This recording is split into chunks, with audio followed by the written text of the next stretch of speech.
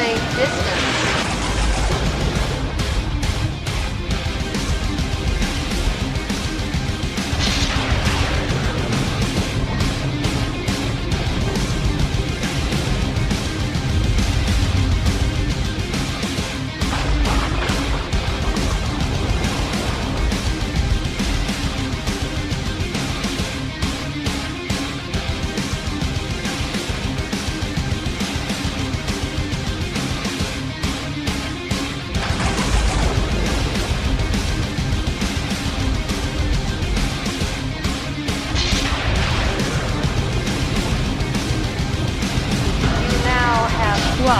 Minute to reach minimum safe distance.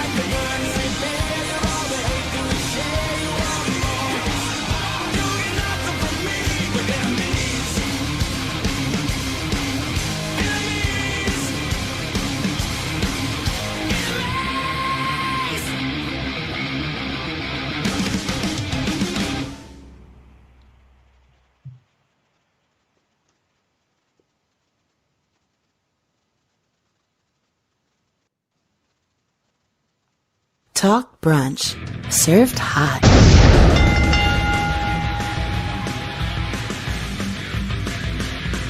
Talk brunch live. Ric Destin here. Destin Frazier. I swear to God, look at these new mod controls. I feel like I'm about to hook into the Matrix. This is nuts. Matrix was on what, 30 years ago now? Yeah. They're probably in it by now. You don't even know. Yeah. So that's the case. Turn down that heat.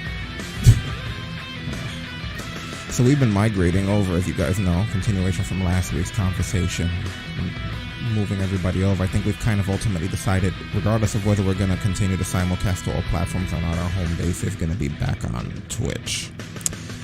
So with that, we ask you all to join us on there. Thank you to those of you who have already had early migrations. We're going to continue to do so. And yeah, it's been another week. I have to say it's a lot of the same stuff, but I guess just updates on some of the stories that we were talking about before. Thank you for the feedback from last week as well. We had a lot of people spoke and supported us in various ways in regards to our thoughts and opinions on everything that has been going on in the world, including the controversial hashtag speaking out movement that has come across our world. Yeah. And there's also been negative feedback. There's been unfollows, and people have pulled support due to certain unpopular opinions that we have, which I'm going to address those people directly and everything else that was happening with that, just to clarify some things later on. I'm not going to do that to start the show. I can't open every show talking about the worst shit that has happened in our planet. So try to have some fun first. I noticed a bot. We got the two bots sort of conflicting here. I want the people from Twitch to sort of not be restreamed. I want to, I want to get their statements to come out without having to go through the other bot. You know what I mean? Like when it appears on screen. No one probably cares. Nice. No one but me gives a shit about that. Yeah, I was looking at it and I was like, yeah, all of the ones appearing on screen are actually coming from the restream bot, which is annoying. Let me see if I can fix that. How are you doing? I'm going to stall. I'm going to fix that while I talk to you. That's how boss I am right now. Doing pretty good. I mean, happy that we finished South Park last Sunday, which that was so much fun. Thanks to a lot of people who hang out. Night Owl basically rode with us the entire night because that one actually wound up going a little bit longer than we originally planned. But yeah, I mean, that game's as fun as I remember. It was kind of funny as we talked about that. There were certain things I knew they were coming. The second they started to happen, I was like, "Oh God, I can't wait to see his reaction."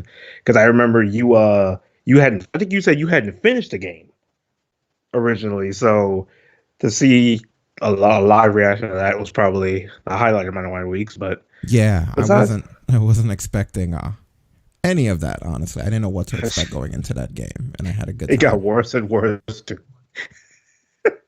Yeah, it totally did. I had fun though. I'm having a lot of fun Yeah. with the Sunday stuff. The Sunday stuff's a lot more free than most of the things that we do. We gotta kind of go by our program and look at timer. Not that I don't like doing everything, but you know what I mean. We're kind of like the Monday thing. We have to buckle down for. To be honest, full disclosure, like I've said to you guys before, it takes almost all day to get ready for this, just because wrestling news in the almost 6 years we've been doing this, wrestling news has become more complex and more political, and it's grown and a lot more controversy. It almost takes all day to put Layers. together a coherent program. Where it's like on Sunday, it's just kind of, all right, let's plug in our controllers and just be silly a little bit.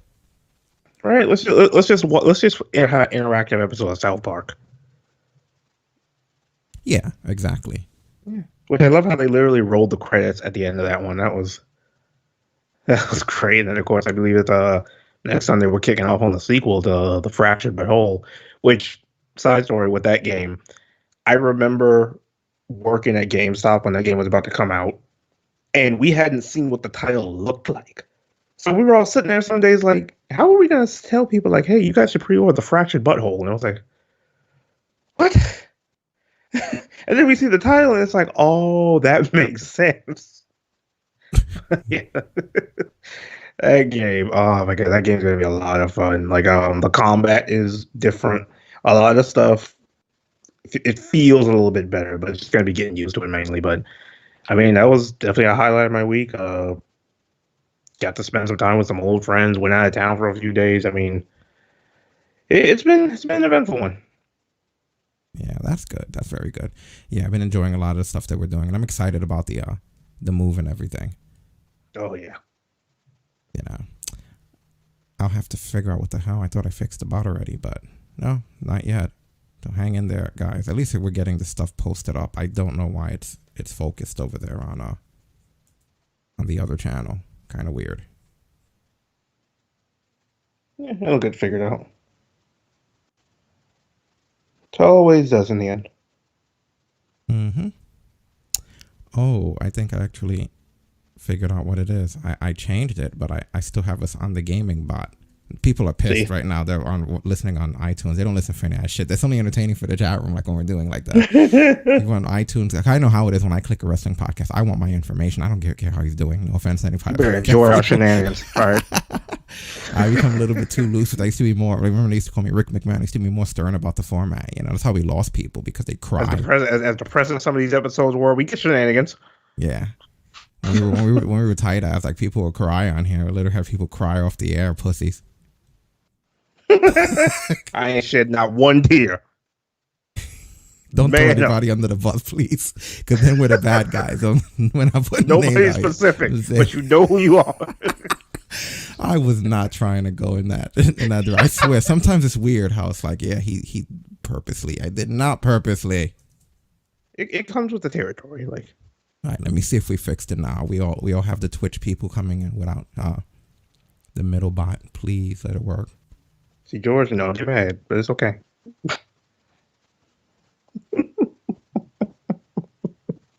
I can hear the fear in your voice too. Like, he's not gonna do it. Not now. No. No, I have self-control. Okay. Sometimes. That is too funny. I think now I just killed the chat entirely. I'm a genius. Whatever. Oh god. You can't say I didn't try, guys. I don't know what the damage is to that. Oh god. I'll go back and fix it in a little bit. But I want to get into some news before we do any more of that nonsense. All right. So, any story you want to start with? I'm pretty much ready for everything in the planet, man. I don't want to do. We are not doing any virus or assault related stuff right away. It doesn't mean we won't get to it. Right. We never start that dark. Oh god. I mean, one big story that's been standing out, I think, Impact has lost one. Yeah, they lost one big one. If you think of the one I'm thinking of, you're making it sound like they lost one. Like, are you talking about Tessa?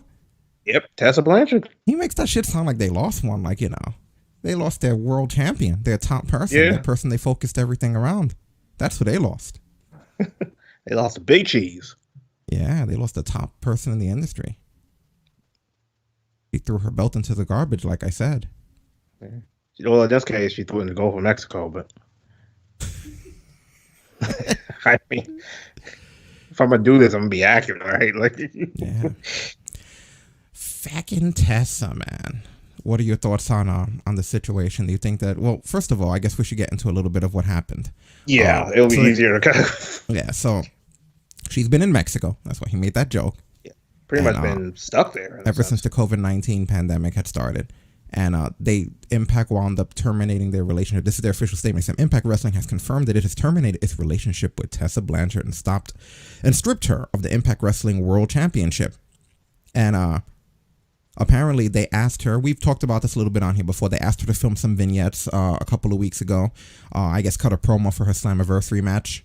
And she didn't film anything. And she basically asked for a quote-unquote day rate. And then they had some sort of a disagreement in regards to her day rate. And she just never filmed anything.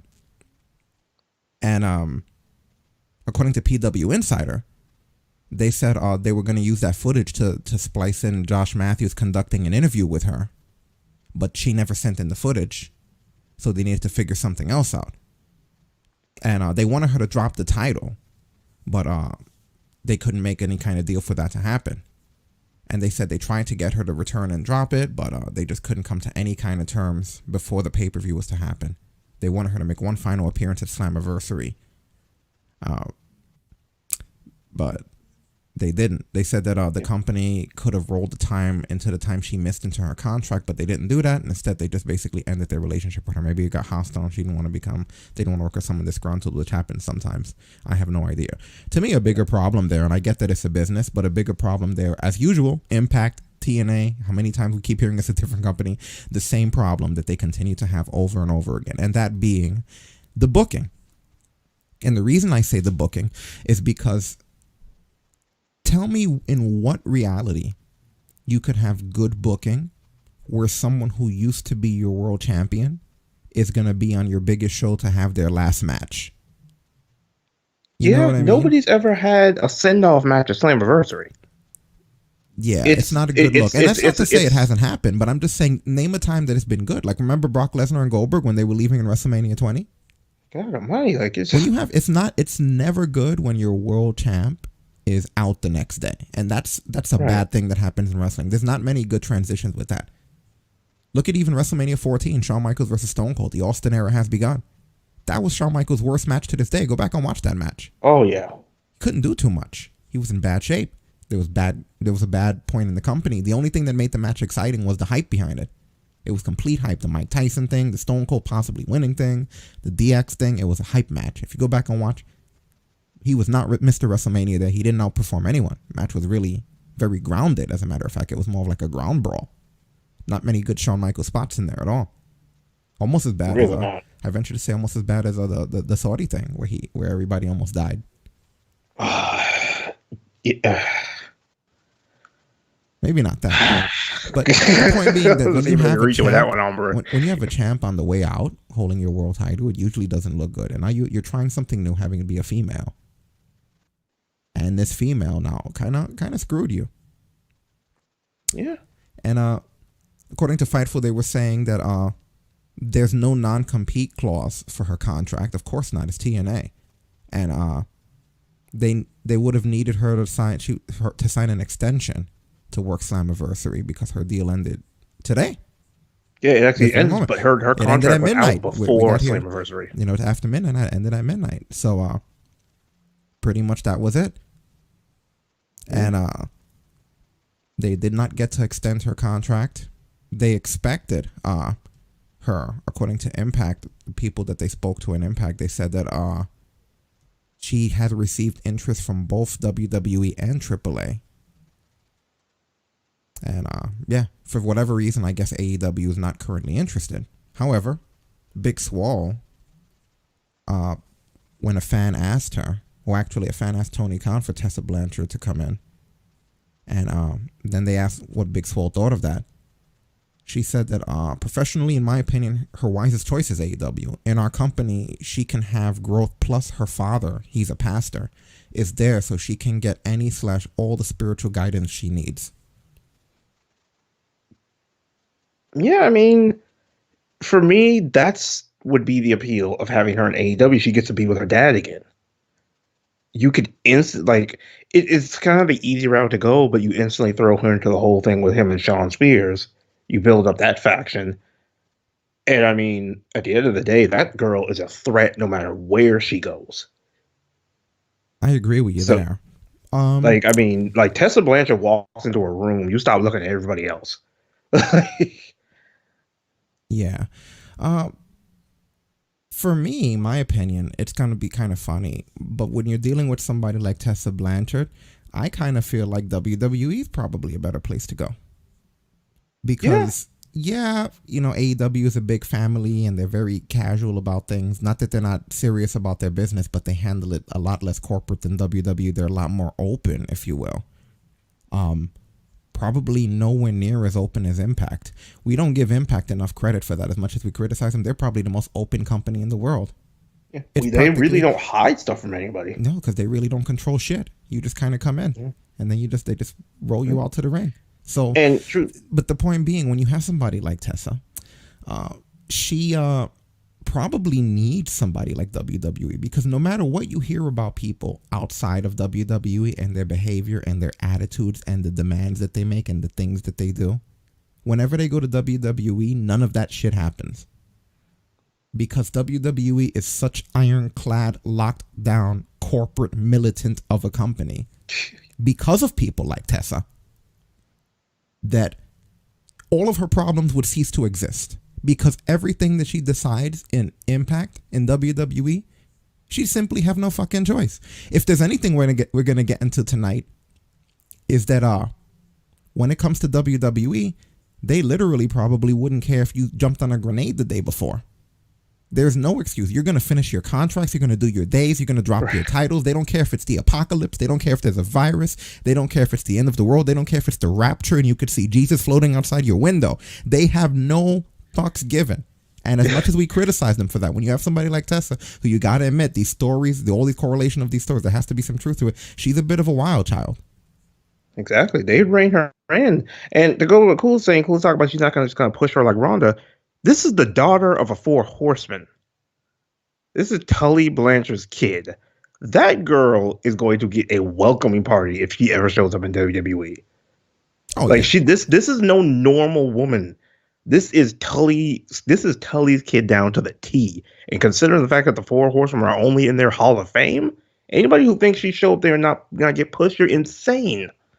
Yeah, because I mean, I've seen some of the memes online of people putting like the split screen her and Randy Orton and being like, there was another person who was a multi-generational star that was angry and did the wrong thing, and look at how they turned out. And it's like, yeah, in WWE, they, he stood in that bubble and they straightened his ass out. It's not like he doesn't admit that. And a lot of people who have left there have said that they needed it. People who come out of there talk about it like going to the army. You know what I mean? They talk about how rough it was and the long hours and being up at 5 a.m. and having to go to these workouts and these trainings and these camps and these meetings, but how they made a love for it. And a lot of people almost can't live without it, much like the army. Look at it the way you have the two sides. You have the ones that are so happy to be home with their family. Then you have the sides that they don't even know how to return back to normal life. Exactly. Right? Like, and then when it comes to WWE, I look at some of the people she could interact with. Personality-wise, you get fantastic feuds. Like, put her and Charlotte in the same room. Put her and Asuka in the same room. Put her and a Sasha Banks, a Bayley, somebody who, if you're looking at it from a storyline standpoint, they're not just going to lay down. You get fantastic stuff out of that. Oh, yeah, for sure. There's no question like, about it. Tessa would do fantastic no matter where she goes. It's literally just a matter of where she's going to decide to go. And I mean, I definitely could see the whole thing with AAA is the fact that she's married to Daga, who's a big star down there. But and like I said, George, it's not that she's not original. She's Tully's kid. She's only a kid of a Hall of Famer. We know how WWE is with generational superstars. Yeah, we definitely do. Like And it's and something- and especially one this talented. Oh, she's gonna be fine. Yeah, but the AEW thing, like I said, I don't know if they want to have to deal with that. Did I fix it? Did I get the chat room synced with Twitch now? I think I did. Right there, we go. See, I told you guys. And while I was talking, having this great conversation. Nah, I'm overselling myself now. But no, there it is. I just didn't want it to say restream. If we're going to be moving over here, we got to commit to it, man. That other chat room, as much as I like it, I want our regulars to already be migrated over by the time whatever else happens from this point. Yeah, it's kind of funny. And like that's the thing we're probably always gonna hear. Like, oh, she's an indie person. She's to that. Guess what? Vince is gonna care more about the fact that you're from the indies, or the fact that people who have given everything to this company for years on end, the fact that you're their kid. Because I mean, look at how many of these people who are indies. Freaking Adam Cole was an indie guy. Adam Cole's an NXT champion over a year. AJ Styles used to be an indie guy. People forget that. That's Being true. an indie guy don't mean what it used to be nowadays. Like everybody has these preconceived notions of what Vince likes and what Vince doesn't like. If that meant anything, AJ Styles wouldn't have been world champion for a year. Guys like Kevin Owens and Sami Zayn and all the other guys we've seen come from the indies wouldn't be basically running the show right now. Yeah, and like I said, it's good for somebody like that, man. You know what I mean? She needs it. She needs like somebody to kind of like put a thumb on her and be like, "Yo, Because as much what are shit you as we, doing?" as much shit as we give Impact, you know, they're also a walking doormat. A lot of people go there and do whatever the hell they want. Yeah. You know, whereas like Like, with WWE, that they're girl- powerful. They can make your life miserable. They could sue you to death. You could be just left sued forever because they'll never run out of lawyer money. And like, you know how much it costs to take that company to court. They could just sue you to death and be wrong, and then at the end be like, yeah, all right, we were wrong. Yeah. You know, And like AJ's been on WWE, George. He's been on SmackDown. He just won the Intercontinental Championship. Like he had a WrestleMania match with the Undertaker. Like there's, like yeah, that girl's gonna be fine. Can you donate? I'm pretty sure. Let me make sure. Hold on a minute. Thing might be. Let me look at this and make sure it's on everything. Yeah. With you more or less, I think we have everything on over here. I don't think any of that stuff was ever integrated into the into specifically Mixer. Like I told you guys before, a lot of our stuff isn't integrated into there. It was just pointing there. It's like we're more like we're directing all of our data there. It's like now we're directing it here. And that being said, anyone that pops in Mixer, we're still broadcasting there. Just come into Twitch. I even appreciate the recent follows during South Park last night, but that shit really isn't going to do anything, guys. Like it's Exactly. over. It's over. And no, we are not going to Facebook Gaming. We do have a Facebook watch page for anyone that's Facebook that wants to watch archives of our stuff. You just go to facebook.com/talkbrunch. That's always been there. I'm not going to turn it into as of now, I'm not turning it into a gaming page, but the game streams and replays of everything are on there. So. Yeah, I mean it's the thing where George says like how many years with AJ? AJ won the championship in his first year. Like this everybody has this preconceived notion with Vince. I get it, like because we're gonna get into it, especially when we talk about NXT. Just remember,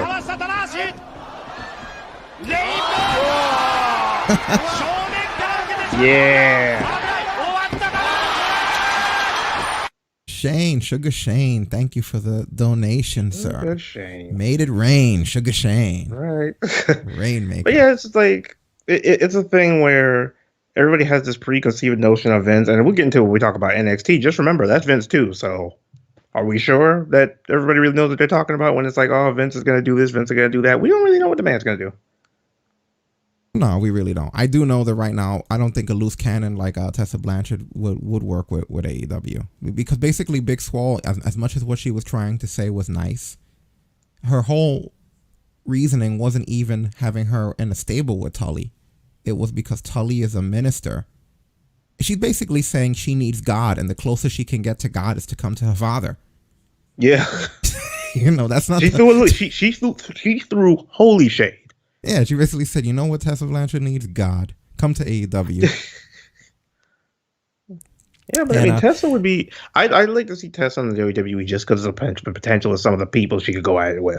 Alex and McCarthy, the pop she gets is going to be ridiculous. Alex McCarthy of TalkSport basically said that it's been the very early process, but they're definitely interested in her.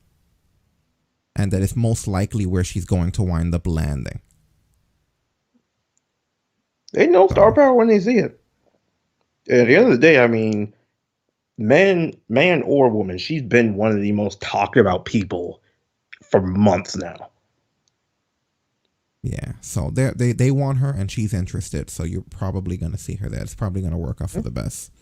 And Ryan Satin was saying that he doesn't think that WWE is going to go right into it. He was apparently reluctant. He was saying he'd be very surprised if WWE brought her in anytime soon because there's other wrestlers who had their signings paused because of the pandemic, and the allegations of bullying and racial slurs following her, and then everything that's going on, and that he doesn't think that she's a priority to them at that moment. But like I said, these are conflicting reports, different dirt sheets. Take it with a grain of salt. That being said, we'll never really find out exactly what happened because Fightful is reporting that Impact added a non-disparagement clause to her release paperwork, which basically means that she can't talk shit about them. She can't say, man, when I was there, the catering was wrong. Ric and Destin were right. Like, they really did have the shittiest like, nothing like that can happen. She can leave, but she can't really say anything about them.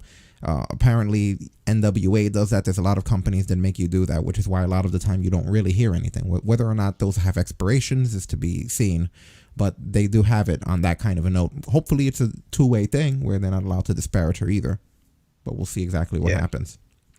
But I think no matter what happens, somebody about to get a big name added to their roster. Yeah, it's definitely a concern. Definitely a concern. I'm curious to see where she's going to go. So, there's not much news that's not downer news. I'm looking around. You want to pick a story? You want me to pick a story? Well, I don't know if you heard what is looking like Impact saying that it's possibly true, but with a loss, possibly became a huge game. Did you hear who it sounded like they signed? Who? Gallows and Anderson.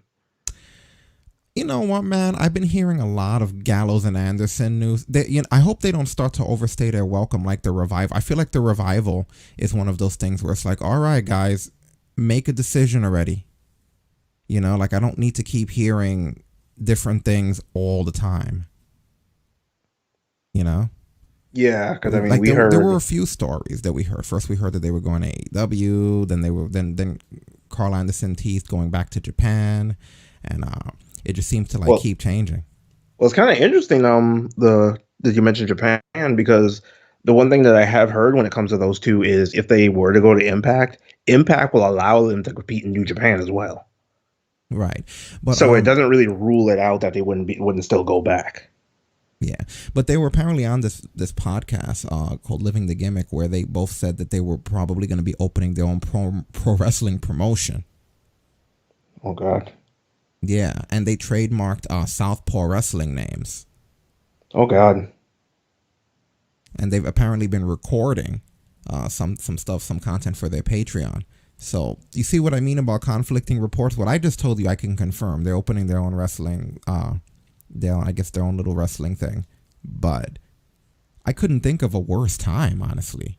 Like, there's too much wrestling right now. Don't you feel that way? Like, look at all these federations. There's way too much. Doesn't make any sense. Like, why is there so much wrestling happening? I'm still hearing about companies I've never heard of, and I was like, how have you guys been there? Like, it's too much. It's too much going on at once.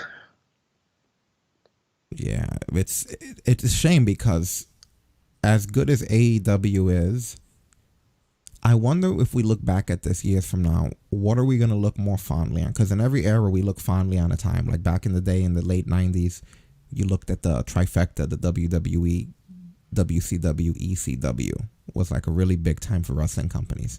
When we look back at this era, are we going to look back at when it used to be WWE, TNA, and Ring of Honor, with New Japan sort of implemented in there through the crossover as like one of the best times in wrestling? Or are we going to look at now when it was WWE, NXT, AEW, New Japan, Ring of Honor, Evolve, and all these other companies, and NWA on YouTube and NXT UK? Do you see what I mean? Like, are we going to look back at this era as fondly as the one just before it? Because to be honest with you, man, there's so much stuff that I remember, and that I really hold in high praise from the Ring of Honor era, from the New Japan Ring of Honor era of wrestling. And yes, even with TNA there in the mix. Yeah. Because we were being introduced to AJ Styles for a lot of fans. We were being introduced to Bobby Roode and James Storm, you know what I mean? And Eric Young and all these dudes, Abyss. And don't forget Chris Harris. And, you know, Christopher Daniels. Wait, never mind. Braden Walker. You know what I mean? Like, I remember, like, to me, that's such a memorable era in wrestling.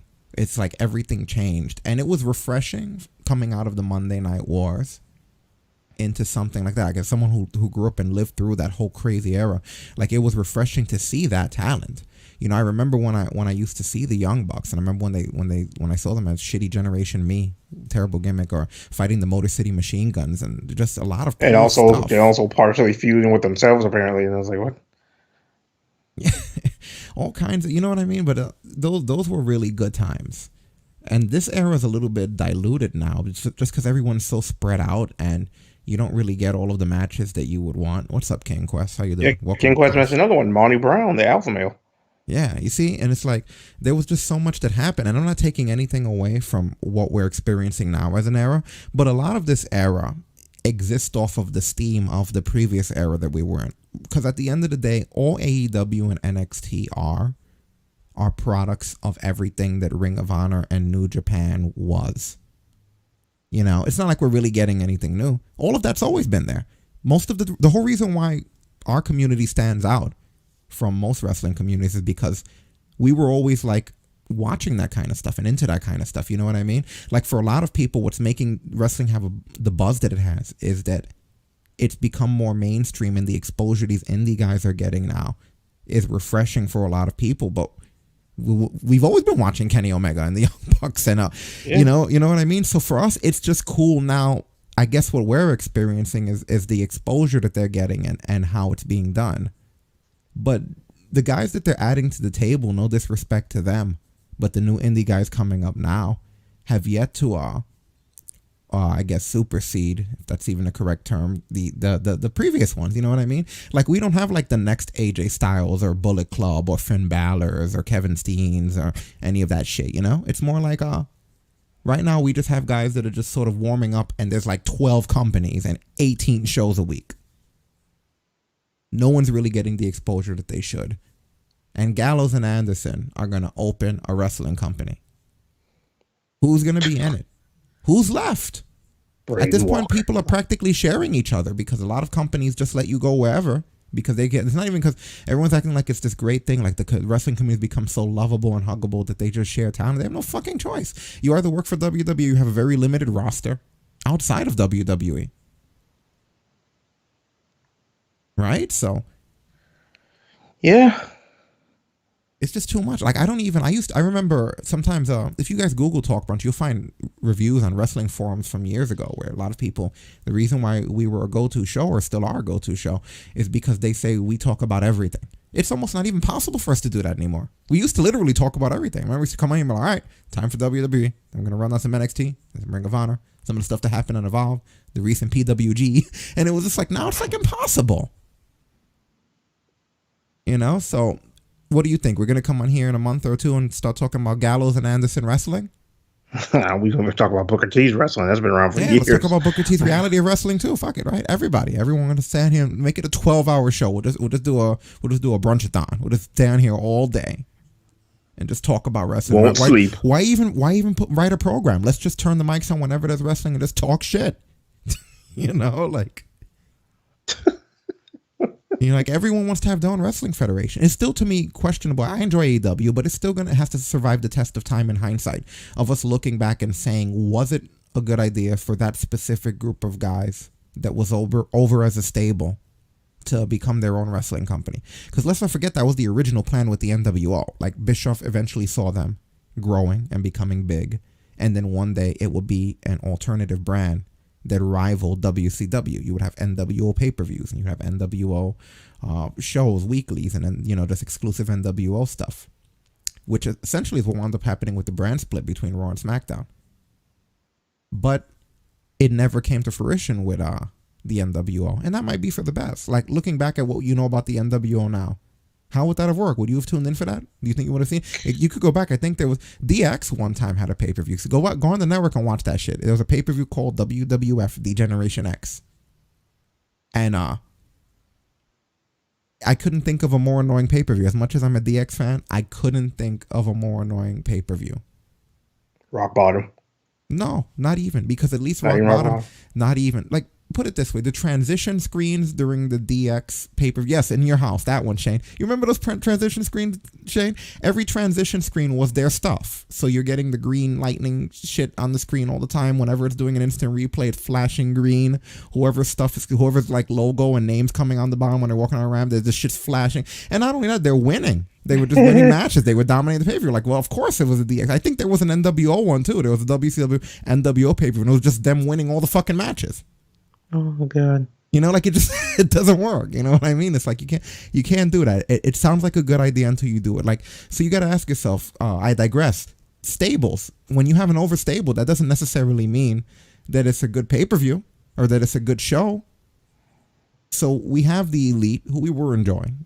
They had a cool YouTube show, fun, casual guys and stuff. They're the Bullet Club also. Let's not forget, that's a big reason why this worked, because they were the Bullet Club, you know. And now they're their own thing. How sustainable is that in the long term? In the long term? Because what has it been? A weekend, really? It's been a cup of coffee. Are we nearing a year? Not even a year. It's been maybe 8 months, right? It's coming up on a year. It will be a year in October. So they still got a ways to go. It's been barely a heartbeat. Yeah, NWO sold out, right? The matches were in black and white. You guys remember both of those. Look at that. It just didn't work. Now imagine if those guys would have done like a company, like NWO the company or the Generation X the company. It just doesn't work, man. They were barely able to do WCW the company, and that's something that existed. You know, so I don't know. The point being that right now the Elite, who are super over, took a big chance. Tony Khan and these guys, as much as we enjoyed, this is a big deal. It took a huge chance with this. I didn't want to get into it until later, but because it's more, to me, I consider it more virus news. But one of the things that's going around is that everyone expected them to take some sort of a hiatus at one point or another, because they are so cautious and mindful about the things going on with the virus. But apparently the reason they can't is because if they were to miss a day, this is like the Ric Flair thing, if they were to miss a day, they're canceled, they're gone. They can't miss a week. That's where their contract is right now. They can't miss a week. It doesn't matter what logistics, what nonsense happens. If there were something to occur where they miss a week, no matter how much you like them and how great this is, done. So that's how fragile the wrestling business is right now. And Gallows and Anderson are going to make a wrestling company. I just, like, again, you know, I'm not trying to be pessimistic here, but yeah, I mean, I just look at it like Gallows and Anderson ain't the Elite, so Gallows and Anderson have barely gotten this thing started. AEW has been fucking shit up for almost a year now. Like, I mean, almost a year, and it'll be a year in October, at this man. point, like, and you know, I love AEW. What, 9 months longer than fucking Gallows and Anderson should have been around, like. Yeah, I just don't think. My point being that I think it's a risk for AEW, let alone for Gallows and Anderson to come off of WWE and say, "Yeah, we're going to start our own wrestling company." I just look at, like, AEW's been taking a risk since day one, and they keep proving everybody wrong. So yeah, they really haven't given anybody a reason to doubt them at this point. Like, it's not every time we come on here and say, like, "Oh, this might happen," then they knock it out of the park. So it's like it's not about doubting things. Sometimes it's just circumstances that lead to things that you are not expecting. I mean, we are on a platform. We're on a completely different platform officially from last week. And there were billions of dollars and Microsoft involved. Just never, ever take for granted anything. Because there's just, when money's involved, you never know. You always got to remember that. And again, I want AEW. I want years from now for us to still be talking about it. But the point that I'm making, it's not even really me questioning how much danger they're in. It's just that right now I think anyone that comes after them and is in way more danger. There's just too much wrestling right now for there to be Gallows and Anderson or Shane and Stephanie or anybody to decide to make another wrestling company and put it on TV somewhere. So I remember this coming from the guy who talked about Lucha Underground. I was saying, I'm worried. I'm really worried. Yeah. And Lucha Underground's nowhere now. They didn't even Lucha Underground had way worse problem. That's the problem, though. But it was money. You know what I mean? Yeah. It wasn't that it sucked. It was that it was expensive. That they just stupid shit like, yeah, you can't leave until this episode airs. Like, Well, that too, but really, that wouldn't have been a problem if they had money. And the reason they didn't have money is because shit was expensive. But then it's a double-edged sword because the reason why people liked it is because it was expensive. Like, yeah, people could say they could have done less. But that's what made it look unique. Otherwise, it would have just looked like another lucha wrestling show. That stuff that we joked about, like those camera angles and how seriously they would take certain things, and it would look like it was really filmed with, like you could tell they had expensive lighting in there. It was like watching a movie, like every scene. yeah, it was like a novella every week. Yeah, but that was part of what made it what it was. For a lot of fans, that's what separated it. So you lose that, you lose the uniqueness, and then you run out of business. But then instead, they ran out of money. So, got to be careful nowadays, I think, when it comes to opening wrestling companies, especially these dudes. The rumor of them going back to Impact, to me, I don't even know if that will be better or worse. Or they're gonna go back to Impact while running a wrestling company. I mean, we don't even know what. At this point, I doubt they were actually opening some wrestling company. Like, it sounds like something where they thought about it, and it's just like, oh, it might happen. I'm like, it's then like they can't be that stupid. Like, You got the what are we gonna do? Have an Aces and Eights reunion? yeah, apparently there's talk of Ace and Ace might be coming back. Oh my God! You see what I mean, man? Don't go back there, please. Poor Carl Anderson's gonna get tied up in that shit. Be better than fucking jobbing out of what's his tits over in WWE every week at this point. Is it though? Like, is it though? At least it'd be fucking better. In WWE, they're joke of a tag team division at this point. These people took Ace and Ace seriously. You just really don't want anybody to go into the E right now. You know what it is? It's just like they got me salty with some of these tag teams. I'm just like, how like there's certain stuff where I'm like, how do you fuck this up? Like, I don't blame you. I mean, dude, honestly, I barely paid attention today. Like, I'm caught up to everything, but I have paid attention. It just didn't feel like they deserved my full attention. I was putting our program together and sort of. They're the only place at this point where I feel like I'm enduring them sometimes. Oh yeah, for sure. Like literally, and of course anybody who knows me long enough to this show, I'll sit there and watch Impact. When I do watch Impact, I don't feel like I'm enduring it. I'll be on here on Raw and I'm like, okay, how much time we got left? Shit, it's only been 15 minutes. Fuck.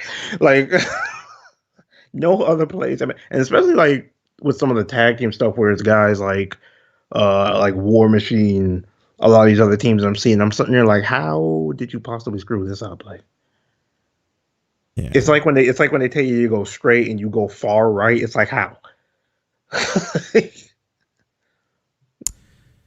Yeah. Well, I wish them luck in whatever the hell they're gonna do. Yeah. I look at them just like the way I look at Tessa. Like, I think they'll be fine.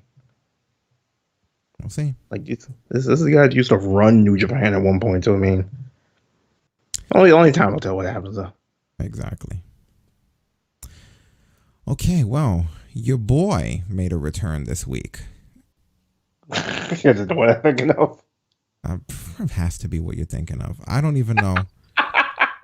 I don't even know anymore, man. So your boy is back. They got him, huh? He's been active this week. They got him again? Holy shit, they got him again. Dude, what is his problem? I don't know. This freaking Performance Center stalker guy returns. It was the greatest episode of Cops that never aired on Spike. Oh, Someone's man. gonna have to put his ass down. I hate to say that because I know people will be like, "Oh, he's condoning killing." I'm condoning killing him. I'm not saying everybody. No. In all seriousness, though, what is going on? How the hell he has more freedom than anybody in a world where everybody's like getting killed just by breathing the wrong air and getting their asses whipped by being in the wrong place. This dude, he is a survivor. Oh, you're making it. Yeah. Okay, let's see what the hell's going on here. As you guys know, I don't. There's no rehearsals. I have no idea. I just know he's back. The bad part is I haven't even seen this. I say you know it's gonna be funny. That's right. This recapping how he called the judge baby girl. Oh man, that was great. Oh. Basis, you mean why hadn't he gotten shot again? He's already been capped once. He was in front of the Performance Center last week while Raw was going on. Oh, and he was yelling "Where are the divas" and sliding on the pavement. And then he's really? The pavement.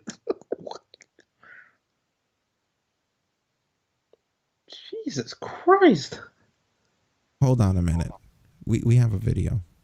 Oh, Jesus, of course we do. When do we not have a video with this guy? Like, Yeah, lately technology, right? It's like he's always filming himself. He's his own director. Let me see. I don't know how much of this I'm gonna run, man. oh. I don't even know what the hell we're looking at here. Oh, I see. So what was he? Oh, he's sliding. What? What the fuck is he? Listen, we can't watch this motherfucker slide all night.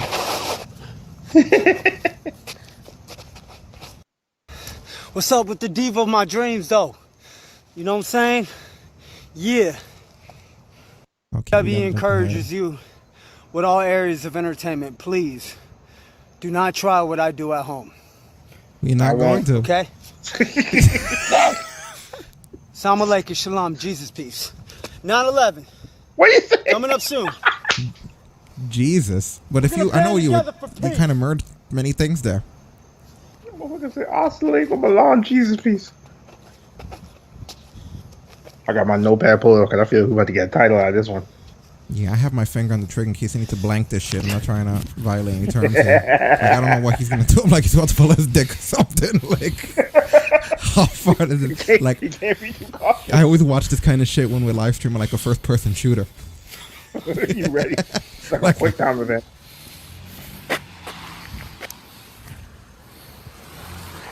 This is crazy, man. Hold on. Hey, you saw that. Are you looking to get arrested? No, sir. Get off the property. All right, well, let me say one last thing. Off the property. All right. Dude, the property, you're on the property. All right.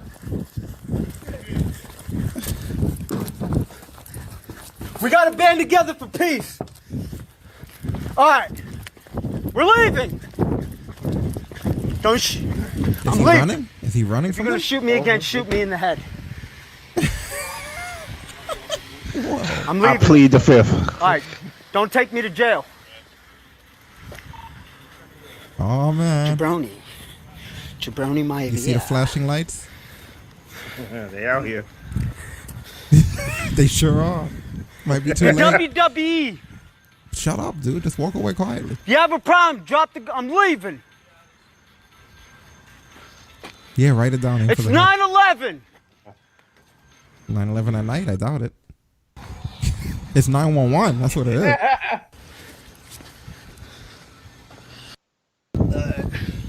Yo, Shane is on fire in the chat. Oh my god. Okay, we got. See, this is 10 I'm out, minutes. son. They took my fanny pack. They took his pen. Write it down. Write it down. They took my pen. Heroes get remembered. Legends never die. The legend will never Go with your die. heart, kid. You can never go wrong. This is crazy. Okay, we can't. This is too long of a show to have this kind of shit happen. Table. So you told me to stop by and see if I can aim for the border. Mexico. No. To see if there's a contract underneath the table. This guy's insane, man. Clinically It's insane. It's a 24-hour Yo, job. you notice I still see flashing blue lights 7 behind days a week. Out I here can't, that's too frequent to be lightning. Thursday, man. him. Yeah.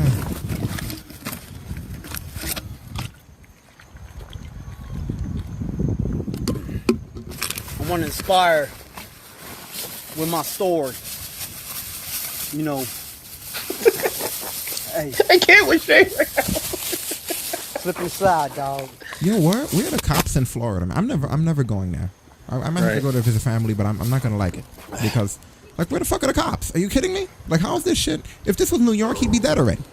If this was Atlanta, he'd be tased 3 times by now. It must be so fun out there. You can just do whatever the fuck. You just leisurely walk away from the cops. You get 1 star no Here matter they what you come. do. You get like a half star. Like,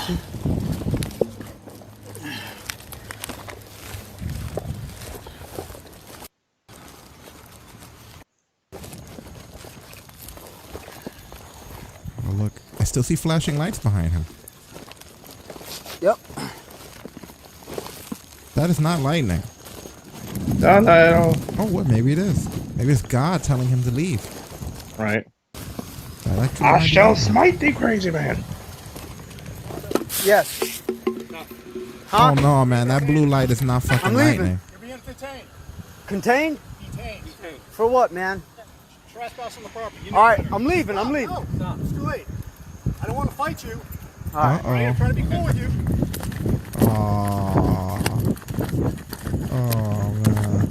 Oh man. Is he running? Oh, he running. He's fucking running from the cops. This is great. We gotta run. Are you shitting me Go, right now? Go to jail.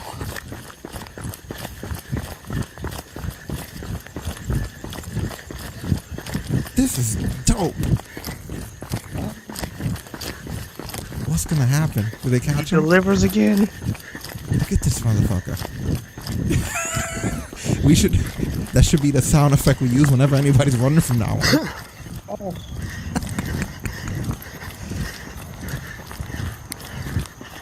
Are they chasing him? He's still running, so they must be. What is that, man? Look at this dude. Out. Leave me alone. Too late.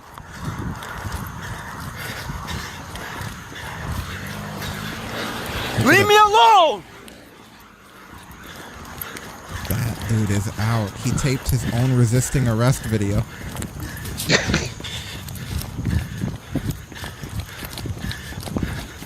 Leave me alone. I want to go home. They chased him in the car. I don't want to go to jail. Well, then why'd you go on the property? Because they took my fanny pack. Who took your fanny pack? The wrestlers, man. Stop. Let me go home. Stop. Go ahead, bro. Stop. Just do it. Just All do right? it. Stop it. Just do it. Go ahead. Oh, they're arresting him. Look at that. The phone's on the floor. Bro, I'm sorry. Go ahead. Go ahead. Take me to jail. Take me to jail for having a dream. I'm not taking you to jail for having a dream. I could care less. You do whatever you want out there, but you go on property. They took my fanny pack. I don't know anything about that. Come on, relax. See, I couldn't be a cop. I wanna 'cause go to started jail, laughing. man. Like, Well, why'd you go on the property? I didn't step on the property. You walked right up to the door, right past me. You knew I was there. We'll take it, man. We'll go to jail. We'll take it. Listen, just let me go.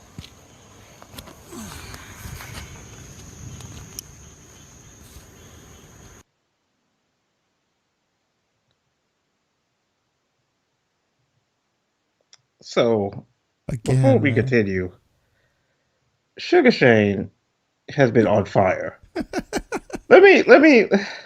We don't usually do this, but let me take a. Everybody in the chat, stop typing, please, just for a minute, so I can get through this. Because I don't want them to skip me, lose my place. All right. Shane starts out with this one. Dude looks like he will bring a used toaster to a pawn shop. Oh my god. Dude looks like he would stop a bus from going in for a pothole. Dude looks like he would bring a pillow to a gunfight. Dude looks like he would start a dumpster fire near a Make-A-Wish Foundation Center. What is happening? Dude looks like he would bring a bag of diapers to a retirement home. This one's my favorite. Dude looks like he would light a firecracker bring a light of firecrackers to an epilepsy group meet. Oh, dude looks like he'd take a cracker to a lighter and then tell the cops he's a crack dealer. Dude looks like he would get a tattoo in his face and then go to a job interview. And this was the best. I swear to God, he thought of this as he said it. Dude looks like he would bring a fanny pack to a barbecue. And then finally, dude looks like he asked for pineapple on his pizza. I am done You gotta with be shit. careful, man. You know, I did that the first time I did that out of curiosity because I heard about it. It was the biggest mistake of my life. It's not because of anything against pineapple pizza or whatever. People have their preference. Not really my thing. I could tolerate it, but I'm not big on it. But I asked for it in New York, and you don't do that shit in New York because in New York they have old school, old fashioned pizza.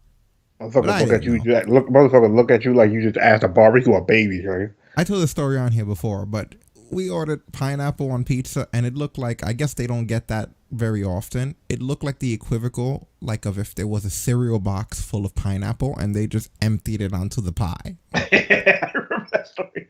Like we just opened the box and there's already pineapple chunks just flopping all over the place. There was so much pineapple that it was more like the pizza was just like a catalyst to scoop pineapple into your mouth. Like you would go to take a bite and it would just you would just hear pineapple like falling onto the box. It would sound like when it's raining outside. That's how much fucking pineapple there was on this thing. They just didn't know what they were doing. They didn't know what they were doing. I remember, this is terrible. You don't understand. Like half that video, I was laughing more when I was seeing Shane posted that. Oh my god! So our friend is now fucked over by the cops, huh? And he gonna be out tomorrow. He'll be back at the Performing Center. Yeah, he comes back often, right?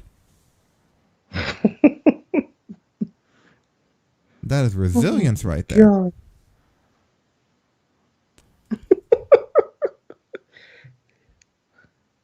Think of all the years that this has been like a thing, right? Oh my god. Jesus Christ. PC man for president. Holy shit, it'd be the funniest address, the state of the addresses ever. Who said that? No, that was me, huh? Oh, that was you, PC man for president? Yeah. I would just, it would be when I tell you I would watch the state of the address every time. Yeah, he's better than Tiger King, right? Oh, it's a tie. I don't know. This is the same guy. He's been on here, like, we've had like 8 or 9 things, but yeah, at that last week or a couple of weeks ago, he's the same guy who was fucking with Lacey Evans. Lacey Evans was like, "You want a hug? You got 5 seconds." Like, and then the week before that, he was on here getting arrested again. That's the second time we had to play the Be Continue music. I already had it prepared for the like as soon as I saw the cops, it was like, oh boy, again we're gonna be to be continued. I knew it was getting real the second I saw the blue lights on the back of his neck. As soon as I saw that blue, I was like, that's not lightning, is it? I was like, I better get to the to be continued button. That, you know what? I just got an idea. Kind of like how we have the Hulkster flow. We have to set that up and have that ready every time we talk about it. Oh yeah, from now on we're going to. Like like that's his button. Congratulations, guy. You got a button now. Oh my god. Why do you think he keeps getting out of there? I don't know. Like, maybe cops in Florida just like they see so much crazy shit at this point. It's like, this is nothing. Like, but then that scares me more because like, if this is nothing, like, what? What else is there?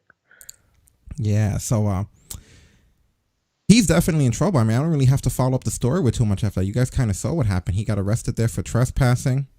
He violated protective order and ran from the police. And ran from the cops. And there's been no hearing set according to the sheets here. There's been no hearing date set or anything.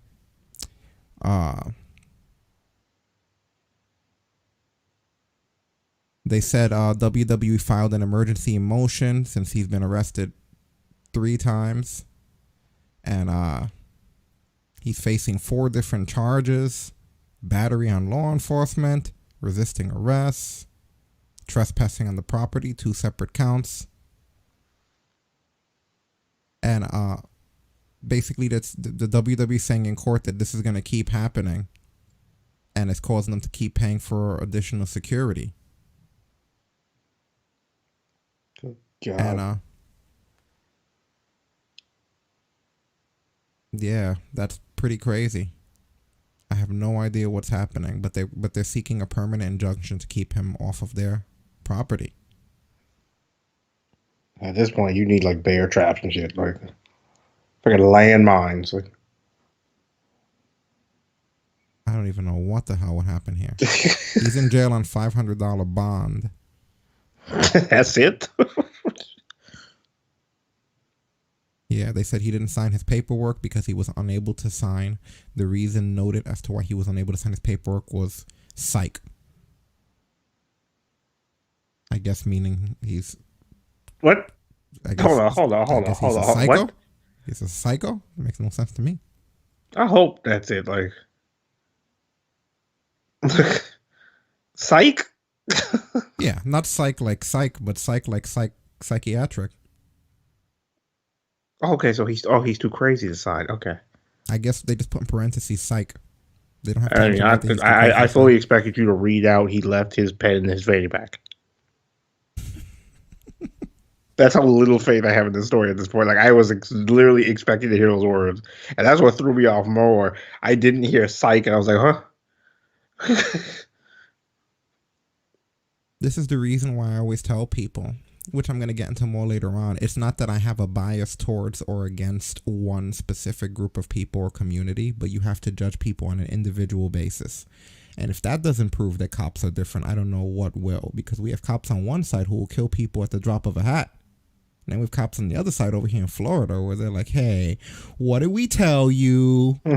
Come on, silly. You stop. Get on over here, buddy. You're under arrest, you guy. Don't you make me count. One. You know, it's everything. Every circumstance is different. So it's never like, oh, you're taking a bias. You're not believing victims of this, or you're not believing victims of racism or assaults. It's like, no, it's more like I kind of prefer. I'm just saying that in general, we need to handle things on a more case by case basis. Doesn't that make more sense? You know, like just way more sense. Because look at that. Like if all cops were violent and then people were gonna, of course, go, well, it was because he was a white man. If that was a black guy that was doing it, I don't know about that. Crazy is crazy. How about, right? I've seen cops are different. You know, cops are all different. You can't really put them under one label here. That being said, these are the lazy cops, which you gotta ask yourself, almost what's worse. You know, I guess if you don't want anyone dead, you pick the lazy cops. This would have been a perfect situation for one of them cops where if you so much as blink wrong, like that would have been. I mean, I hate to say it. I don't want to wish anything on anyone, but if there was ever a top to have those mean cops that you hear about, yeah, it's like this would have been the guy. Like what people need to do is when you have cops that are overly aggressive, you need to put them in neighborhoods that are overly aggressive. Be like, oh, we have the perfect place for you. Out. You know, we have the perfect. Oh, you like fighting? It's like, well, we have a place where there's lots of fights. This neighborhood has lots of fighting. King Quest said those cops work for Disney. I am done. But that's, I think, we should try it. I don't know why we don't. Just put rough cops in rough neighborhoods. Let that shit balance itself out. See what's going to happen. You know? You know what it is? Crime's literally been down a lot to the point we don't have the rough neighborhood we used to have in the 80s where you could put a cop out there. Like, we don't have the kind of cops where you would see, like, in the Lethal Weapon series where you could put, like, a sign on yourself that's racially offensive and get offed. You could, but it just wouldn't be as fast. I'll tell you what you gotta do. We gotta get a neighborhood like that movie Shot Us. If you've never seen that, it's basically like the Jamaican Scarface. It was rough. Because the cops in that neighborhood, see how that turns out. Yeah, I think it's different on a case-by-case basis, you know. Side note, recommend that movie for anybody who hasn't seen it. Fantastic. All right, well, let's move on to another story. You can pick as many as you want. I have no preference, but if not, I'll pick something. Those are the two that stuck out to me that I wound up seeing this week out of the two Impact stories. Yeah, we're going to get into the heavy shit. I know a lot of things have happened. There have been releases and there's been the COVID thing got really serious, but we're going to get into that later where it's like, there are certain things. I want to just talk about regular shit, which we hardly ever get to do on the show anymore. All right, that being said, Maria Kanellis was asked on social media how that angle was supposed to end that she had in WWE.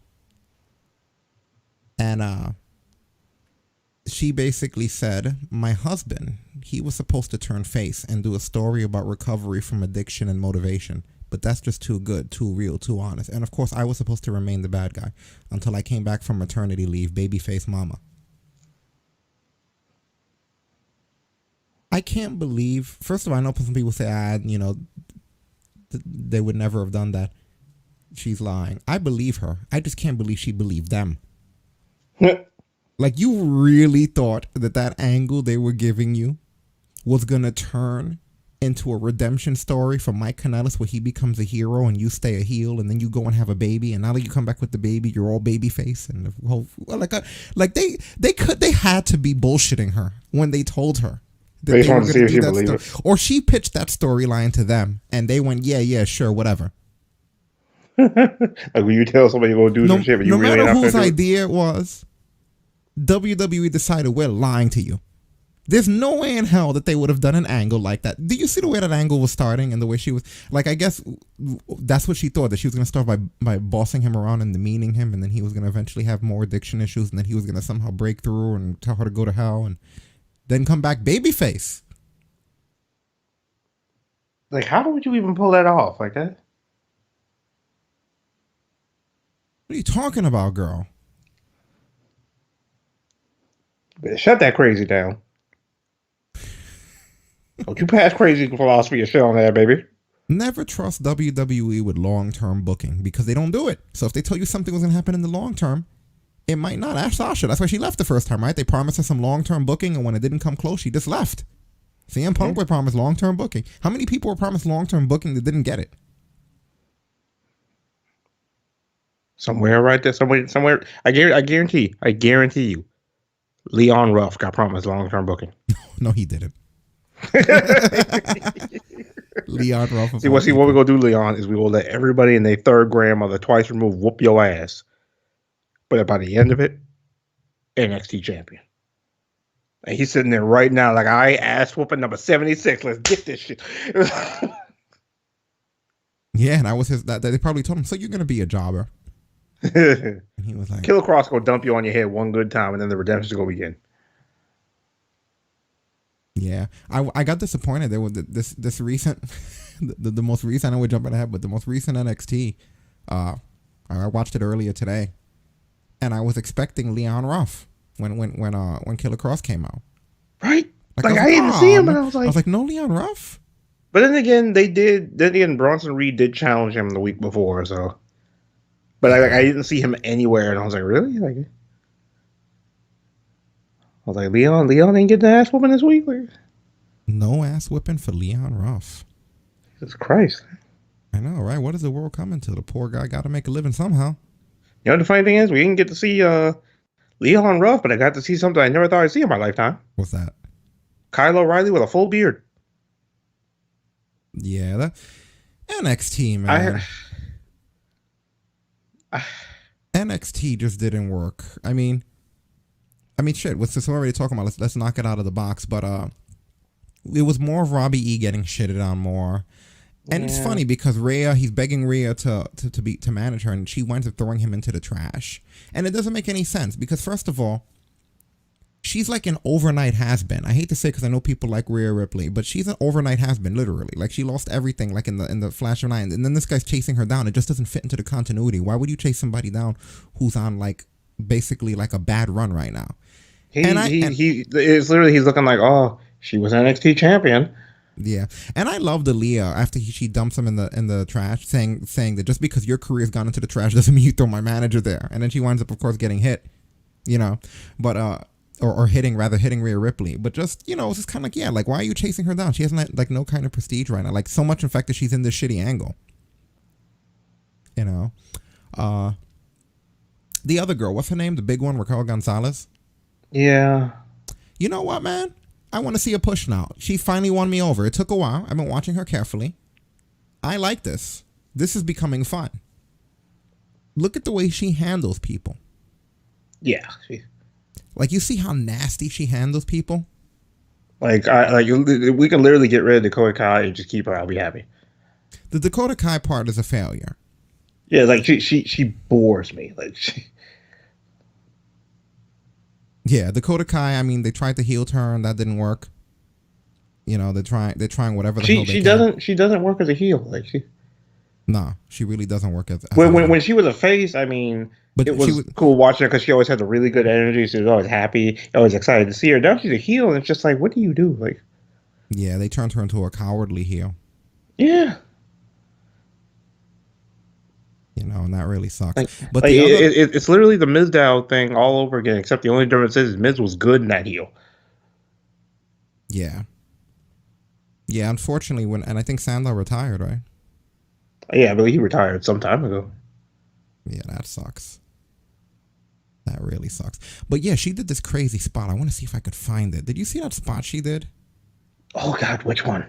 The powerbomb spot. Oh yeah. Holy. Yeah, you know what? Damn it, I think she won me over too. Man. Let me see if I could find it here. There's so much of this Robbie E bullshit all over the thing. I don't want to bring it up on screen unless we have the Keith Lee, No. Oh, it's not Keith Lee. Not Keith Lee. But yeah, I mean, she's doing good. I was a little hesitant after she threw Tegan through that table, and the table didn't so much as bend. But she's gotten better. Either she's gotten better, or Dakota Kai is the greatest enhancement friend I've ever seen in my life. Yeah, pretty much. Dakota Kai, like I said, I don't know what it was that they were trying to do with her, and I don't know how the hell they thought that it was going to work, but it just didn't. You know, Yeah, and it's funny, you're talking Night Owl about Nia, but really, if they want to go with a big girl, go with this big girl. Okay, hold on a minute. Let me see something here. Did I just find the sequence? I might. Because like she looks more like jacked big than just big. Like, look at this. Look at how crazy this is. This is more dominant than anything we've seen Nia do. I love this sequence here. Their best to work together. But Gonzalez catching Catanzaro, leveling Carter, and what a that's crazy.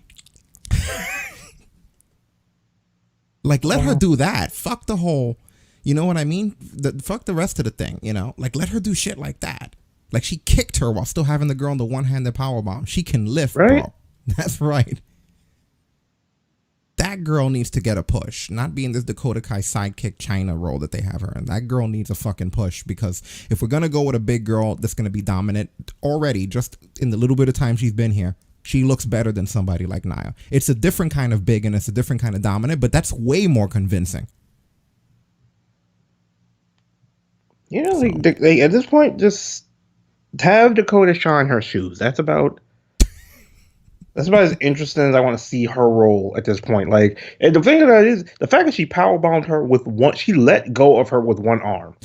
But she had her up there, and didn't even so much as then buckle, and then kicked someone. You think about it, you know what I mean? Yeah. Like, she had her and like up she there, got that boot up there, like that was like a test almost boot. Like she, yeah, and then she kicked. What's her name? What's the chick's name? The dread girl. God damn it. I forgot her name too. Caden Carter. So that's the thing. She has Casey Catanzaro up there, and she kicks her before she powerbombs the other girl. For anyone listening on iTunes that didn't get the visual, which again, go to twitch.tv/talkbrunch and you should be able to see the visuals right there. We keep them on Twitch. We don't keep them anywhere else. You might be lucky. We run them live on YouTube, and we sometimes might keep them, but more often than not, no. Just go to twitch.tv and look in our previous ones if you're listening on iTunes or on iHeartRadio or anything and you want to see the videos. But yeah, I really like that. And that was like one of those like solid big boots. Yeah, very good. Like Caden flew off camera. She hit her so hard. Mm-hmm. And again, back to the Roderick. The more nonsense with Roderick getting scared shitless. Like, they do the doctor thing and Kyle O'Reilly's like, hey, it was me all along. You didn't know that it was me, but it was me. I was doing an acting role. And then we're gonna get your phobia of being stuck in the trunk out. And he eventually, like, he winds up getting counted out, right? He gets scared when he's fighting freaking Dexter Loomis. Yeah. Why?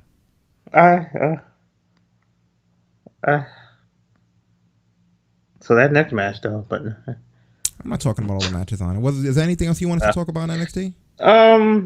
The three-way was so much fun.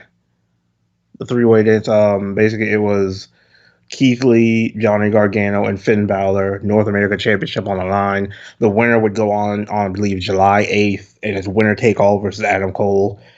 And pretty much as we expected. I mean, Keith Lee going over with the Big Bang Catastrophe. It was wild. I did like that one spot where Keith Lee, he did it to, I believe, Finn Balor, where he rolls from behind him. Dude, that might be my favorite Keith Lee spot. Like, that's a good camera angle. I got to give work to the cameraman for that too, because that's a good camera angle, the way he rises behind people sometimes, and it's like he's just there and you're like, oh no. I thought that was well done. Yeah, I mean, everything they did was absolutely wild. This match, these three work so well together. And I did notice Mauro calling it, I guess they finally have named Gargano's slingshot DDT. It's called the Final Beat. Yes. Which I liked. I like that name. Finally giving it a good name too. Right. Yeah. But yeah, they kicked the shit out of each other. But after basically with that win, We get Keith Lee and Adam Cole on July 8th, and it's winner take all. So NXT's set to have its first ever dual champion. Yes, and then there was an announcement that was dropped via social media that is also going to have to do with that, with the matches, with the upcoming card. I'm going to let you guys hear this. Io Shirai, you thought it would be a good idea to ruin our return, to ruin our NXT return. The return that the NXT universe has waited literally years for, and ruin our victory, and ruin the Bayley celebration week. Are you freaking kidding me, Io Shirai? Who do you think you are? Who do you think you are coming out and saying that this is your NXT? Well, Io, ding dong. Hello? There would be no NXT without Bayley and I. So what do you say at the Great American Bash this Wednesday? Me and you, one-on-one. Because rent's due, boo-boo, and it's time to collect. Ooh, I would love to be there. I would love to be in your corner. Good job, idiot. The two of them, man. Jesus Christ, those two are nuts. Mm-hmm. Oh, I doubted it at first, but damn it, they proved me wrong, and I'm glad they did. Yeah, you see, sometimes it just takes a little bit of time for them to break into those roles, you know? Yeah. I mean, like I said, Bayley's had the greatest run she has had overall since she's been here in general. Like, my God. Girl was SmackDown champion for over a year. Now she's tag champion. Like, Yeah. it still got that cake. Mm-hmm. So in other news, for anyone who hasn't been getting their Becky Lynch fix, you are going to be able to, because she's going to be appearing on a CBS show called Game On. You probably never heard of it because it's on CBS. I mean, let's be real. Come on. Yeah. So call it what it is.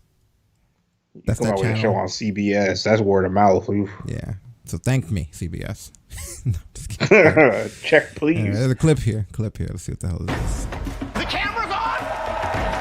Let's do some television. On the next Game On, it is Joel Becky Lynch. Who do you think would be easier to take down in a wrestling match? I think I could probably take them both down at the same time.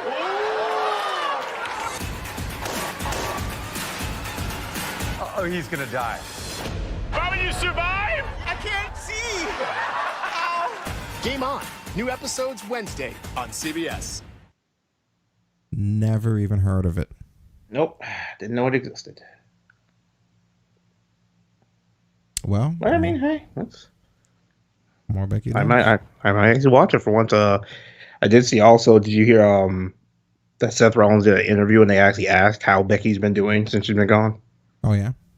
Yeah, basically, to summarize it, he said she hates the fact that she really just can't get around and do stuff like she's been doing because she loves to go just a million miles an hour. But pretty much she's doing okay. She's hanging in there. She's actually, did you see how she changed her hair color? It's like slightly blonder now, but really?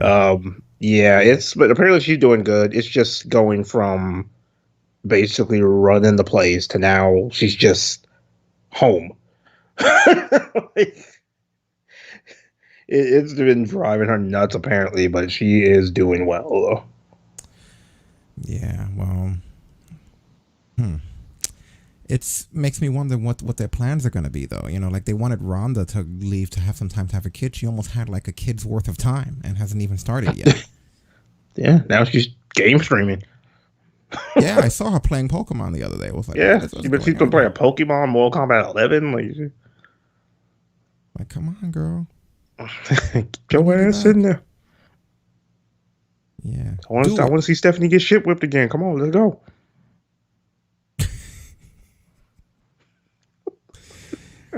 Do you think she's done? Rhonda, it's hard to say. Like, I've never seen her just be this okay with just regular life before. But I feel like it's because nothing's happened yet that's kind of giving her the itch to want to jump back in. Like, I just feel like the right thing happens and she's right back in there. But then again, I mean, she basically ran the MMA world for years. So I don't know if she's ever had this kind of time where she can just hang out and be a regular person. Yeah, exactly. And yeah, when it comes to Becky, it really all depends. It's bad timing. I know people be like, how dare you say that about, but it's like, it's shitty timing. You know, what do you want me to do? You want me to say it's not shitty timing? Yeah, if it's shitty timing, it's shitty timing. Yeah, like not just for her because she was like at her peak and she was like the most over person, but for them too. It's like, man, if you ever needed somebody, it would be during the end of the world. I mean, they should be. They're lucky they had Oscar here. Yeah, they were ready for Oscar, right? Yeah, Oscar was ready just in case. I can just see them sitting in the boardroom round, like, just so you know, Oscar, if he doesn't pull out, we need you ready. Nobody's pulling out. Nobody pull out for Oscar, no kidding. You know what's funny? I love how WWE, and that's one of the things that I believe this is Oscar's choice though. Oscar doesn't like that emphasis put on her the way that the other women do, because Oscar's a mother too. For anyone that doesn't realize that, it's not like she's not a mom. She has a kid she takes care of. She has her own family. You know, it's just Oscar doesn't like that aspect of her brought into the WWE universe. Very similar to Undertaker style stuff. But where you have all these other women here going, you know, like Maria Kanellis and now Becky Lynch and others, you know, I'm a mother, and as well as being a mother, I'm this and that. I gotta also give respect in contrast to that to Oscar, who manages to be over and just do it without having any of that outside credit stuff. Like, it's cool that people can incorporate that into their characters. Lacey Evans has done it. I'm not discrediting any of their accomplishments, but you know, a lot of people do it, which there's nothing wrong with. They add elements of their actual life to help get themselves over. Perfectly fine. Not a judgment call. But I like also the creativity of not doing that Oscar's doing, where you've never heard her talk about that she's a mother or her kid. Yeah, this is literally the first time I'm hearing of it. Oh yeah, she's a mom.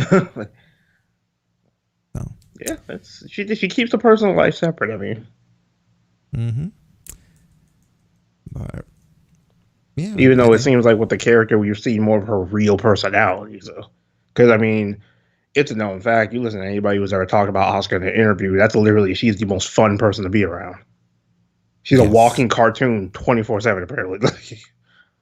Yeah, she is. I mean, her YouTube channel is really entertaining. Really creative. I love her YouTube channel. Did you see the one where she did like operation like a Switch controller? And she did that shit like a real operation. She had a mask, gloves, and everything. And it was worse afterwards, right? They were like, it's worse afterwards. I'll tell you right now, I believe it's Kana-chan TV. If you've never seen this girl's YouTube channel, treat yourself. Like, treat yourself to so some Kana-chan. Funny. Like, Kana-chan, like oh my god. Like, it's just funny seeing her just be natural. Like, she does stuff like workout, she'll cook, she'll do random stuff. Yeah, absolutely. All right, any other story we're gonna do here before we get into anything serious?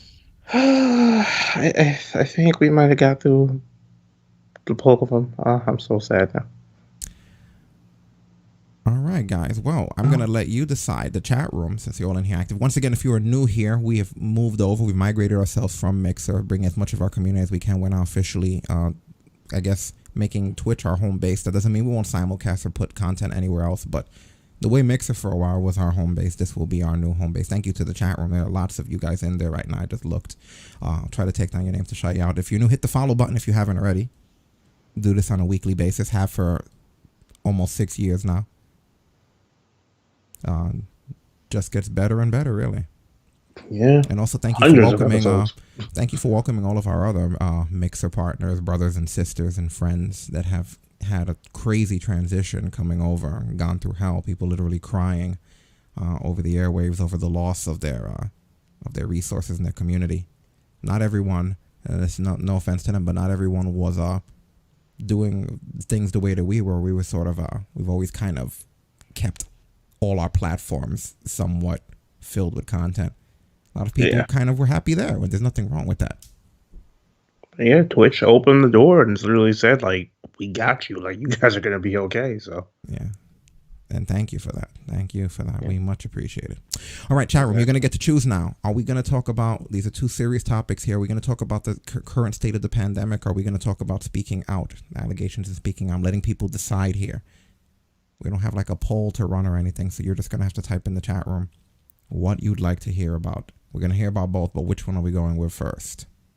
Try to make it a little interactive here. People are scared to vote, right? I don't want to be that. You don't be that one guy who said you want to hear about one or the other, right? Like, all right, how sad are we going to be? Are we going to be allegation sad, or we're going to be virus sad? I mean, I'm ready for either or, you know? Yeah. It's a shame because that was most of my, oh, this guy wants to talk Quest goals with the CV. The CV-19. And no, that is not a new character in Star Wars. No, they're not that creative in Star Wars. They're not, but I am. You know, yeah, it looks like damn, out of everybody and then one person voting on that. I mean, it's perfectly fine if no one wants to control the flow of the stuff here. I kind of feel like the CV stuff is a better choice anyway, just because we ended last week talking about the other things. We are going to have to talk about it though. That being said, I'm going to bring you the information as accurately as I can in regards to what we know and who we know. So it all starts last week after we get off the air with Tony Khan releasing a statement basically saying that Jon Moxley was in contact with someone who had COVID-19 since the last tapings. So their world champion had been exposed, unfortunately. So he said, this is the quoted statement, recently Jon Moxley had contact with someone who had contact with someone who has COVID-19. Mox did the right thing and warned us. Doc asked him to stay home and get tested to protect us here at our test site. Cage will be in action on Dynamite ahead of their title fight. So they had to cancel the Jon Moxley feud essentially because of the fact that this happened. So as the week progressed, we found out through social media that a lot of our suspicions were confirmed in it being the most obvious person that he could have contracted it from, because Renee Young went onto social media and she basically said, man, what a few days. My show gets canceled and I get COVID. Wear your mask and wash your hands. Stay safe, everyone. So for anyone that doesn't know, the show she's referencing is, which one is it? Is it, I forget. WWE Backstage. Backstage. Essentially winds up getting canceled. Wasn't doing that great. They had no use for it. So apparently Moxley had a test taken and his test was negative, but that's what he informed AEW, because again, we still don't know exactly how this thing works. There's sometimes an incubation period. You can come up positive later. They tell you, that's the reason they tell people to quarantine for 14 days. So unfortunately, that's exactly what they needed to do. Before we go any further, because there's a bit to go, what are your thoughts in regards to the Moxley-Renee situation? Yeah, I mean, it's definitely, it sucks that Renee got it, because I mean, that girl, that is the, when I heard that she got it of all people, it sucked, because it was just like, as much as she's been dealing with when it comes to what's like when Backstage has basically been struggling since its existence, trying to keep that going. And then, of course, I know one thing I always hear about every now and then is like sometimes she gets a lot of shit online for the fact that Moxley is in AEW, not in WWE. And now to hear Moxley being potentially exposed to everything, it's so crazy. But I mean, Mox could have been that kind of person to be like, well, Fyter Fest is right around the corner. Let me not say anything. Like, no, took the whole company into consideration and was like, let me let everybody know what's happening. At the end of the day, your health does come first. So it's just, it's a rough situation. Yeah. The saddest part of it all is that the company that was being really careful potentially got infected by the company that doesn't give a shit. Yeah.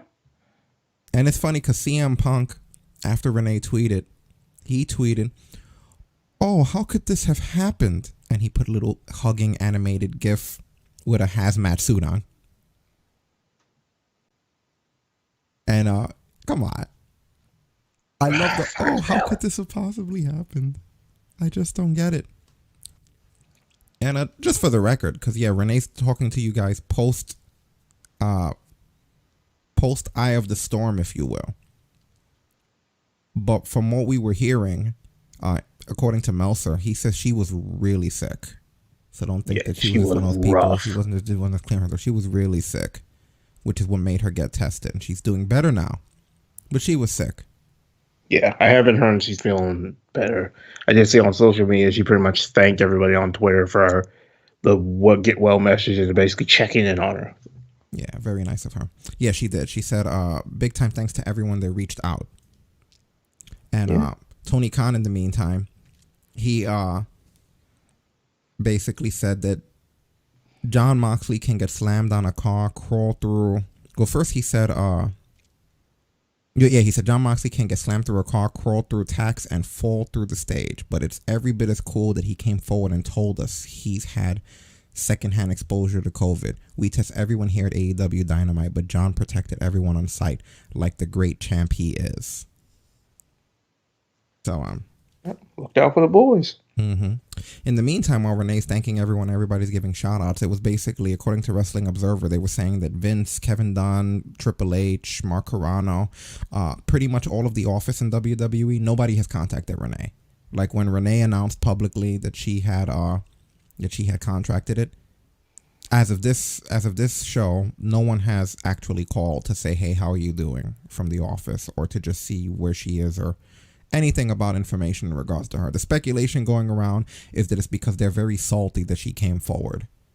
We're going to get more into the coming forward and the consequences to that in this story, but apparently this was very early, and it was on the 25th that she was tired and her chest felt heavy, which were the issues that she had. So I guess they didn't like that she came forward with that, so nobody bothered to check to see how she was doing. And in the meantime, Moxley's going to be taking multiple tests regularly just to make sure that he stays clean, and I believe he's still going to do quarantine, so his match is going to be off for a while. And, they'll have to postpone him and Cage for a little bit. You know, and there was some concern. There were rumor going around that Renee was pregnant or whatever, because she said that she had a big announcement. She said she has a big fat announcement for everyone this upcoming Wednesday, but it had nothing to do with that, you know, because somebody basically said that the announcement will be that she recovered from the pandemic, she's pregnant, or she's going back to Canada, but she said that none of those options were the correct one.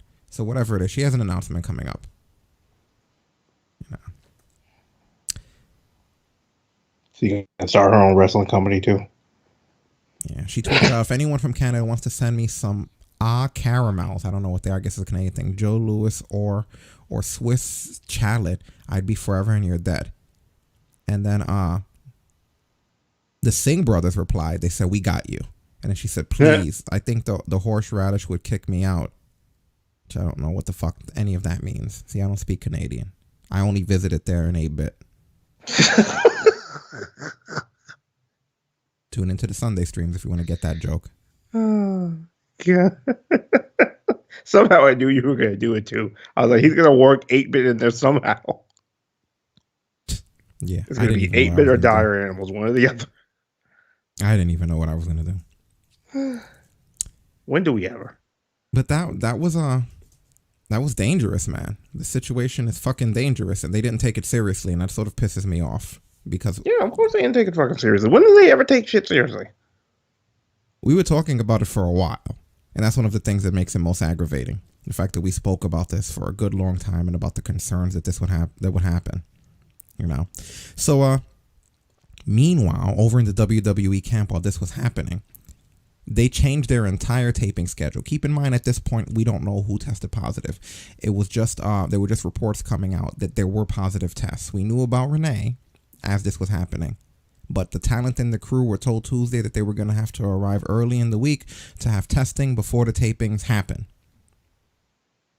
And then reports started coming out that WWE had about 24 people that test came back positive for COVID. I've heard 24, I've heard 30, I've heard over that, like.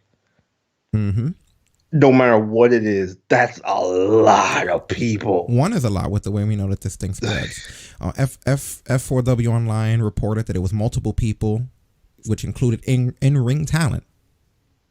Yeah. And that some people were noticing some names that we hadn't seen. And that now WWE said that they would be doing COVID-19 testing at every taping. But it's funny because this whole time they had not been doing testing. They were taking people's temperatures. And I mean when I say they were taking people's temperatures, they were literally having just somebody stand at the door and touch your forehead. No, I'm kidding. It wasn't that. It's a little. I know exactly what they were probably doing because I see some people do it. It's like this little digital one. Like you just hold up your forehead and you press the button and then boop. That's something like a little small time, like a little retail restaurant or something to do. Not this multi-million-dollar. What the fuck, dude? We could get those shits on Amazon right now. Me and you could do it from our homes and test each other. I could go to the dollar store right now and get one. Are you shitting me? We could say the Talk Brunch has regular testing. You know, like that was the testing they were doing, the fucking thermometer. I go to the grocery store right now. Give me 20 minutes, I'll be back. Bro. You kidding me? Like, wow, that is messed up. So now they're gonna do COVID testing. Good idea, really good idea. I think that who came up with that? They should get a promotion. Oh my god, they should be head writer. Yeah, right. Head writer, head booker, fuck it. No. Mm-hmm. So you know they gotta come up with this revolutionary new match where you have to pin the guy to win. Like, so this past Monday is when they started emailing all of the talent and staff and telling them that there's been a new COVID-19 positive result and advising them to get tested. No, you shouldn't advise them. You should provide the damn test. Now go handle it yourself. Anyone who you're a big company, provide the fucking test. You should go get tested. No, you should go test us. I mean, shoot, like motherfucker, we are testing you. Like, fuck. I heard someone say that WWE. There was a tweet I forget who put out, but they said WWE is upset with that Renee Young released her virus status, and then it also said, "Imagine how upset Renee is that she got her virus status because of WWE." Exactly. You know, how more she pissed feels. off. Like, yeah, you know. So yeah, we're hearing a couple dozen was another number that came out of people that were testing, and they basically advised them that they go get tested. So as a result, according to PW Insider, they're going to they're no longer going to be doing that friends and family shit that they've been doing, which you have friends and family in the crowd, which is what they did at the last couple of tapings. You know, the friends and family where they basically told people don't wear masks because nobody wants to see masks on TV. Well, that friends and family's done. oh, I know, tragic. Very, very tragic. And apparently, the reason why they were able to get away, well, first of all, let's talk about their statement, because I love their statements, those little vanilla. Oh, their statements. Those Did they copy and paste this one too? Dry toast statements. WWE will continue COVID-19 testing of its talent, production crew, and employees in advance of TV productions for the foreseeable future. Oh, you mean like everybody else on the entire planet was doing? Good idea. Glad you guys finally made it. I love how you said that like an automated voice in a mall kiosk. That's how I should always do that fucking statement from now on. I should just be a thing. You know, because it's ridiculous. Like that, like, oh, good for you. Like, well, good job, guys. It's ridiculous. Absolutely ridiculous. So from what we're hearing, as you guys know, they didn't want anyone wearing masks because it doesn't look good for their precious television. And Lord knows, when it comes to Raw, everything has to be perfect, right? So basically, Meltzer said that WWE told him that the rule where everyone who leaves their house, unless they're exercising, has to wear a mask, it doesn't apply to them because they operate in a private facility. Is that how it works? I know that's how that. Wow. Okay. Cool. Huh? I mean, technically, every facility is private.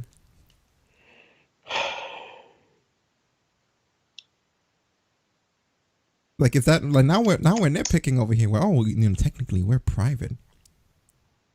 You don't need to wear a mask in private. So I kind of think that whenever you're in a crisis in life, whether it be a pandemic, the end of the world, or whatever, people need to stop thinking about what they're allowed to do and start thinking about what they should do. Like, why are you trying to find loopholes? Because we got to win this war against AEW, guys. Technically, if I wear this bulletproof vest inside out, I might still get shot. So then don't fucking do it. Wear it the normal way. Stop looking for loopholes to endanger you. These things were put in here to make you safer. In the meanwhile, AEW, they're changing their matches. QT Marshall tested positive. So that automatically puts a lot of other people in danger, like Dustin Rhodes, who's in his 50s, by the way. Like Brandy. Anyone who's in the Natural Nightmares, which, by the way, I don't like that tag team. I don't know if we'll have a chance to talk about AEW, so I have to get that in somewhere. Not good. The only thing good about it is Dustin. That puts Allie in danger, too. Yeah, it also puts Allie in danger. You know? She put that Angle in danger, and now she's in danger. But yeah, so now, basically, QT Marshall was exposed. Tony Khan said since last week's show, in his everyday life, QT had a brief contact with a non-wrestling acquaintance who since has tested positive for COVID-19. Rather than risk bringing QT to our test site, our doc asked him to stay home and take a COVID test back in Georgia to protect the rest of us here. And he said FTR will not face FCU. No one is complaining about having that match. And yeah, that was it. So get well, QT. And actually, I stand corrected. He didn't test positive, but since he was exposed, they kept him home as a safety measure. Gotcha. So he just took the test. Okay. Adam Pearce, on the other hand, tested positive, and he was a producer in WWE. The producers, oh my God. He was a producer in the E. So. Man, this company makes my head hurt. Now that everyone's getting better, they're getting sick because they weren't taking the precautions that we were. Like, I hate to say it, but Florida, all the stuff we've been reporting on here about Florida and how we were worried, like it's all boomeranging back now.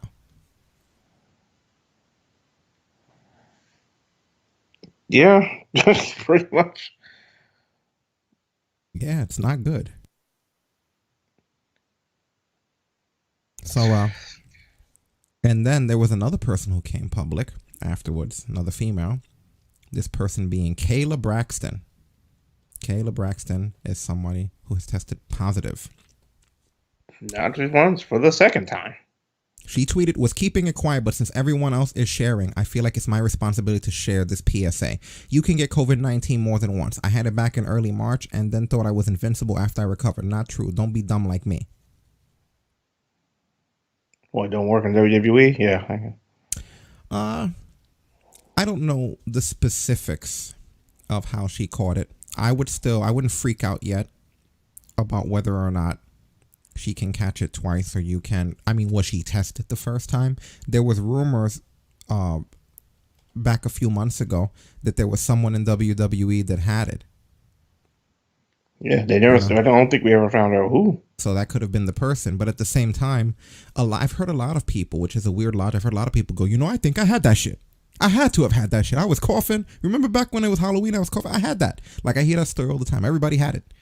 I'm wondering. I'm not saying that she didn't. I didn't look into it, but I'm wondering, did she have it confirmed, or did she just get sick and say, man, I have that shit too, and now she's catching it for the first time, which is what I was afraid was going to start happening.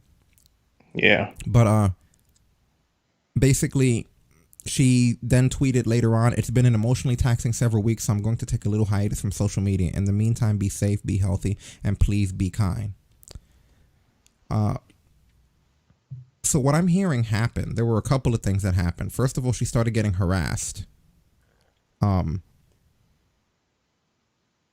Basically, they started calling her out because she is in a habit of posting photos of herself, like at public beaches and hanging out and having fun this entire time. So when she came out with this guys I have COVID thing, I guess I didn't read a lot of the thing. I don't read a lot of toxicity of social media, but I'm guessing a lot of people went, see, you shouldn't have been fucking at this beach.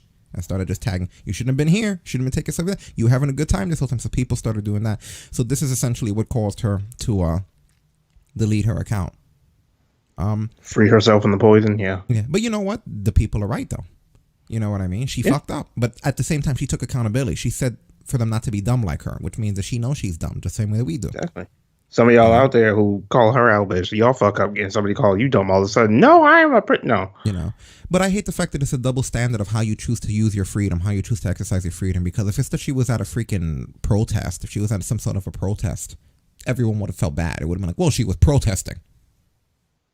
But because she gets a little R&R and all of a sudden, stupid. But because she was at a beach, everybody hates her guts now, which I'm not condoning. I think it's stupid to be at a beach, but I also think it's her personal choice, whether she protests or goes to a beach. And either way, shit happens. And this is unfortunate. And I think both things are equally foolish. Whether you're going to hang out at a beach in Florida or whether you're going to hold up signs and protest, I think that they're all stupid choices. It's like, I get, we're supposed to admire it. No, I don't admire that shit because it's dangerous. It could literally end mankind. So. I don't give a fuck what's going on. There's a virus out here. Okay. So she deleted her Twitter account because she was getting a lot of negativity there, probably because when people were bunkered down, suffering and couldn't go outside, they had to go onto their social media and then see her smiling at the beach. Yeah. And now she's going, oh, I have COVID. And people are going, well, no shit. So I almost can't blame people. That's the reason certain kinds of toxicity I won't fight. Like everyone here, it's all balanced. Everyone has the right to feel how they feel here, There's toxicity and then there is being upset with logic. That's the way I look at it. Write it down because I'm about to throw it at you. Pick your toxicity because I noticed that certain things are okay under certain conditions but not under others, which is the natural ebb and flow of life. However, when I look at it here, I'm just seeing it's okay to harass people depending on whether or not they manage to go over your values. It's just kind of crazy. Yeah. So, she deleted her account and, apparently people are worried about her. I don't know exactly what the hell that means. Poker Face, welcome to the chat. Yes, welcome, sir. Glad you could join us. It's rough. No worries, Willie. A lot of good stuff, though. You're going to have to go back and watch the replay. First hour. Chip, you know what? You just made the list. Oh, no. Here we go. Thanks for the follow, Falker Face. You're going to have to go back and watch the first hour. I think we did it pretty good first. It's our first, I guess, official. We started transitioning over here from Mixer, so pretty good stuff. And you didn't just make the list. Now you make the Twitch list. Yeah, you make the Twitch list. That way we know. Because, I don't want... That's... Yeah, anyone in the other chat room, hop on over here. We're going to be tying up shop. That chat room mainly let people know where we are now. This is where we're going to be. That chat room's a detour. Mm-hmm. So, apparently now there's been new restrictions. My neck of the woods, New York, also New Jersey, Connecticut, anyone who's flying into these states from Florida or Texas or any hotspots, they have to quarantine for 2 weeks.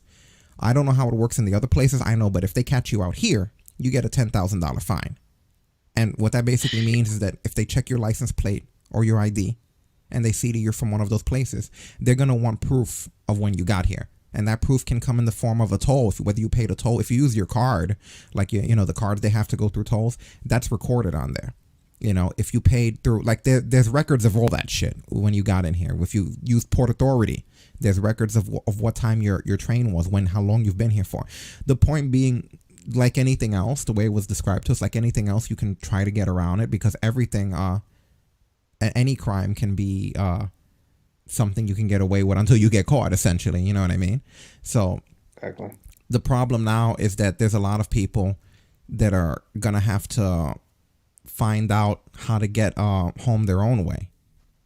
Like they might have to fly everybody in and out of Philadelphia, arrive back and then drive home, all this other stuff. But the problem is, with them saying that, you can't, because that's still against the law. We're not saying you should do it if you can't get caught. We're saying stay out of the state. And I said this on Twitter, and I know, again, I've been getting a lot of negative responses, which we're going to go into later on, because I've been really brutally honest about things. But I said something on Twitter, I'm paraphrasing, but something along the lines of, no one wanted to come to New York when we were the epicenter. Everyone was like, man, New York's looking bad. So continue that practice and just stay out now. Don't go. While everybody was having spring break, and when we were over here, spring break, and we were over here having fucking Mad Max. You know what I mean? No one was coming over here. So now it's kind of like, don't bring that spring break shit over here. You're writing it down. Don't bring that shit near me. I don't want it near me. I'm working out, bruh. I can't believe you worked that into that. That was awesome. Oh, God. If you're new out there listening for the first time, understand, people, we don't plan these bits ahead of time, all right? At all. That probably popped to him a half second before you said it. Like Stacey said in the chat, you don't even go here. Exactly. Exactly. You know what I mean? You don't even go here. So chill out. Just everyone stay where they are. WWE shouldn't be thinking about how they're going to get people across state lines at this point, whether they fly in and drive back or any of that. Exactly. And to jump in quickly, that particular one, don't spring that brake over here. There we go. You broke spring. And summer didn't come with a warranty, so Jesus Christ. And Falker Phase says he's been listening, he's been watching for a while, so thank you for the support. Appreciate you. Very cool. Very, very cool. Glad to have you here. And yeah, they're doing drive-through testing now, from what we're hearing. At the Performance Center, they basically said that they drive through. I guess I don't know. You drive past, you stick your head out the window, they hand you your burger and fries and test. You know, now they don't want to catch it, right? Jesus Christ. And basically, Ringside got some exclusive information where they said that the atmosphere was described as scary, and that people that were testing positive are going to now have to have their roles performed by someone else. And the word going around is that some people that were in big feuds tested positive. You know, it would be very impressive for them to be able to contain this when the entire planet couldn't. Like, it started with like one case on our side before it spread like wildfire. There's almost no way that everyone's not going to have it by next week. As much as everyone's crossing their fingers, let's be realistic. It will be an anomaly if within the close proximity that these people are, they don't all get it.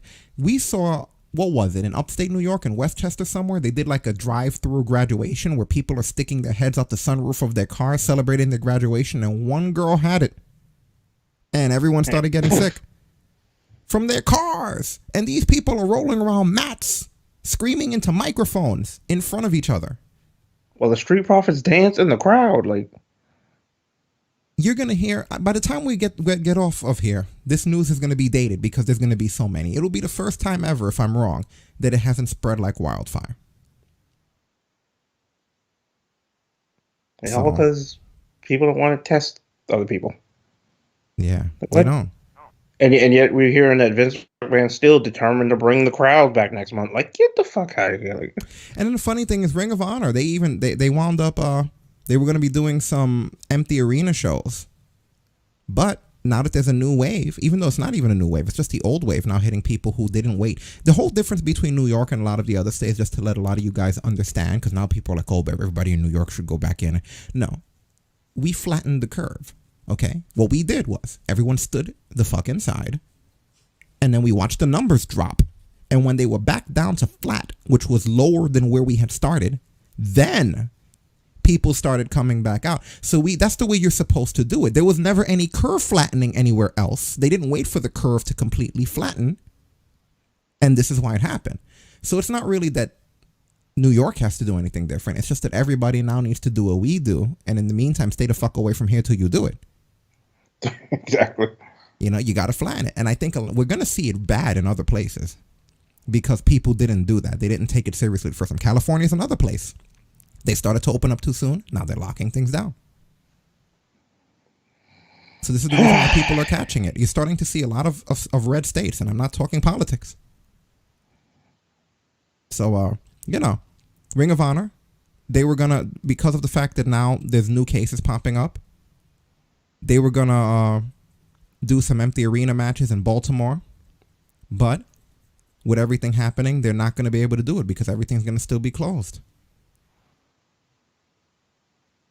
And all they've been airing is highlight episodes because they've run out of new content.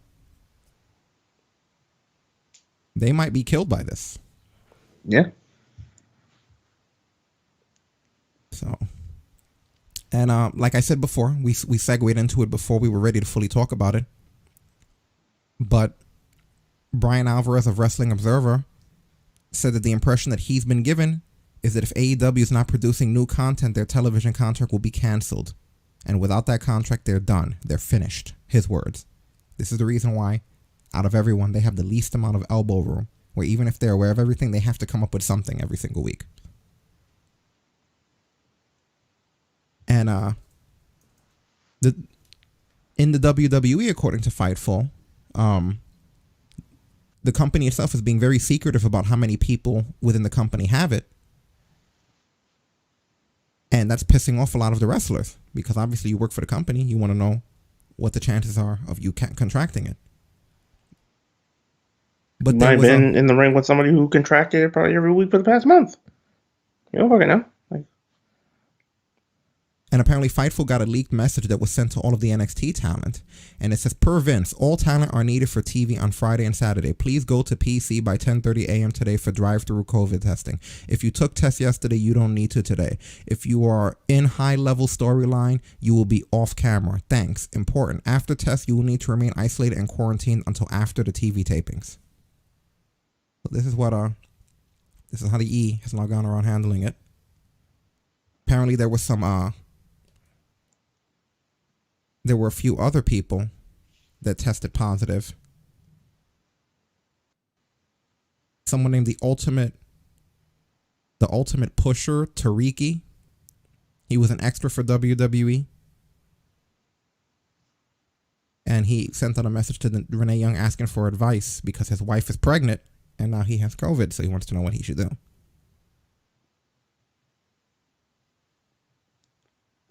He actually said, WWE just informed me that I have tested positive for COVID-19. If anyone could reach out to Renee Young for me, I need advice on how to deal with this. My wife is pregnant. As well as anybody else, please help. They should reach out to him. There's no accountability here, though. And as a result of everything that happened, they had to redo the entire SmackDown. Because originally, you were supposed to have AJ Styles and Drew Gulak in some sort of a angle. You were supposed to have a toast for Jeff Hardy with Sheamus, all kinds of shit like that. But then instead they turned it into a tribute to The Undertaker, because when all else fails, just have another tribute to The Undertaker. I noticed that's the go-to. Anytime you run out of content, just throw some Undertaker stuff up there. So they did an Undertaker thing where they basically showed the Boneyard match, which shortened SmackDown significantly. And also the IC title match. All of the shit that they were supposed to have was gone. And it was a very lightweight SmackDown, which was probably only just a small reflection of where we're going to wind up after this. Because there were other producers that tested positive, such as Jamie Noble.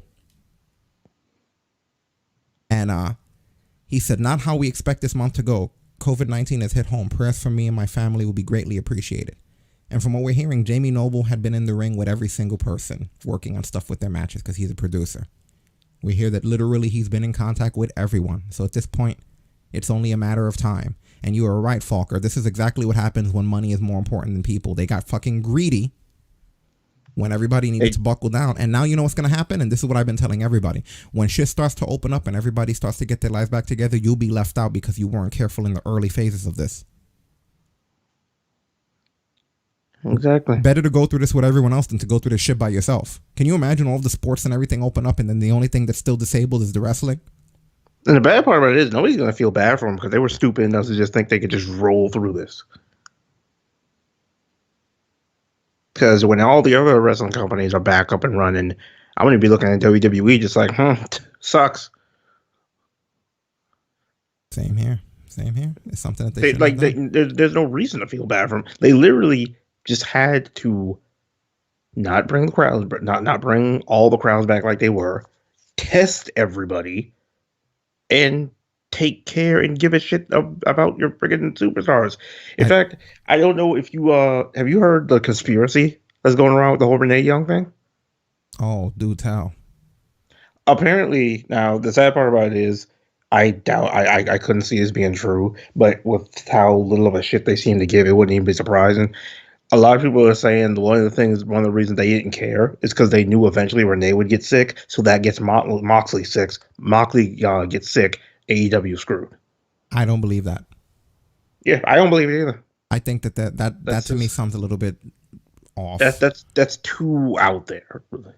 Yeah, and you're saying if Flair dies, you're gonna be pissed, Falker. I was saying the same thing. Like, can you imagine what, like, if they kill Ric Flair because of this, or if Vince himself is killed? Like, is anyone taking this seriously? Do they understand? None of them are. What this is? And we got apparently 24 reasons that prove they aren't taking it seriously. What a mess, man. Absolutely freaking heartbreaking.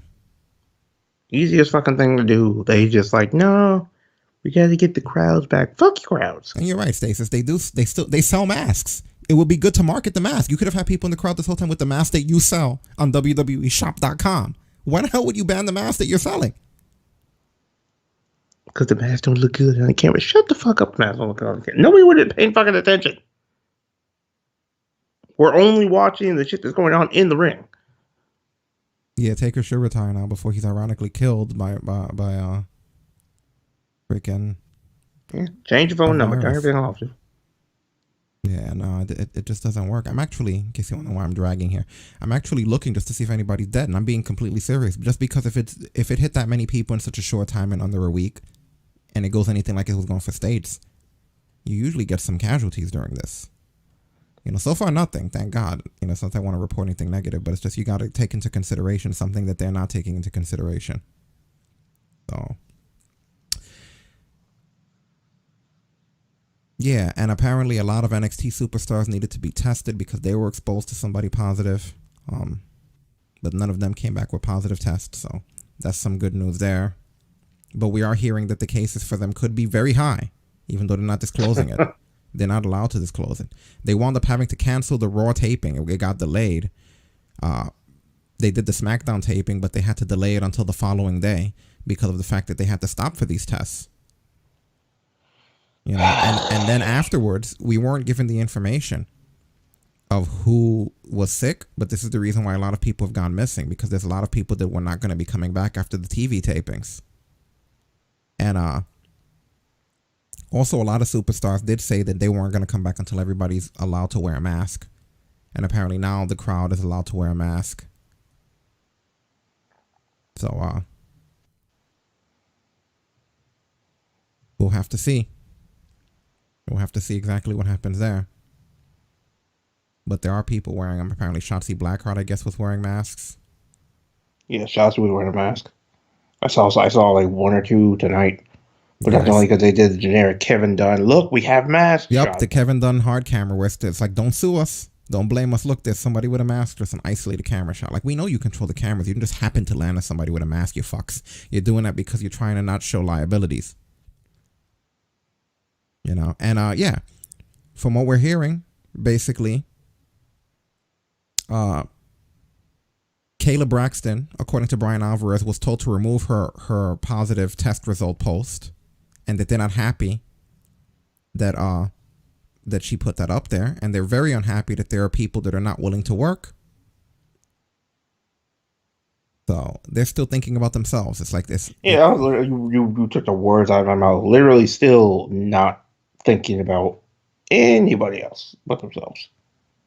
It's the most low life thing ever. Apparently somebody anonymous in WWE, one of the superstars, sent out a leaked email to Wrestling Inc. And this is it here. I don't even know what I'm gonna just trying to skim it real quick, but it's really big. They said, now that WWE has more talent and staffers starting to test positive, we've been informed by talent relations not to discuss our illness with anybody besides those we may live with that may need to know. We are forbidden to tell anyone else, nor can we come out publicly to make any statements. It was stressed that WWE will take care of any medical treatment should we need them. In the same breath, it was made clear that the company would handle the PR, and those that needed to know about our condition would know, as HIPAA laws would prevent them from making our names public. While I appreciate WWE's assistance helping those of us during these unprecedented times, WWE put us in this position in the first place. They continue to tape multiple shows a day that average 10 to 12 hours, plus for at least 2, sometimes 3 days in a row. Those in the audience are kept in air-conditioned tents away from the active talent and staff that are housed in other sets of tents on PC property. Most people were not tested until last week. As we were told, they didn't believe the validity of some of the tests being done. They figured they would have their own so-called testing, which included temperature checks and a medical evaluation form, but no testing for COVID-19. Look where it got them now. Some people were asked to invite friends, family, and some fans they've befriended to attend the shows at the PC. How do you think they feel now, knowing potentially they put those they regarded as close to them in harm's way? And yes, it was true that Kevin Dunn did not allow fans to wear masks and made a scene twice over the PA to not wear masks. I heard that he screamed to people, "Hey, get those masks off!" Like literally, you heard him over the loudspeaker, little bastard. Oh, Jim Cornette was still there kicking his stupid ass. Anyway, fix your fucking teeth. Maybe I'll take your mask off then. Yeah, you're. Yo, that's what I'll always be a Cornette guy. Cause at one time that he made him cry. I'm telling you, man.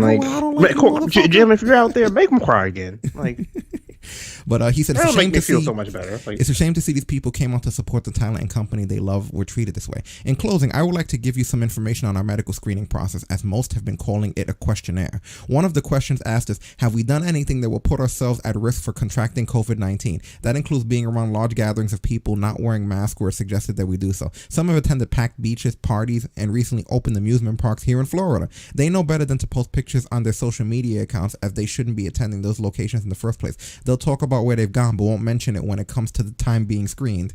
It's very yeah, wow.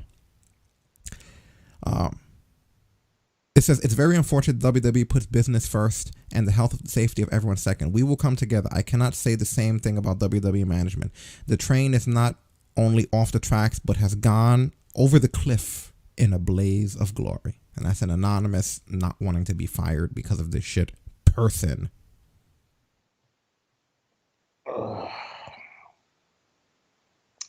Can I count them out yet? This goes back to this. For anyone that's new here, this goes back to when they were first, when the birth of AEW. I kept saying when Destin would negatively reference WWE, I kept saying, "Don't count them out yet." It's been a running gag every time. Every time he does it, I'm just sitting there like, "Can I count them out yet?" Like every time he used to tell me, "Y'all don't count them out." Like, "Can I count them out yet?" Like, oh man, Jesus. Oh boy.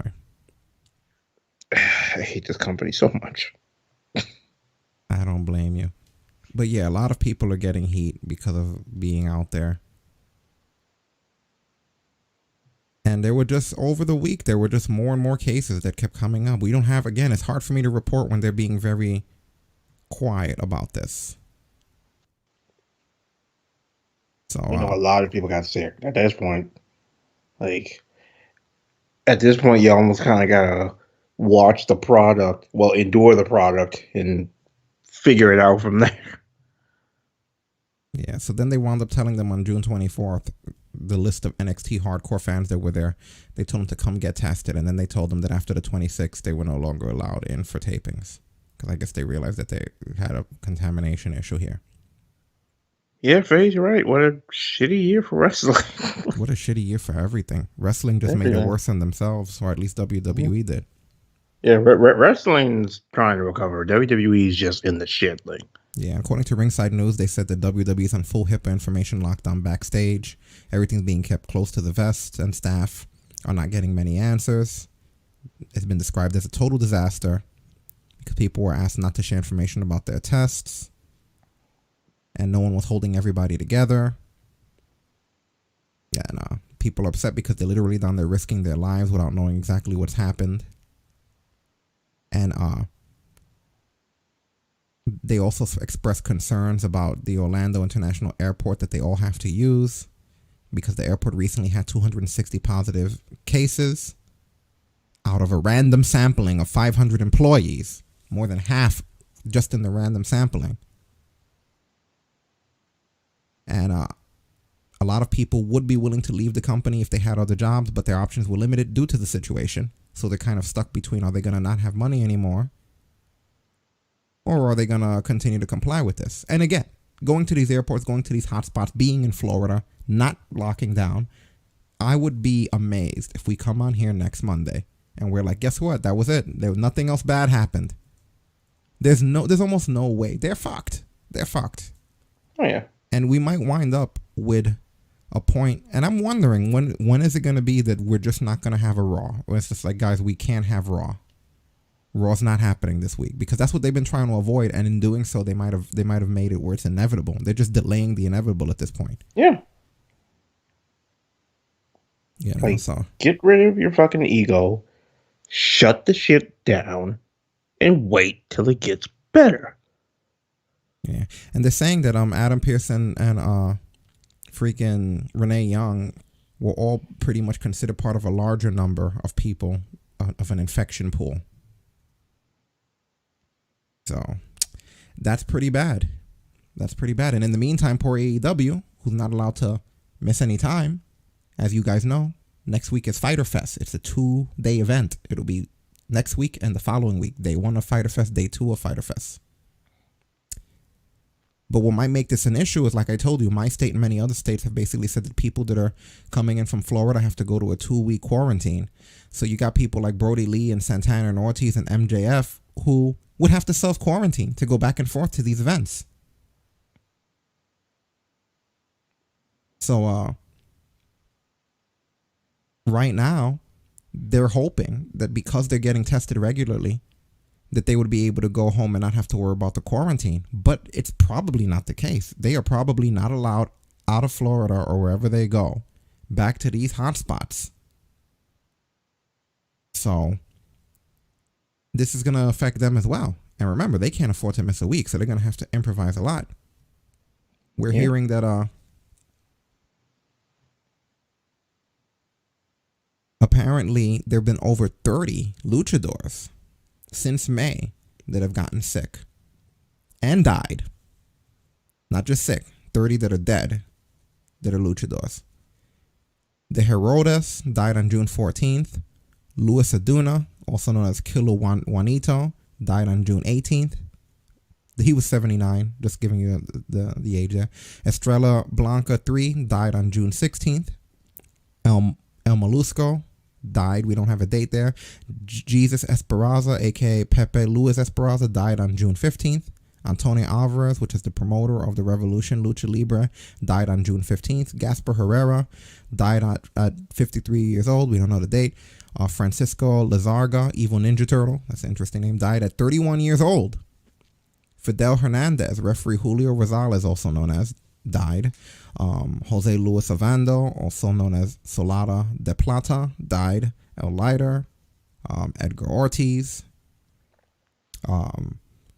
Rudy Garduno and Coco Rojo too were hospitalized, but managed to make it out. And Garduno's wife was hospitalized. So it spread. You know, these are healthy people. Some of them were older, but you said it was a guy in his early 30s. So there's no age limit for this shit. There is no age. There's no age whatsoever. And that's what they have to start realizing. And even though at this point it's too late, you know what I mean? Like anything they do now is going to be to try to fix the damage that they caused. There's no way they could just decide now to be part of the solution. They are, in fact, part of the problem now. Mustafa Ali had an interesting thing to say over here. Let's see what happened here. He basically said, sometimes what you hear dictates what you see. Fight your fears. It will be greed that robs us of all that really matters. Pretty much. It sounds like what it is, right? Yeah, pretty much told how it is. And knowing WWE's logic, goodbye to his push. That's going to be the takeaway from that. Like, not maybe he's talking sense. How dare he question us trying to win this war in the middle of a fucking pandemic and putting human lives at risk. And he didn't say what that was in reference to, but I mean, it sounds to me like if he says sometimes what you hear dictates what you see, he's basically saying everything that you heard is true. Fight your fears just means fight your fears, and then it's like it'll be greed that robs us all. Maybe he's not talking about them, but I think he is. I don't want you to say greed that robbed it all. We're talking about a company that's greedy. Yeah. Nobody else fits that bill like them.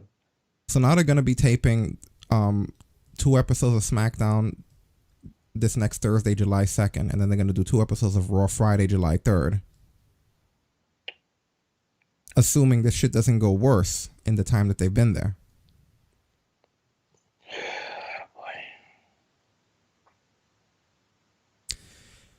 Yep. Now, I don't know if this is related. I'm just throwing it out there. It could completely not be. I'd like to think that it's not. However, I can confirm that Kane is sick. I don't know what he's sick with. I heard about that, but I didn't hear Jacobs. what specifically, but I did hear he's sick. Yeah. But apparently he was who is it that released it? Because he was supposed to be part of a fundraising event for Eric Brakey. And they're quoted as saying, "Unfortunately, we must postpone tonight's previously scheduled Liberty and Lobsters event. Our special guest mayor Glenn Jacobs has come down with a health issue. While it is not serious, it does make it impossible for him to attend. A new date for the event will be announced in the upcoming weeks. We'll keep you posted regarding the new date." So that could just be unrelated. It'd be a lie if they said it's not serious and it's that. So I just threw it out to kind of people are speculating. We don't know if it's that though. You know, there's really no way to tell for sure. Yeah, I mean, if it was serious, they'd have no reason to not say it wasn't serious. So. Exactly. But if you remember Big Vito, which I barely do, he recently released a statement about WWE's. Holy shit, I remember Vito. About WWE's testing policy, and he said, "How can they call HIPAA when they out people for failing the wellness policy, and out them for being sent to rehab? Double standard. Is anyone seeing?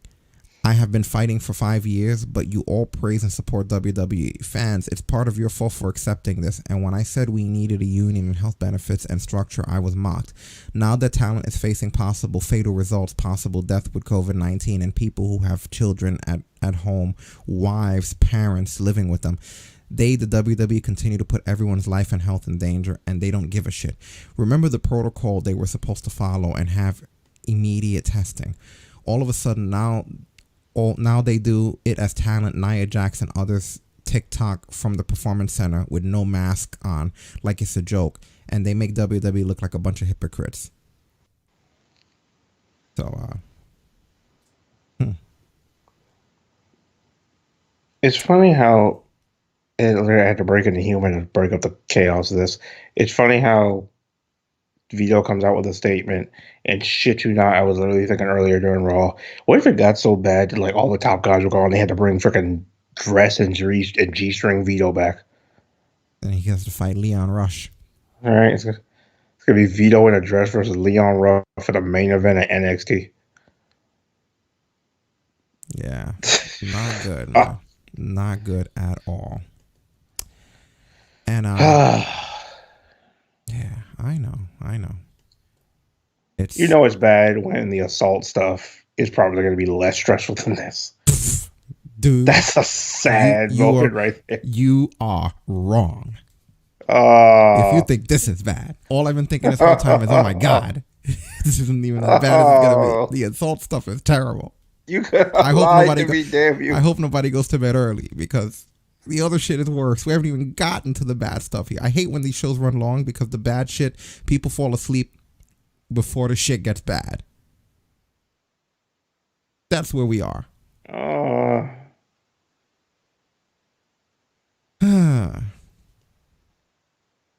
So,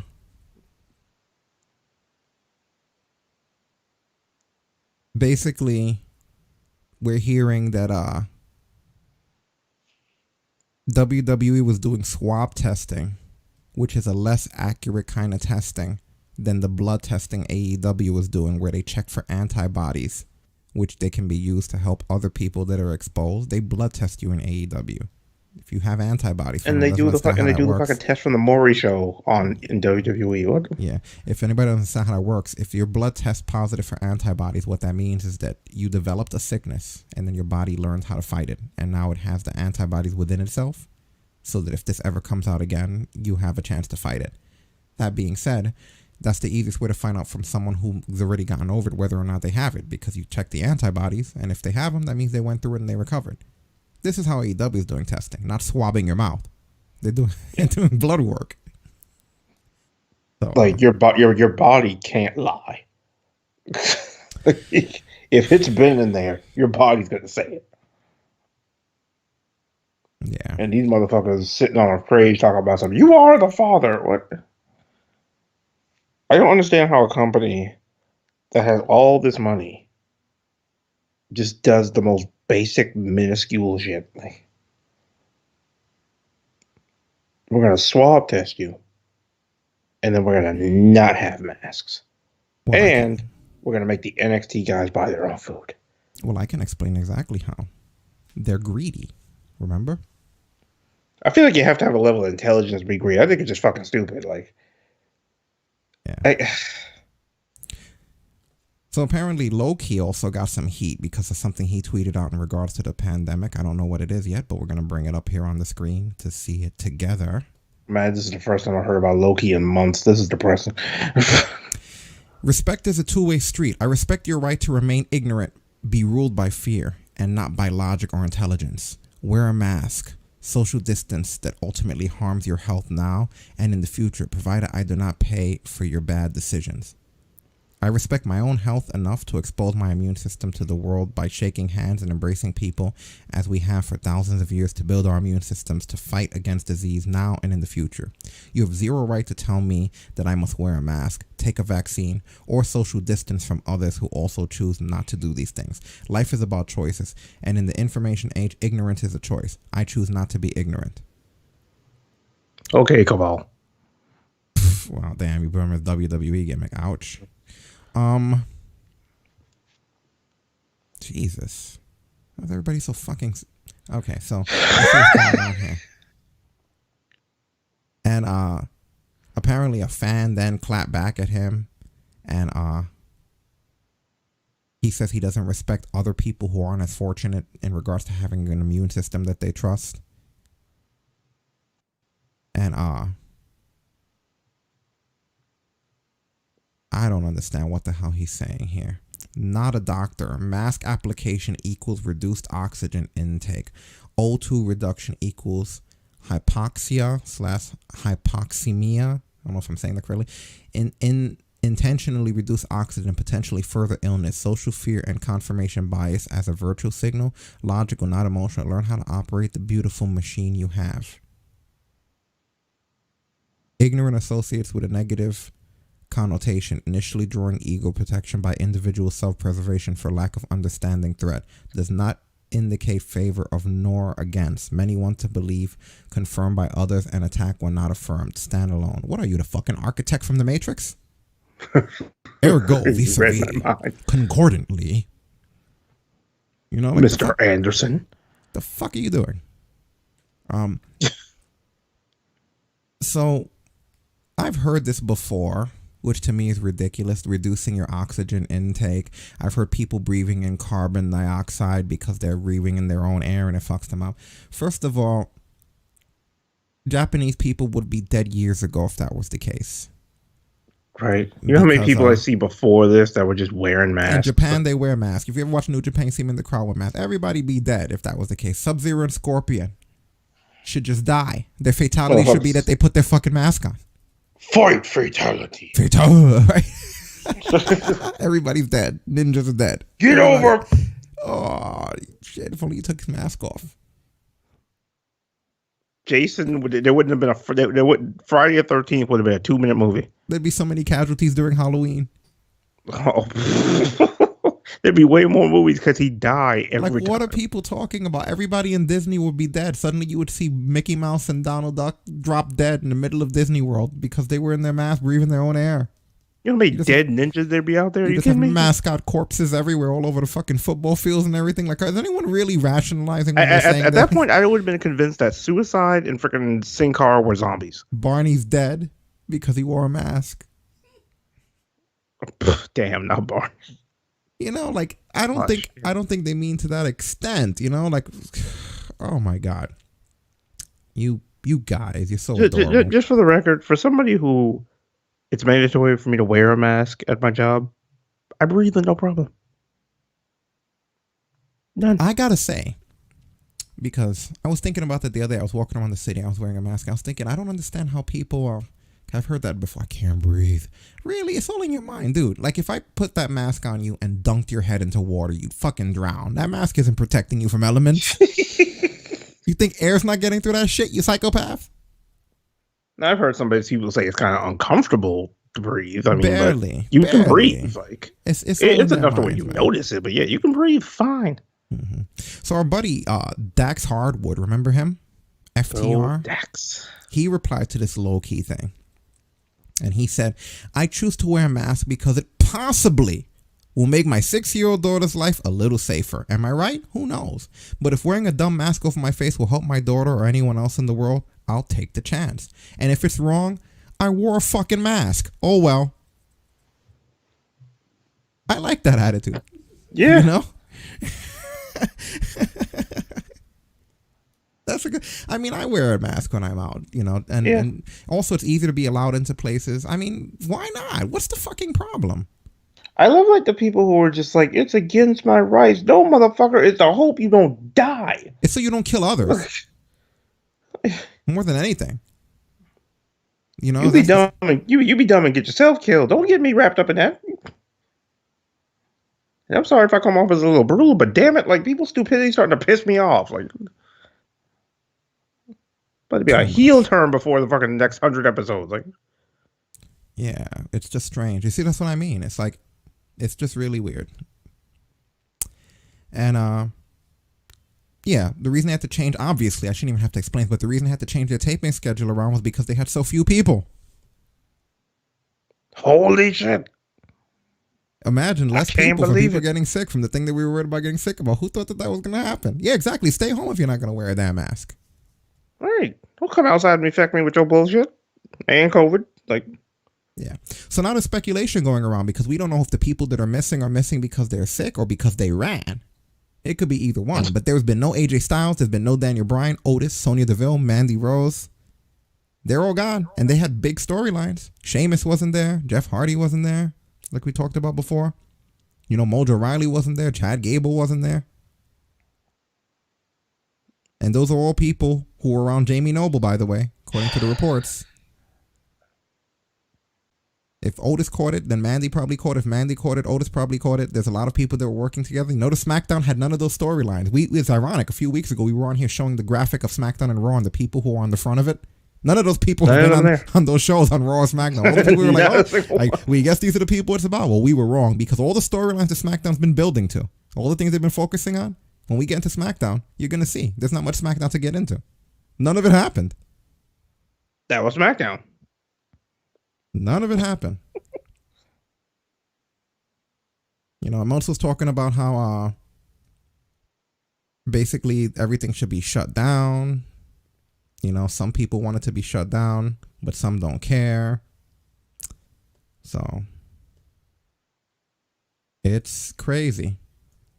And we're still hearing that amongst all of this, like you mentioned before, Vince McMahon is still apparently hell-bent on having the fans come back next month. They've already booked the Lakeland, Florida building, 8,000 seats for July 24th and July 27th, Raw and SmackDowns. Like, the building's already booked. This is already done. It's not like what we're thinking of now. They're already July 24th. You ready for Raw and SmackDown? Because it's there. Whether you like it or not, whether you're opposed to it or not, this is happening with a crowd.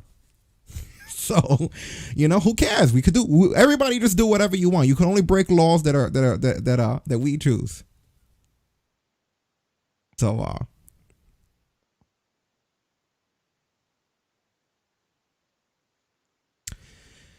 and there's speculation going around. This is because Vince wants to be the first people back. He wants to be like we are the first ones to come back after the pandemic, without him even realizing that NASCAR and PBR have already come back. Someone should tell him. You expect him to pay attention. Yeah. Vince doesn't give a shit. He's a madman, you know. And he, you know, it's another thing when it comes to Vince. He's not even thinking about the fact that this. I mean, you're an older guy, McMahon. You know, this shit could affect you more than anybody. You know, you got to start thinking. Use your brain. You're not using your brain. So, basically, there was an anonymous source that said that it's hard for anyone outside of there to understand how fucked up everything is and how fast things got fucked up. Oh, we know. We know. Oh, believe me, we got a pretty good understanding. It's funny how people within WWE are now coming outside and going, yo, did you guys know how bad this corona shit is? Yeah. I don't know if We you were guys know, ahead of the curve. but shit's really fucked up. And we're like, yeah, we know. Did you know how bad this shit is? We have adapted, sir. They're like, did you know how bad? We can't even describe it. You don't have to describe it.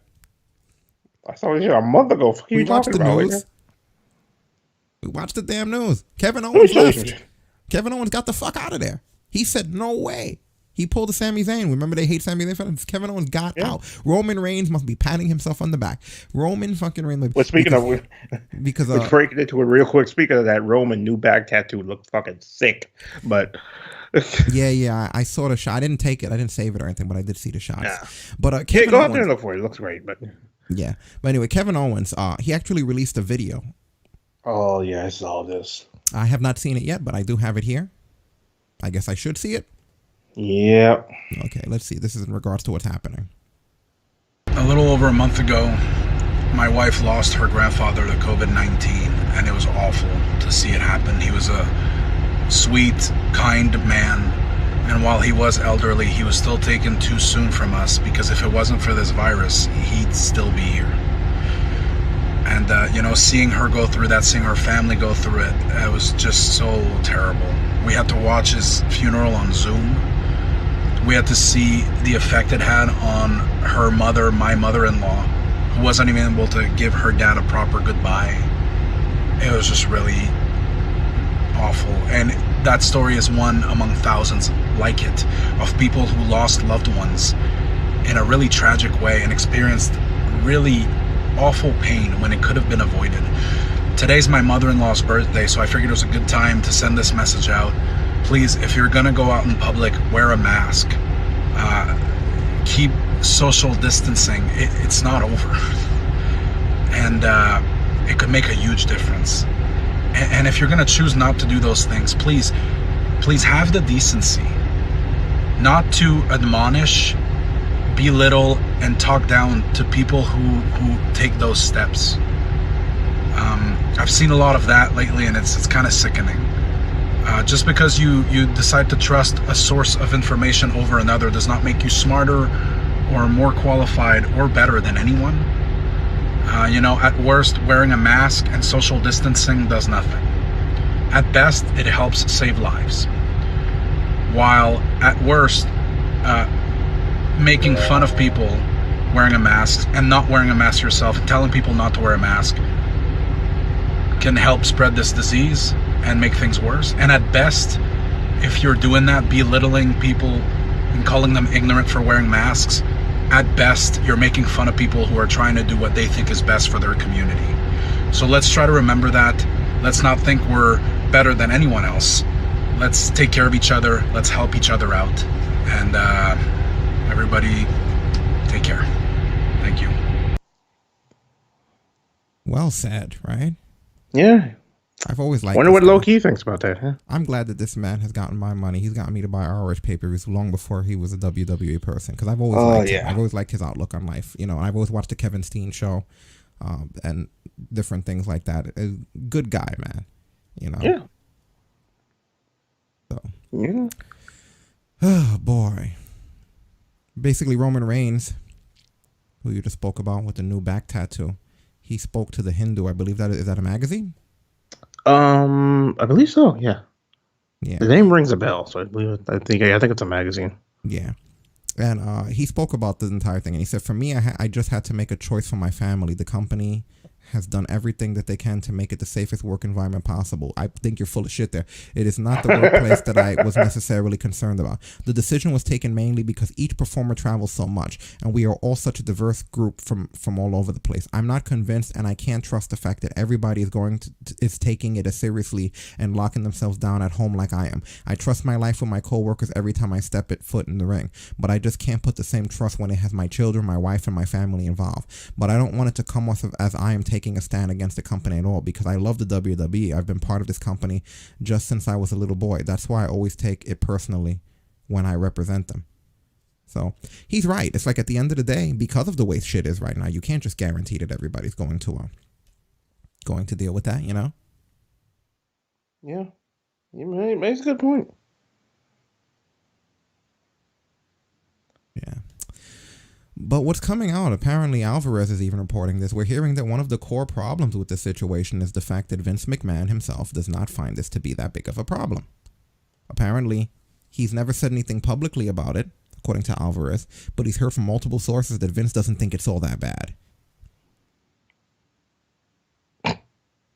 He's not saying that he thinks it's a hoax or whatever, but he's just saying that it's not that bad. Oh, God. I would love to live in their world where everything's just fantastic all the time. Oh, my God. It must be like heaven in there. Holy shit. Yeah. It is definitely a problem. And on the other hand, we keep talking about AEW and how this is affecting them. And it is becoming a pretty bad thing because as of, I believe, 5 p.m. today, the city of Jacksonville is having mask requirement for all indoor locations and anywhere where people can't socially distance. So, they're going to have masks. I mean, I guess with AEW, they already have masks in the crowd anyway. I don't think that they're going to have that much of an issue with it. Nah, it was just maybe more, but yeah. But there's good news in all of this. If you're Vince McMahon, because the Middletown Press is reporting that Vince McMahon's fortune has gone up $177 million over the past 3 months. So he knew what the fuck he was doing. That is a good businessman right there, huh? In the middle of the end of the world, he managed to go up $177 million. I didn't go up 5. That bastard went up $177 million. That is impressive. I got to learn from him. Let's go seek him out. Let's go seek out the wise old man like they do in the fairy tales, right? Teach us your ways. Basically, what's going to happen is next week I'm going to do the show outside, no mask, just ass naked, and just. You should just be naked with only a mask. Oh God. Oh. Is that like this world's equivalent of like just having the socks on? Is that it? Like the new world, probably. But yeah, no Vince is making mask. some money, boy. He's making some money. Woo! His worth is now $1.977 billion. Ching ching, motherfuckers. Ching ching.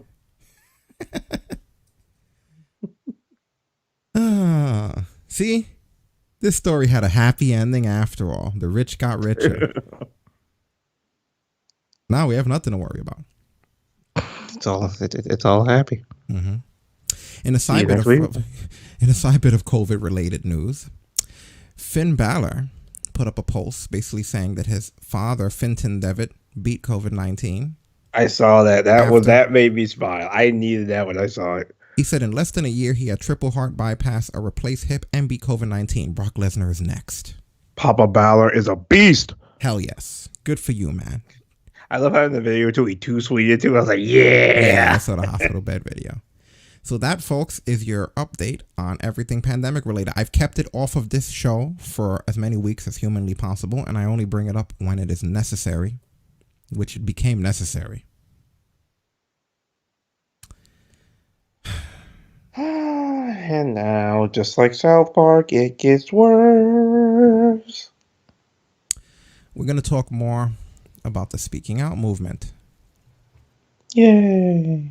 Which we're going to give you guys an updated list of names of the accusers. And also, I want to, again, thank you for the support. Those of you that private messaged me, or those of you that supported anyway, retweeting our stuff, or whatever you did. And we're going to get into those of you who pulled your support. Numbers don't mean anything to me. I just like to keep the community alive. That being said, we do have staff. We don't talk about it, but there are backstage things that happen here, and we are notified whenever people pull their support, aka unfollow us. And I noticed the timing of us being unfollowed was in coordination with me putting out my opinion in regards to the Speaking Out movement. And I notice, and I'm trying to be careful with my words here. I can't help but notice that the same people that unfollow us, and I'm not going to go into how I know this, they continue to still consume our content. And that's what bothers me the most. I'm not going to tell you my tricks, but I can tell who consumes our content and how much. And I know when people pull the support, but they're still checking our Twitters. They're still checking our social medias. One of our oldest listeners from a long time ago. None of you know him because it's not somebody part of the community. One of our oldest listeners I noticed pulled their support.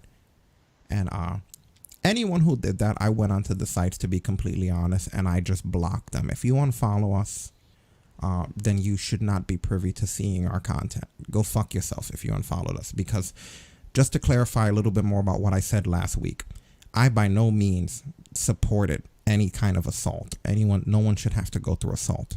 But at the same time, we did not bring up a community that will just blindly follow the blind, which is what it's become. This mob mentality doesn't work for me. And all that basically means is that every single circumstance and situation should be taken at face value and should be handled on a case-by-case basis. Nothing should just be a group mentality. I've heard things said like people basically attacking people who are asking for evidence, and then people going, it is the evidence. The person coming forward is the evidence. No, it isn't. That's not how fucking evidence works. That's not the definition of evidence. I'm not saying that everybody, that this hasn't happened in some cases, but I'm saying you cannot objectively, and I'm tired of having to go over this, you can't fucking objectively just assume that every case, individually by case, exactly, fuck. You can't just automatically make everyone guilty. That's just not the way that it works. And I'm glad that I kept my stance, because since last week, there have been some holes in this. A lot more people, I hate to say it, but this movement, this speaking out movement, it's starting to get a bad name now. You're starting to see a lot more people come forward in the comments of a lot of wrestling websites. You're even starting seeing women coming forward and saying stuff like, as women, we need to start taking some accountability of saying no and not going to these places, or not going to hotels with these guys, or having repeated interactions with them after something happens the first time, having pictures with them. This is, you see certain situations where it's like, this is me with this person 2 weeks ago, and this is me the following week at the hotel, when it's like an ongoing. Why was there a following week? Yeah, exactly. Why was there a following week? Why was there a following day? Why, when they ask for pictures, were you replying? And again, I'm going to emphasize this again. There is no excuse for ever assaulting anyone. No one should ever have to be assaulted. That doesn't mean that it doesn't happen, but I'm just saying that you have to look at the fact that some of these situations don't look or some of them do look, they're not and as some black of them and don't white look. as they seem. Exactly. Nothing ever is. I reluctantly read, because we don't know, this is all alleged, but the list of people that were attacked by this movement are Jim Cornette, Matt Riddle, Velveteen Dream, Austin Theory, Darby Allin, Mike Quackenbush, Marty Scurll, Icarus, the entire Knight family, aka Page's family, Rich Cataldo, David Starr, Dave Christ, Martin Zaki, Sammy Guevara, Rob Feinstein, Will Ospreay, Chino Baffarez, Dan Maff, Mark Haggerty, Kirk White, Aaron Epic, Russell Payne, Chasen Rain, Jimmy Havoc, Trent Seven, Mark Paz Parry, Wolfgang, Dave Lagana, Jordan Devlin, Jack Gallagher, Byron Wilkin, Joe Coffey, Congo Kong, Scotty Davis, Justin Roberts, Bull James, Travis Banks, Ligero, Kindred Kaiman, James Ellsworth, and Joey Ryan. So this is the case. And again, a lot of these things happened from years ago. A lot of these things allegedly happened years ago. And it's just really crazy. It's just really, really insane with the way this entire thing has gone. Joey Ryan, and this is what I'm saying. There are some cases where after a while, just like with Cosby, you're going to have to just say, oh, well, this is clearly it. Like, I hate to say it, but the Joey Ryan thing, the amount of people that have come forward is crazy. There's just so many. I was thinking about it, and we can't run the show all night. I probably can't even go into all of these events with Joey Ryan, because there are just so many fucking people that say that he attacked. And when we spoke about it last week, but when he went into it, it's not like he said absolutely not. He said in the past, I might have been a bit of a dick, and I might have done things that I regret, and I'm sorry, and I won't do them anymore. He pretty much implied, hey, some of this stuff. He didn't say absolutely not. So in those cases, taking it as a case-by-case basis, yeah, or not being on the door, I don't think, it doesn't really surprise me, but this guy's had stuff like that, where Joey Ryan told this one girl he wishes he could sneak her into a bar with him when she was 19. He would message constantly for weeks and she wouldn't respond. Just double tap his messages to not seem rude or getting heat. I'm trying to skim, guys, because there's a lot of news, and we're not trying to run long shows anymore like we used to do before we made our move over here. Apparently there was a thing where he was flirting with a minor who was 17 years old. And he said, I feel so bad for flirting with you because you're 17. I could be your dad. And he was joking. And when he became 18, she had to drop him off at his hotel. And who is this that's talking about this? Who the fuck would be dropping him off? An indie, a news story from an indie wrestler named Rock, ROK-C, Rock-C, Roxy Fall. Roxy, I guess. There was a quiet, awkward car ride where he asked for a piece of gum and he said, you know, in case you want to make out. When they got to his hotel, he asked if she wanted to get down, but she said no. He said it was worth a shot. See, that's being a fucking pig and being a jerk, but that's not exactly, you didn't really speak out. He didn't do anything except be a fucking pig of a man. You know what I mean? Like, I'm not saying that you should have to tolerate that, but is that really a speaking out situation? You spoke out on somebody who came on to you strong? That shit happens. Fucking blow them off. Tell them to fuck off. Maybe, you know what I mean? Why don't people tell people to fuck off? Because that's too hard nowadays. You could just tell them directly to fuck off and avoid this whole thing.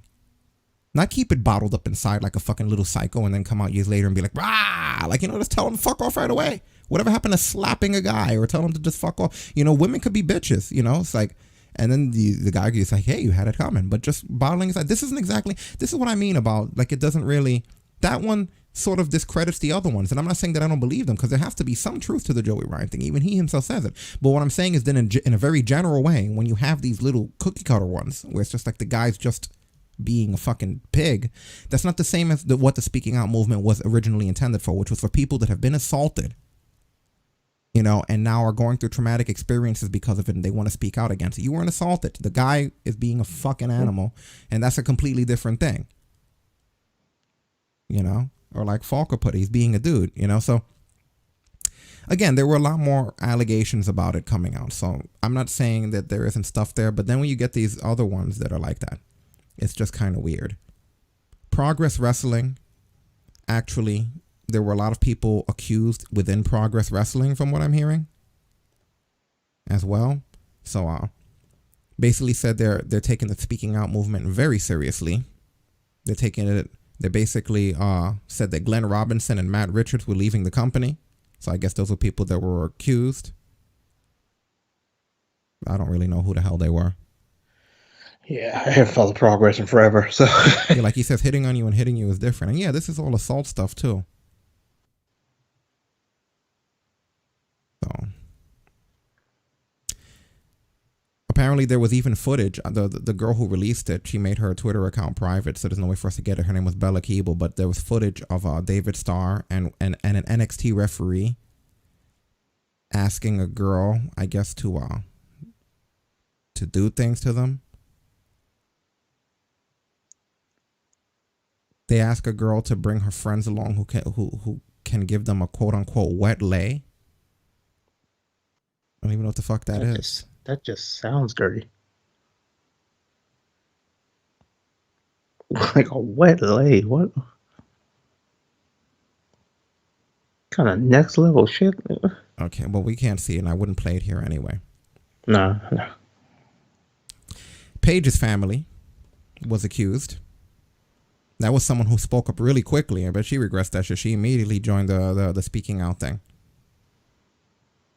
You know, but her family was accused of a lot of stuff too, apparently. Yep. So let's see what the hell we got here. They basically said that there was mistreatment, mental, physical, sexual abuse to female trainees, being forced to get in the ring and be aggressive to the point where they were beaten. One trainee groped a male's genitals as a joke. There was a case of a 14-year-old student who was asked to sexualize her appearance so she could be booked on shows. Soraya Knight, Paige's mom, kissed a minor, allegedly. They try to convince trainees to participate in sex with them. And got declined. And that same person, this apparently they issued a statement to Bell to Bells. It was from Hannah Holmes, Alice Smith, and Aisha Raymond. And they said, I've personally witnessed, along with many other female trainees, were made to get in the ring under instruction from head trainers within the family to show their aggression during the time that they would be physically beaten and not worked, to be made an example out of in front of a room full of people. Women have also been brutally beaten in the ring during matches on a professional show by a female trainer who, when she quote-unquote felt like it or was quote-unquote having a bad day, she would physically assault her opponent where it would no longer be a quote-unquote work, and the girls would no longer be selling but would come out battered and bruised, crying and feeling helpless. There would be no explanation and were just left to feel like it was part of becoming a wrestler.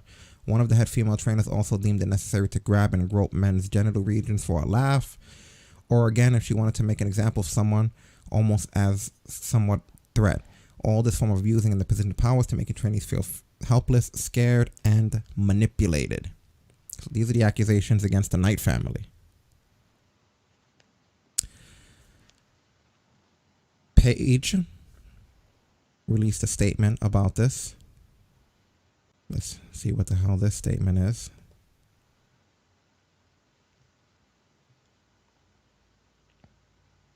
What's up, you guys? I've not had my social media for the past couple of weeks. Obviously, I told everyone on Twitch. It's just it's very negative as of right now. But I did want to just say a big thank you for everyone that's just supporting my mom and my family.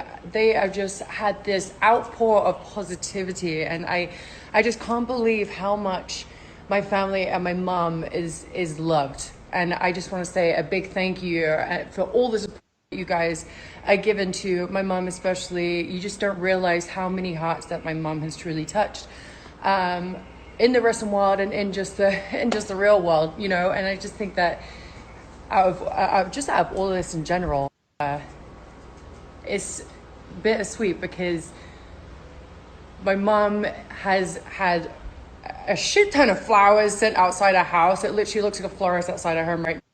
She's also had a bunch of people from all her training seminars and just friends in general, and people that she's really inspired and helped and encouraged just make a bunch of videos for her and put them on the internet, and people take it over Twitch saying I stand with Saray and I just think we're just overwhelmed with how just amazing you guys have been, and there is some positivity going around right now, and I think that's wonderful. So again, on behalf of my mom and family, we want to thank you so incredibly much, and I'm going to post a couple of the things to show you what people are doing for her, but thank you guys so much again. We're smiling from ear to ear because my family just feel so loved.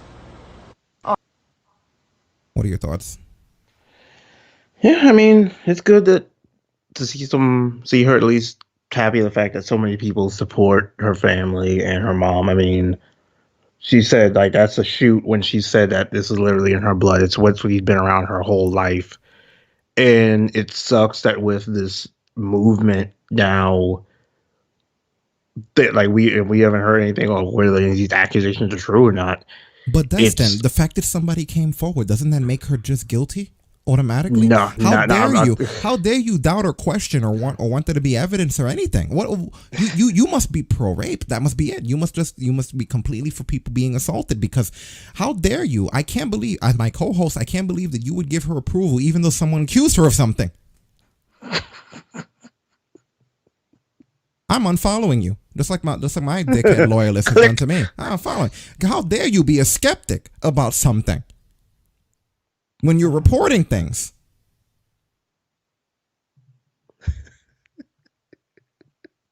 That was why I know it scared me for a second, just for the record. But how dare you be skeptical? We must be pigs.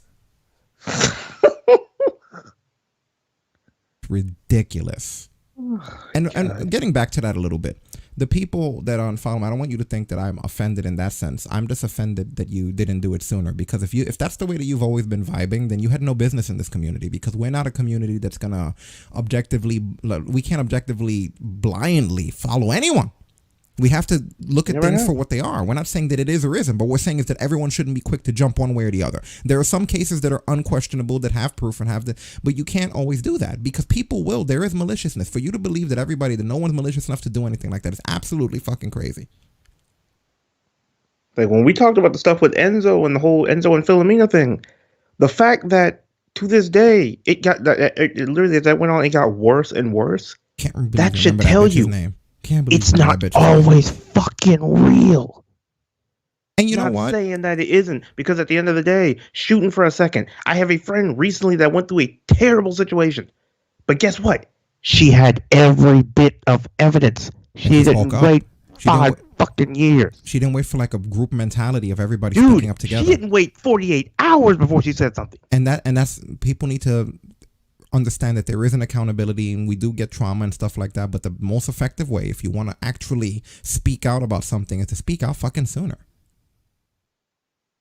Like, because at the end of the day, realistically, whether it is true or not, the longer you wait, the worse it's going to be. Yeah, so I get it that there are cases of it, but I just hate the fact that we're skeptics. So when I got the unfollows or whatever, people who just didn't want to support us anymore because I didn't want to blindly just accept every single situation, I'm fine with that. I think you, no matter how long you've been following me, you should go to hell. Don't look me up. Don't become part of it, because this community is for people who are open thinkers. We're not going one way or the other with our opinions. We're basically trying to look at it from an outside perspective. And for you, I have this whole thing of, if you don't believe the people if you don't believe the victims, unfollow me. Listen, if you blindly believe the victims, unfollow me. Because I don't blindly believe shit. I'm not saying that it is. I'm not saying that it isn't. I'm saying that looking at it objectively is better than a knee-jerk reaction. You can't go, because with the Page thing, everybody immediately stood with Soraya, but there's really no reason to stand with her more than anybody else. If everybody was accused, it's accused. You can't just pick and choose, which is what this is becoming. It's becoming an agenda-based movement. So if you're willing to just not look at something with the possibility that it might be the wrong thing, fucking unfollow me. I don't care. You cookie cutter SJW snowflake fucks, because that's what people are becoming in this world. They don't want to look at things. They just want to stand for something without even knowing if they truly fucking stand for it. That pisses me off. So I just wanted to something because they fall by themselves. Yeah. So I wanted to make that really clear in regards to this entire thing. If you're gonna stand for something that makes sense. Because guess what? Regardless of whether you unfollow us, we still gonna be here. We ain't going nowhere. So your unfollow, block, or whatever changes nothing. Yeah, completely not. We had somebody that used to be a part of this community that tweeted out basically saying that they were kind of happy that we'd be losing our biggest platform in Mixer, and that all of our sheepish followers we'd be losing. We're still here. First of all, we're not losing anything. Like, yeah, the Mixer, we love the Mixer community. It sucks that it went that way, but we have enough faith in our community and the ability to just move.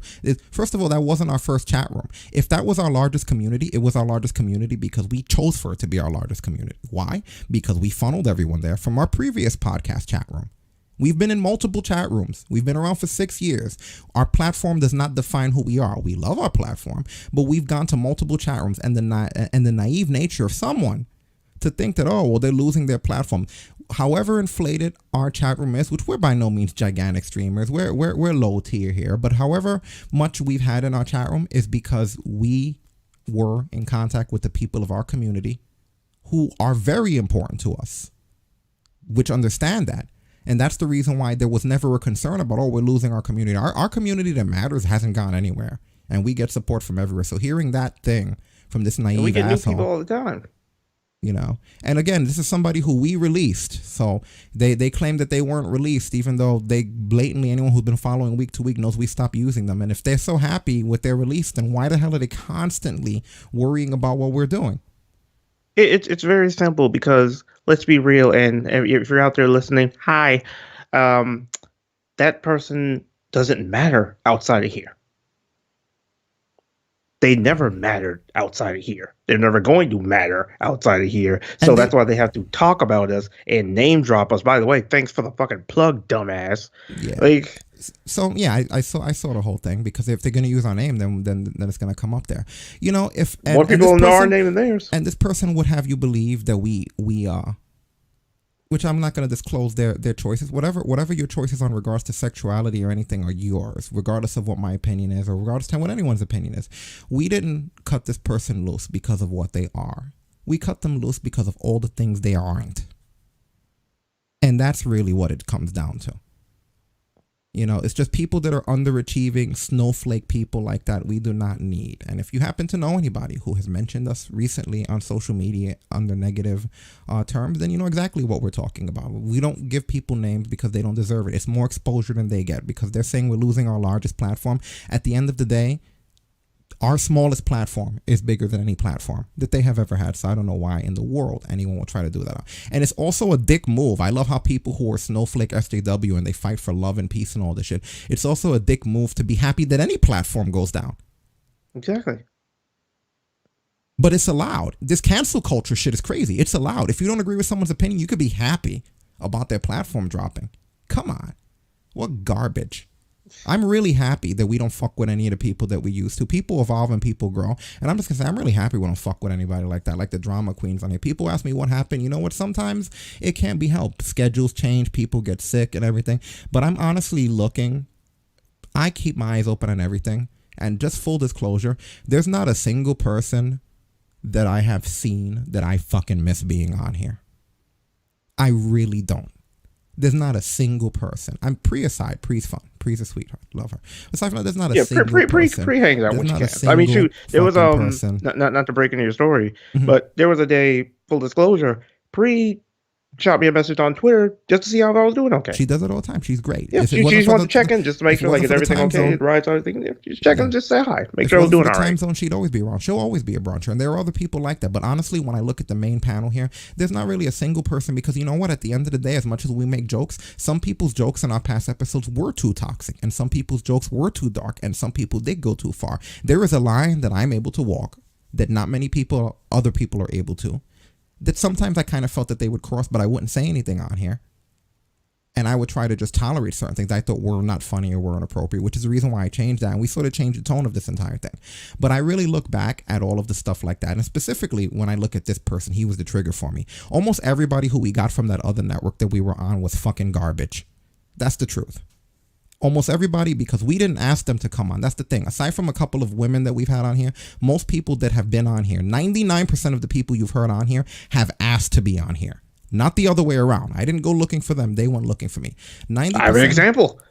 You know, but you're a good example. You know. But a lot of these other people, like, you know, most of the people, I don't really look at that. Most of the people we got from that other network were fucking garbage. They needed to stay over there. They should go back over there. I implore them, go put on your little fucking EM badges and fuck off. You know? The whole collective lot of you. I'm not even singling one of you out. I don't want to discriminate. You're all shit. And that's the reason why we narrowed it down to the way that it is. So that's just a small example of the way that my opinion feels. I'm not missing or hurting for anybody. And when I look still, because these people still come up on my social media, some of our current listeners send us their stuff. When I look at the stupid, ignorant, knee-jerk reactions that they have on Twitter and the way that they act and the way they all join this mob mentality and the way everybody's robbling and acting like shit, I'm glad you're fucking gone. Like, I would be embarrassed. I would be making excuses for all these idiot asshole motherfuckers. Because you have to handle things objectively. You can't just be part of the angry mobs. It's unbelievable. Yeah, it's like and the funny thing is about it is, and I've heard you say this 1,000 times, they're right where we left them. Nothing changed. I find most of the people, I wonder what they're going to go on to do next. They didn't do shit. Like Conor McGregor says, you ain't going to do shit. You do fucking nothing. Literally, you do fucking nothing. You've done fucking nothing. I wish that could be the title. You done fucking nothing with your times. Oh my God.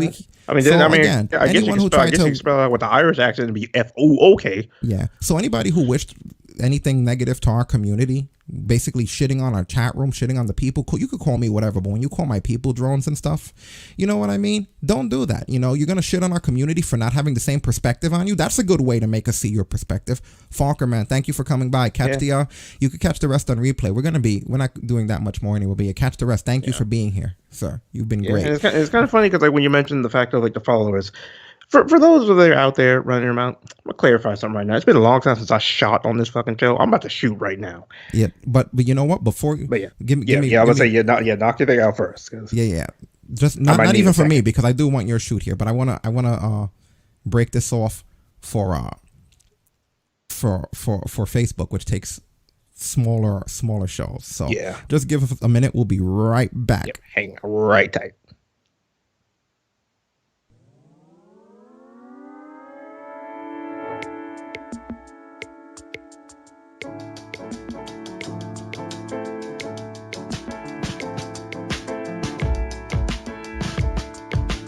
Want to chat with the guys? Then be sure to like us on Facebook, follow us on Twitter, and subscribe to us on YouTube. TalkBrunch.com.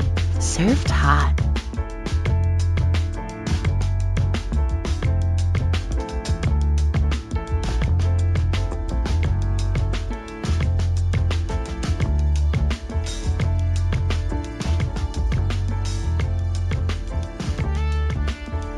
Sorry about the break there, guys. Full disclosure, since we're on so many platforms, despite what people wish would happen to us, Facebook Watch doesn't take videos usually higher than about 3 hours, which we've hit that limit now. I know in post-production it might be a little shorter thanks to the magic of post-production on iTunes and everything, but maybe not. That being said, I just wanted to make sure we break it off into two for certain places and leave it as one file for other places, you know? Yeah, if you ever heard us do like game stream before, we mentioned hitting that 3 hour mark, that's usually what we're talking about. Yeah, and it used to be that the 3 hour mark when we're over, but now it's just kind of like I just got to break the stream till we have that over there on Facebook. So sorry about that little intermission there. We're going to get back to the page stuff in a minute, but I do want to hear Destin's, what Destin was talking about. Whew, it's been a minute since I shot on this show. Jesus Christ. So, yeah, as he alluded to, some people talking about drones, followers. Let's take some of y'all newer people back. When I first started listening to this show, okay, you just listen on a little app called TuneIn. You just throw the replays. Oh, the place that Talk Runs originally was, I found one of the groups. Of everybody, of any kind of podcasting, this man was the first person I ever interacted with. Literally, just added him on Facebook. Hey, huge fan of the show. Just talking back and forth, just little jibs and jabs here. Fanboying out. All right, full disclosure, I had my moments. But the thing about it is, it's funny how somebody will use the term a drone. In other words, I just blindly follow. If I was blindly following, here's a little realization. I wouldn't be here because was that the actual term? The drone? I think it was. It was probably something along those lines. Oh, I'd have no idea. I was just asking. I hear hearsay because I don't even deal with salty people like that. Yeah, it seems like nowadays. It seems like that's what they're alluding to. Yeah, like pretty much that I'm like blindly following the thing.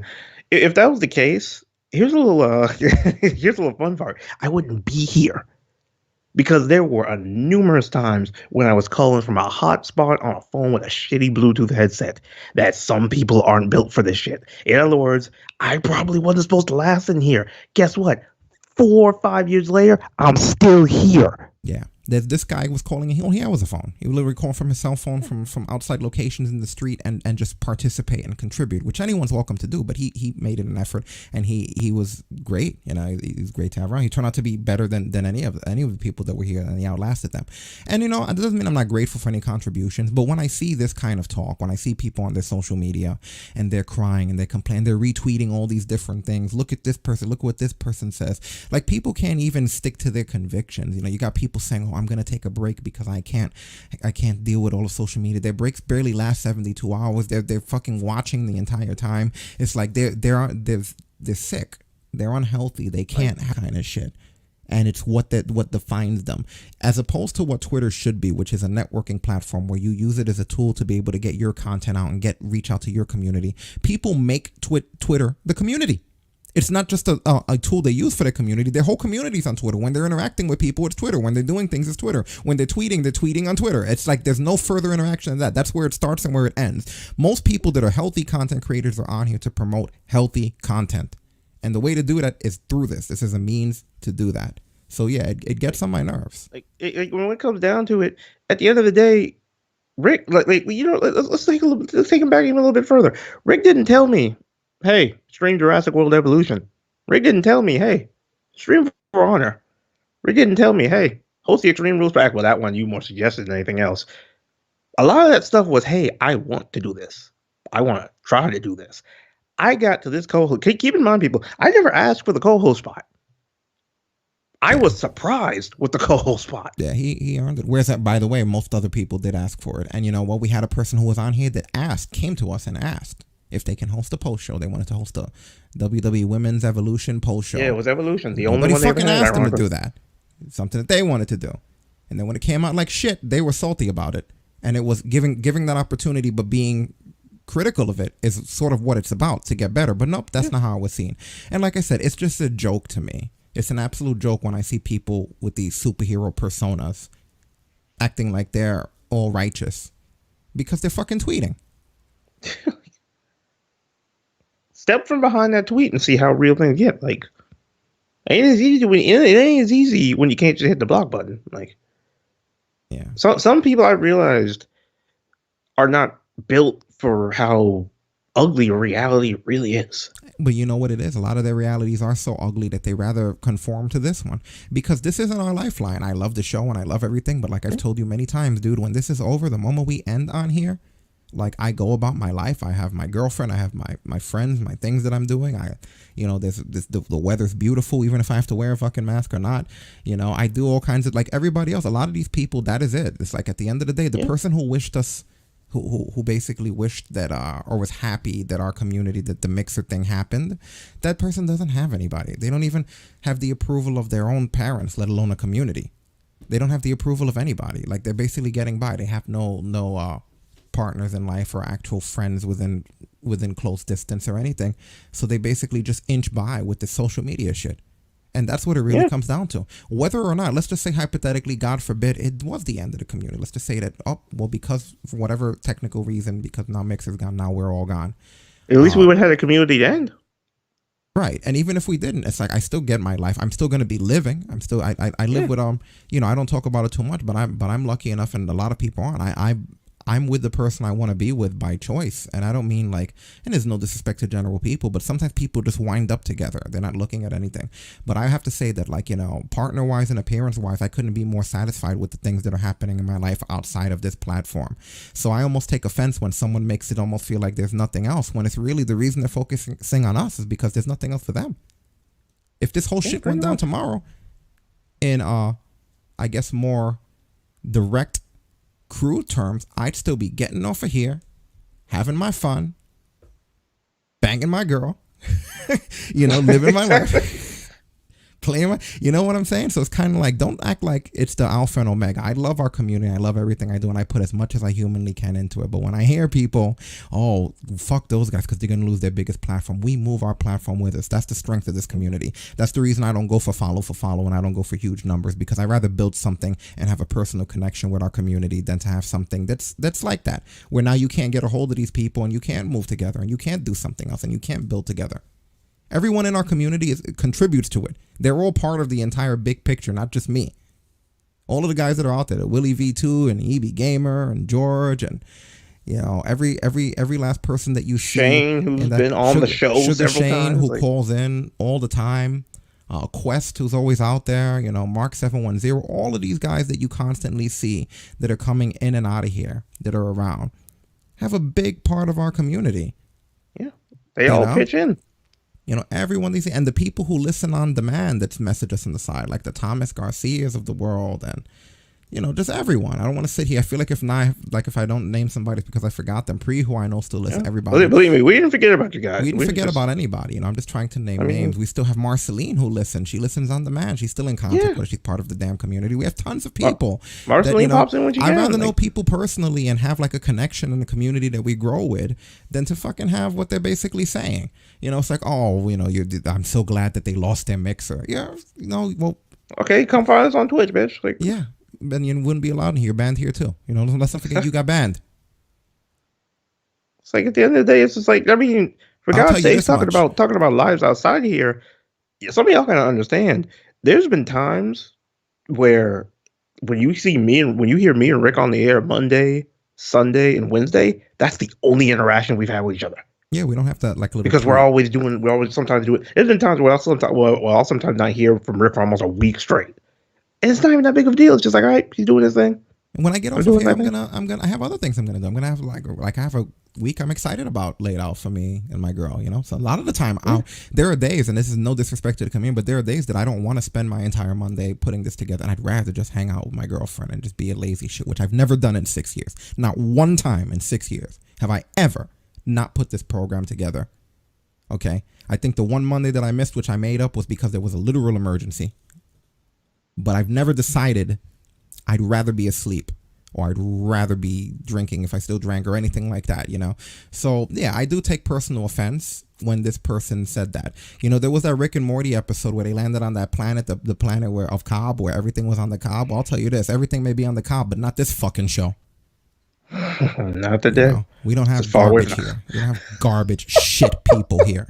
Toxic shit people and that's the reason, that's the danger of these movements and this SJW and all this other stuff. They disguise themselves. They're like the Skrull, you know, they're like the Skrull of the Kree. They disguise themselves and fucking and they hide among you, pretending to be part of your ranks and pretending to be sweet cookie cutters when they're scumbags underneath. They don't even know that they're scumbags. I look at it the same way paranormal people tell you about the Ouija board. You open that gate, you're gonna let what you wanted, but then also the bad's gonna come in too. Anyone who needs to know knows what people we're talking about. But I'll just say that if you're dealing with the person, I implore you, you should, the way you want to follow people for being unfollow this person. They're scumbag lowlife, and that's the reason why we took the initiative to get rid of people that are garbage.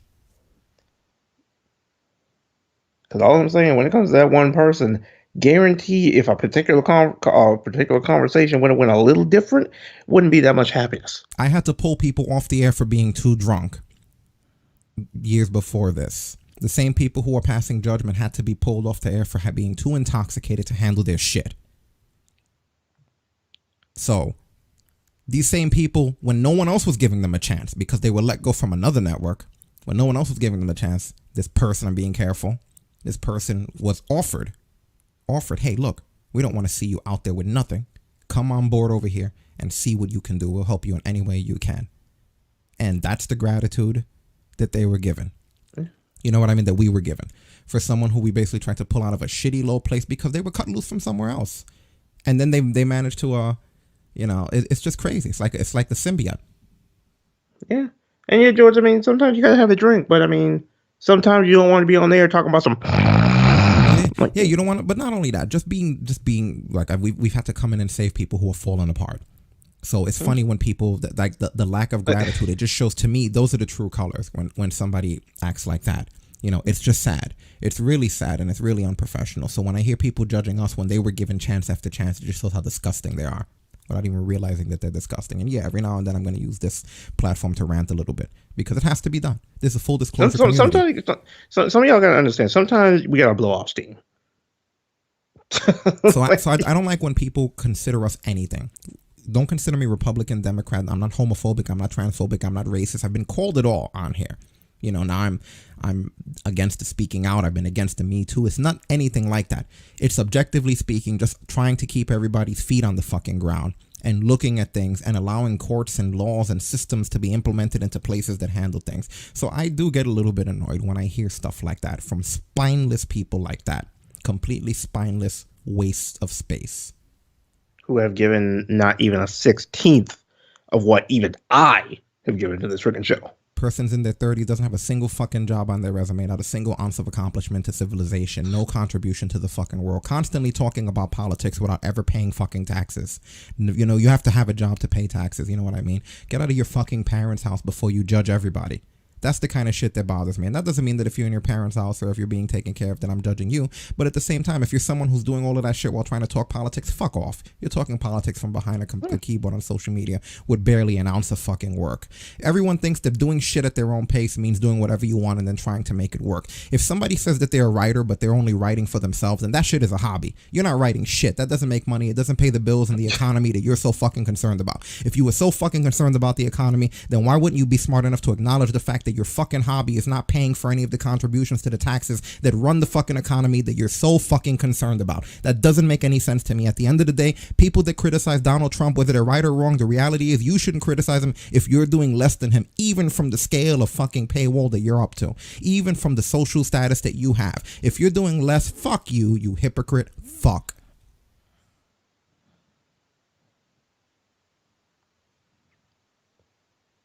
That was nice. If y'all only understood how long I've been waiting to do this shit.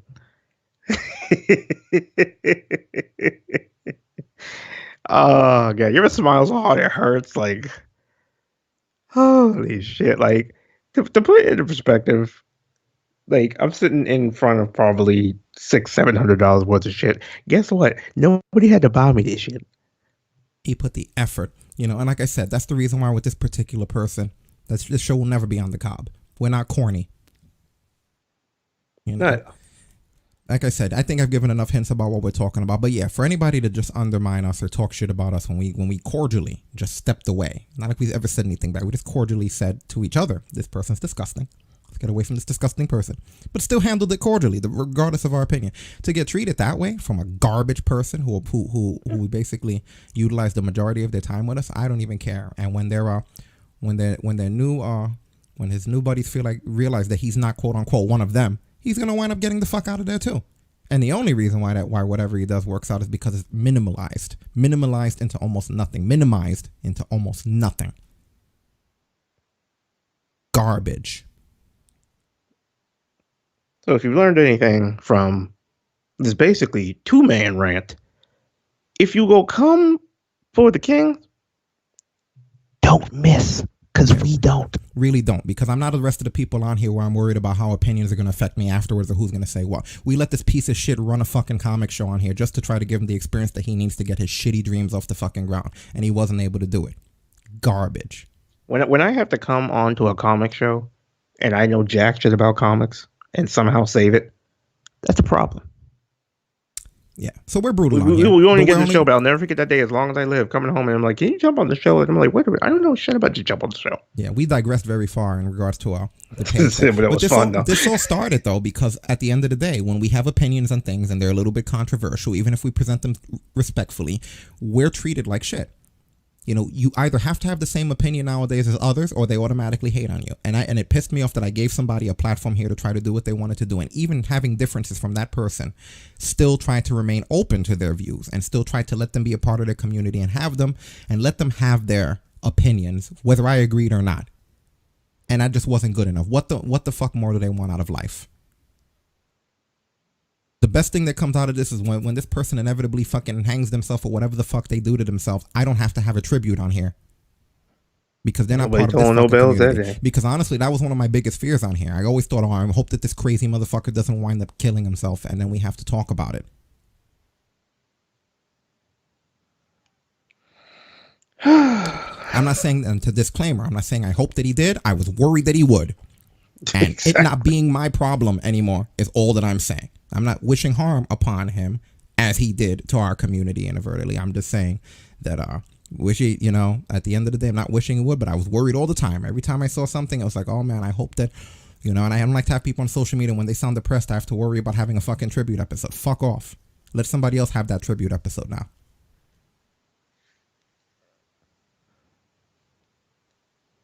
I'm not being quiet. I'm just sipping coffee, guys. I'm not really upset about this. I'm just conveying my feelings in a way where it's like, it was something. This has been a thing that's needed to come out for a minute. Like it's been a lot, people. Okay, with some of these like past people, it has been a lot of shit. We have a Discord. We talked about it last week. I'm gonna start using the Discord because I know a lot of people listen to the show mainly for the wrestling stuff. I'm gonna start putting stuff in post on the Discord when we have to talk directly about someone who's disruptive or harassive to our community, like this person has been. We could talk about it and be more vocal on there and not waste the airwaves on this. I just wanted this to come out because there has been a lot of vocal shit going on and it has been getting on my nerves. Believe me, George, this person wishes they were Vince Russo. Yeah. Vince Duso.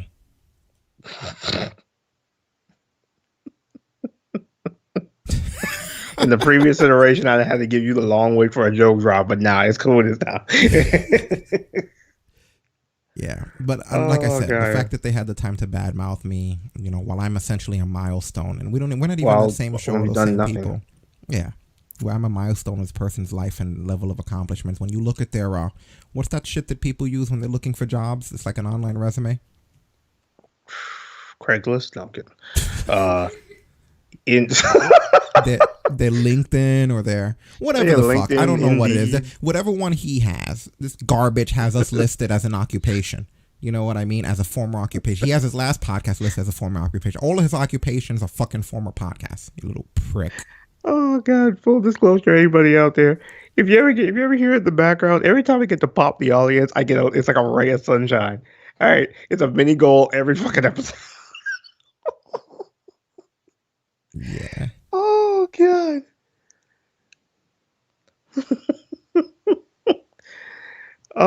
god, not that. All of a sudden, I feel 1,000 times better. Holy shit!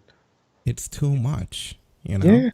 It like I said, it's just unbelievable. I don't want to waste too much more time on this. I think that we wasted enough. I feel like if I move on, I'm gonna forget and be like, oh shit, something else that I wanted to say. But it's already been about 20 minutes since we've gone here. But no, I'm just saying. At the end of the day, I love my community, and what made me address it this time, because this person's always talking about it, was the fact that they almost took pleasure in shitting on us, like on our guys, our chat room guys that I enjoy and everything. It was the fact that they came for. When I say all of us, I mean all of you in the chat right now. Everybody who listens to us on demand. This person literally came for every last one of us. And a few times we turned the other cheek, and this time I just wasn't going to. I'm not allowed to get somebody who. It's like I'm not going to give you more chances than your family is giving you right now. I'm not allowed to let somebody who's like a washed up freaking. They call it a failure to launch when you're that age and you can't even get out of your house. You're a fucking failure to launch. Like you only get so anywhere. many free shots before we swing back. And keep in mind, this is tame, okay? And this person is always on, and I'm glad I kept going, because this person's always on social media talking about comic books and shit, and, you know, or I'm gonna rewatch Batman the animated series for the fucking 20th time, or I'm gonna do a marathon of this, or I'm gonna binge watch. It's like, dude, no one else has the fucking time to marathon and binge watch and party with all of the other fucking things. You know what I mean? Like, why don't you binge being productive? You know how long it's been? Like, the fact, I think this past week I got to get through I got to binge watch the first 2 seasons of Attack on Titan. You know how amazed I was that I got through both of them with no interruption? Yeah, because I haven't had that much time, and I don't know how long. Like 40-something episodes worth of shit. I was like, what? I've seen lesser things released on women's asses be more productive than him. Shit.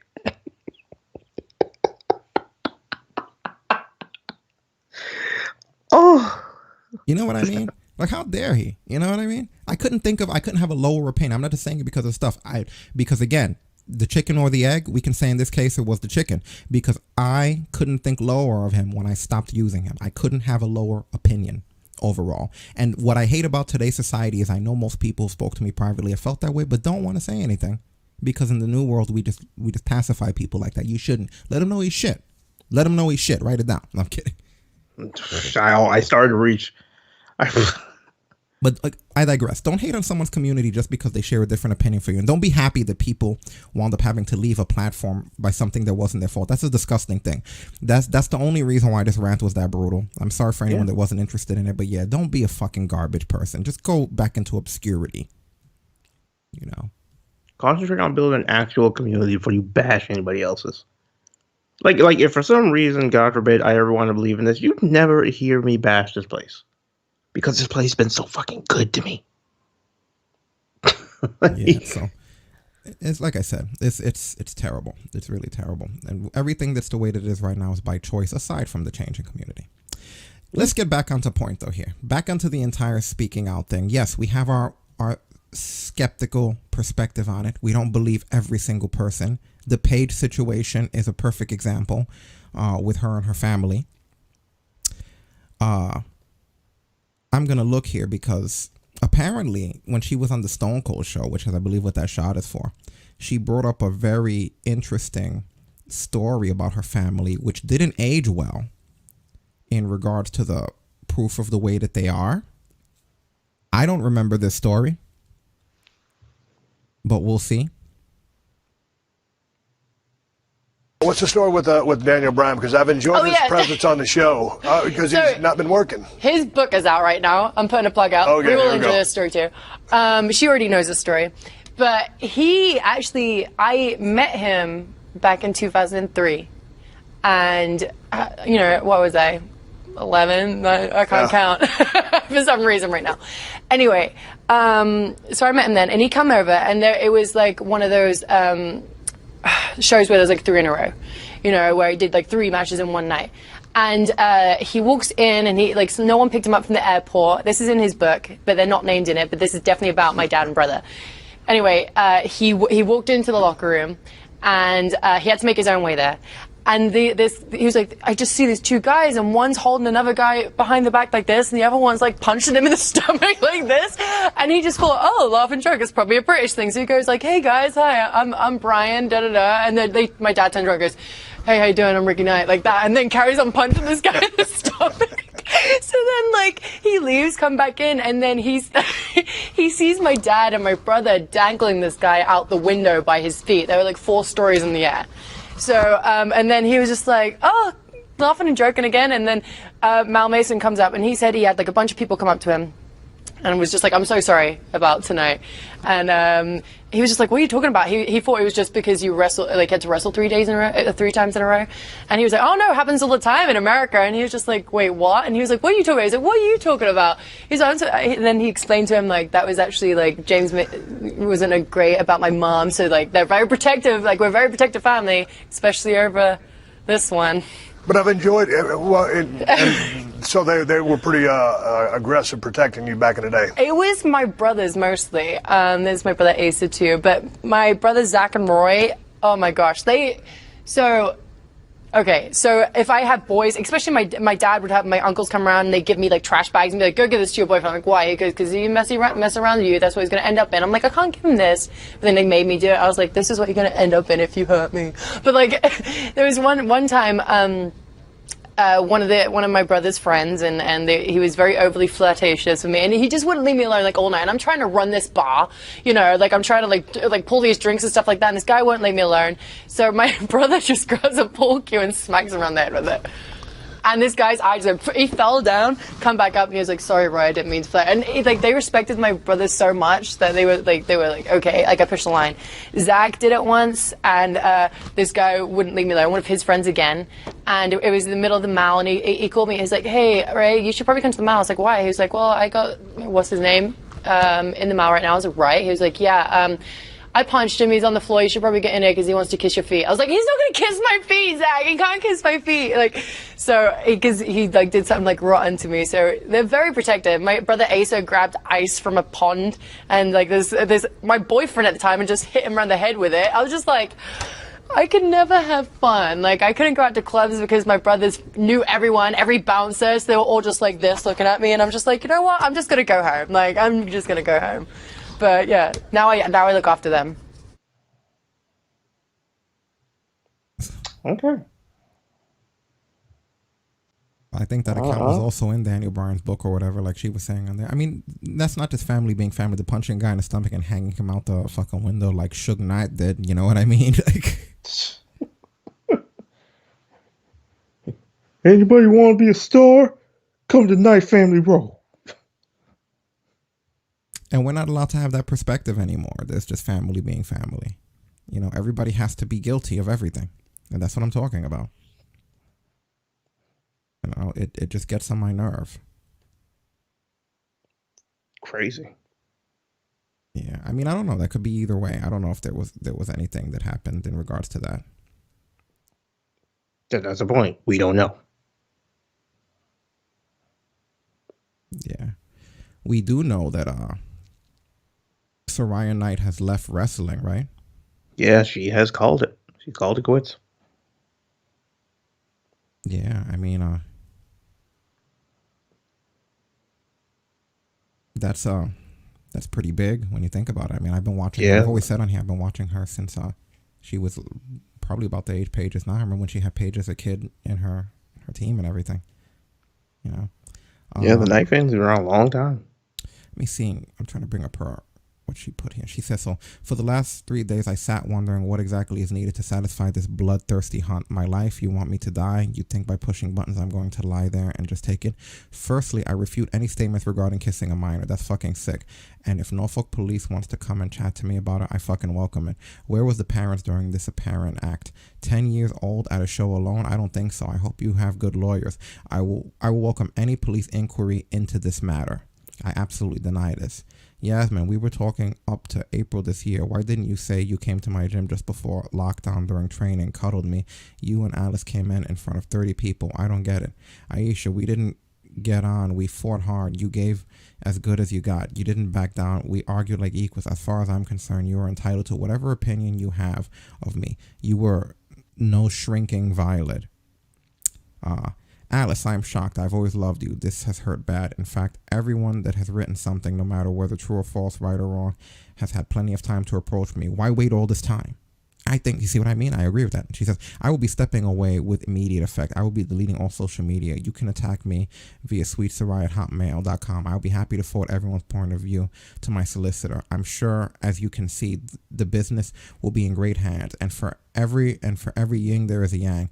I know that this is now going to crescendo, but it's okay. There are two sides to every story. Remember that. Thank you for 30 years. I am done. I cannot believe that I am being attacked in this fucking insane way. I am walking away because I'm heartbroken, not because I'm being forced to. I cannot stomach even being around wrestling. I have got fuck all to hide. I have done fuck all to warrant this. I train hard. I have trained everywhere, made more of my money in training than wrestling. I am such a bad teacher. You girls can fucking go. That's no coincide. I cannot accept this, and I won't. I am seeking legal advice. Any allegations now, please forward to the Norfolk police. So, this is what I'm talking about, though. You know? She feels falsely accused. Are we supposed to believe Soraya Knight? Are we supposed to believe the victims automatically here? It's a woman now. Things are different. The perspective is different. The dichotomy is different. No one is firing right away because she was, I think, Paige was vocal and encouraging people to do the speaking out until her family got spoken out about. You know, so it just surprises me how this was done. I don't want to go too far into off of wrestling, but Angry Joe, he had an accuser come forward and then he shut her down. He showed proof, presented proof that nothing had ever happened, and this user wound up deleting her account and everything and hiding. Yeah, couldn't handle it. There were a few people who have been debunked already, which is all I'm saying, that you have to look at this for what it is and not choose a side without any kind of investigation of yourself.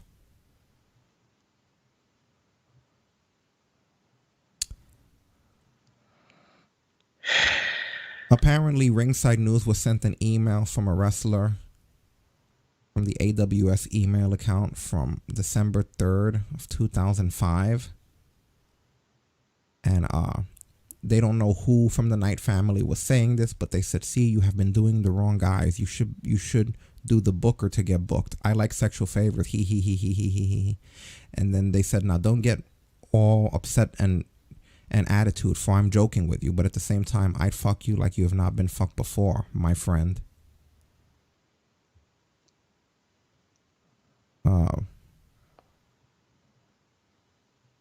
So I don't know, man. Again, look at how old the fucking email is, though. You know, I hate to say it, but 2005. Y'all know it's 2020, right? 15 fucking years ago. It's like Splinter, 15 years ago. Oh my God. A vial of ooze. Like, what the fuck? 15 fucking years ago? A vial of ooze. Ridiculous. I'm reluctant with certain things. Sammy Guevara. Poor guy. Yeah. Released an apology statement for something that he did fucking several years ago. Something he said, not even something that he did. He didn't do anything, but I guess we hashtag fucking speak out on even verbal mistakes that people make. Okay, I just wanted to get on here real quick and just say there's going to be no vlog today, and there's going to be no vlog for a while. I'm going to take a hiatus from social media in general. I just want to apologize to anybody I let down, to Sasha, to anybody I hurt with my words. You know, it just sucks because 2016 me is not me today. 2020 me would never say those kind of hurtful things that I did in 2016. I used to think it was funny to do some kind of shock humor to pop the room I'm in, but wait for this ambulance to pass.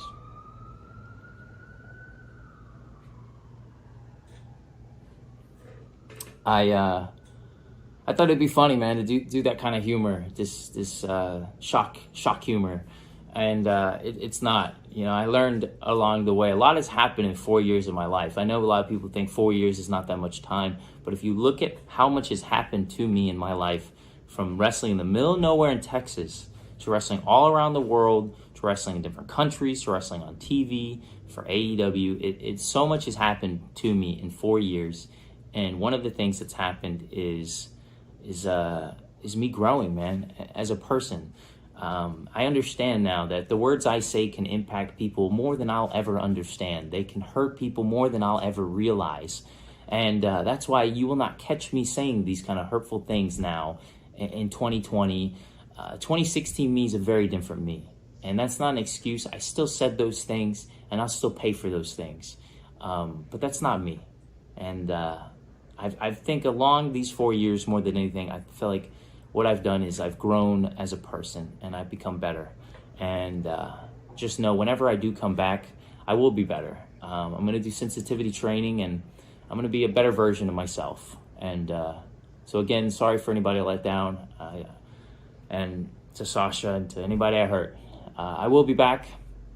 Until then, take it easy. I'll see you when I see you.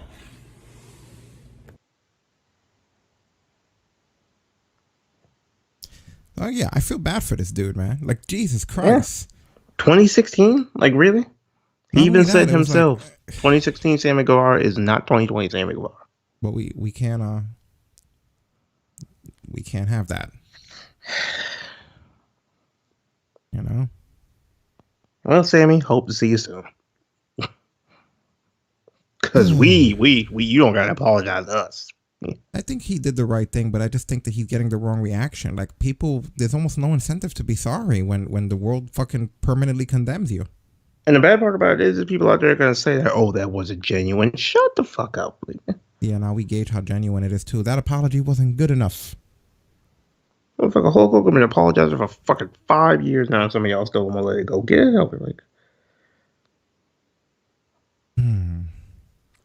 Well, good luck, Sammy. Yeah. So Marty Scurll was also accused, right? Whoop, whoop. His situation is a little bit more complicated than the others, just because it's not late enough at night for me. So, apparently, this girl who was 16 years old at an IPW event bumped into him outside of the venue, and Marty suggested that him and her go back to a hotel and fuck, literally. And basically, she says that it was an independent small hotel, and that once they got inside of the room, it was empty, quiet hall, and he sat on a chair and he basically got himself out and asked her to blow him, and she did. And then after a little while, he found a cupboard opposite of the room full of sheets, and he took her in there and got her to stand up with her underwear pulled down. And the whole time he was getting in position to have unprotected sex with her. I'm not going to get into too much more detail than that, but I will say that 16 over there, not defending, but 16 was the age of consent, and he basically was saying that he was unaware of her age. However, in his country at the time, 16 was the age of consent. The same person actually alleged that she was raped by Dan Elder before this.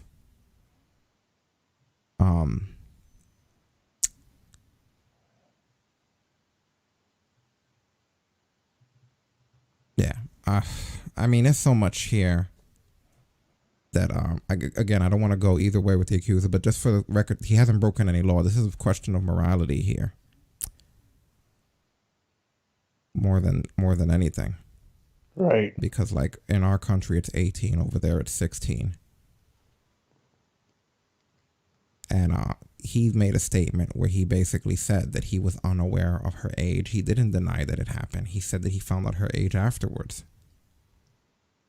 You know? Oh, Jesus. Let me see if I can find what he said exactly. He said, in 2005, after a wrestling event in the UK, I had a brief consensual sexual encounter with a woman. In that moment, what's up, Ashley? In that moment, at a bar, in those circumstances, I had no cause to question her age. I don't say any of this lightly or to seek absolution for my ignorance, although I did not become aware of her age until after the encounter. The reality of the age disparity is not lost on me. I understand that although our encounter was technically legal in the UK, my lack of judgment that evening has disappointed many fans.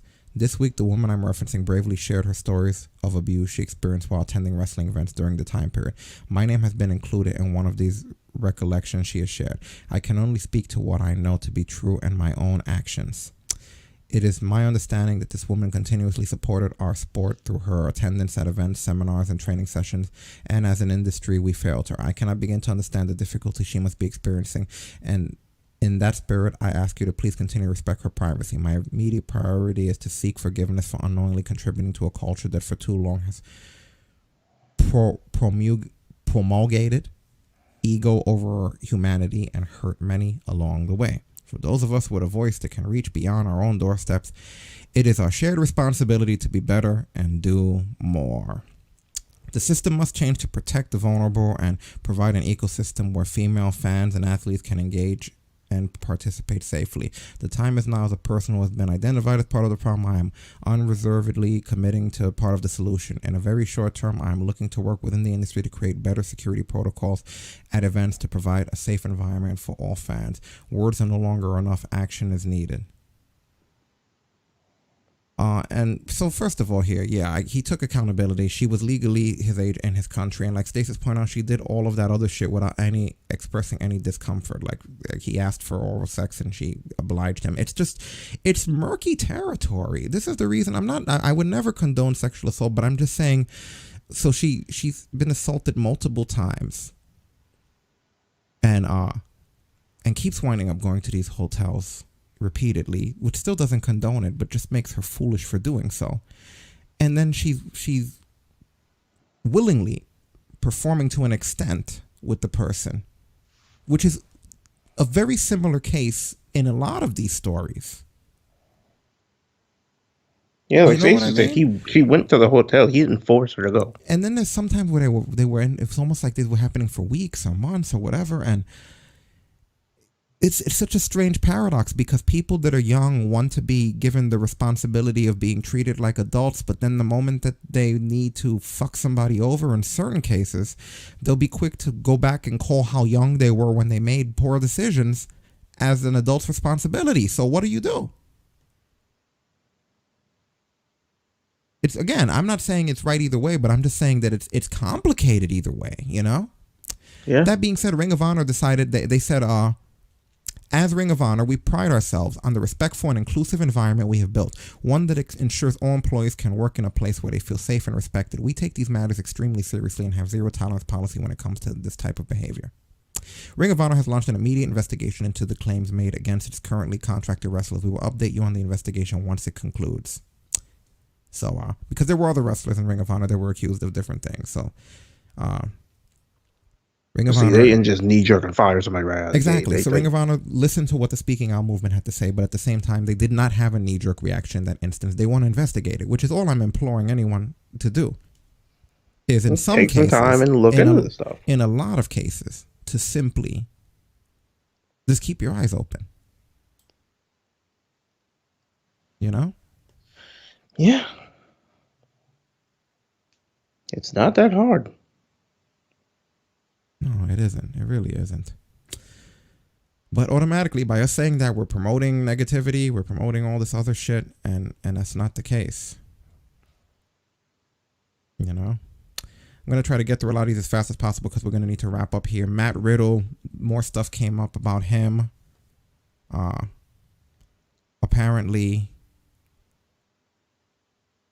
there was this woman named Jamie Senegal who came forward to back Candy Cartwright's statement about him in regards to their relationship. And I saw text messages where it was going back and forth where he was looking for somebody to get laid with. The two of them even put up a picture of each other years ago saying "you were dead to me," and they said that picture, that little selfie they took together, was them celebrating in reference to Matt Riddle. They presented a lot of proof of text messages and stuff of things that he said. Like I said, I don't have as much time to get into all of that as I would like, unfortunately. anyone who's interested can tell me what they'd like us to elaborate on next week.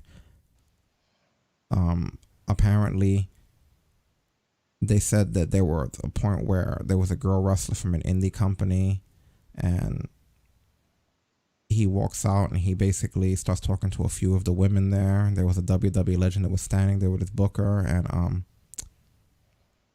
basically this girl started to cry, and she said that that they went over and asked if everything was okay, and she stated, quote, that he told her that he is the next big thing in wrestling, and that if she'd like to come to his room, she would be able to practice and talk about it. And then he grabbed her ass, which he saw, and he had to hear how this would not be tolerated. Like I said, there's a bunch of other stuff. Darby Allin was accused of manipulation in his last relationship, holding things over people's heads to gain power over them.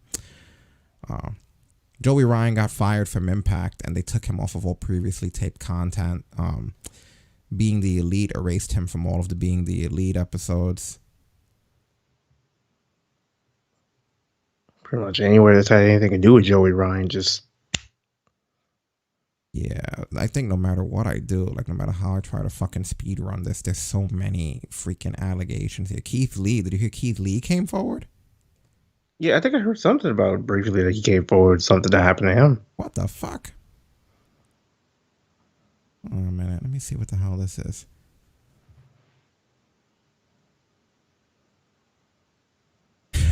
Everyone, huh?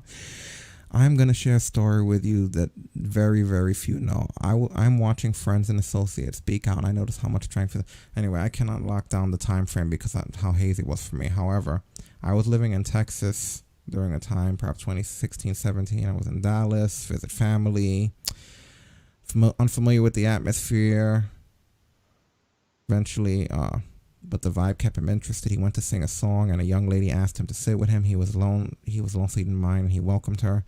They went on and talked about the beauty of music and books, random philosophies in life. It was a pleasant conversation. He often said that he's oblivious when someone's interested in him, and he would have to concur that he did not realize the interest until she blatantly expressed it, to which he declined because he was taken at the time. She was disappointed, but still pleasant. She would continue to make passes throughout the night, citing all that she wanted to do to him, and he politely declined and explained that he enjoyed her company, but that chat couldn't continue. And then he offered to buy her a drink as an apology before he headed to the restroom. She declined and said that she'd buy him one because she enjoyed the song so much. And then he went to the bathroom and expressed gratitude and went to put a song before heading for the bathroom. And he returned to fresh drinks, and they continued discussing the types of training that he do. And he tried to get her to sing, but she would act all shy and decline, saying she enjoyed listening to others but didn't want to attract attention on her. He even offered to help with Bohemian Rhapsody as kind of his go-to when people are nervous about karaoke, and he tried to be inviting, and the singing is pure fun. Unfortunately, it's right about there that things become extremely fuzzy for him, because no matter how much he racks his brain, all he finds himself able to recall is struggling to make it to the stage, and he recalls waking up naked in a hotel room. He doesn't even recall if it was his own room, confused and in a panic. He was fortunate enough to have his credentials and wallet and such, but who knows what all he lost. To this day, he doesn't know what happened. He's tried to forget about it ever since, but he tells the story so people understand that anyone can be a victim, and it's why he randomly stopped drinking, and it remains such a rarity to this day. Good Lord. Whew. I don't know what the fuck to say about that. Right? Like, I got nothing. All right, man. Damn. Jeez.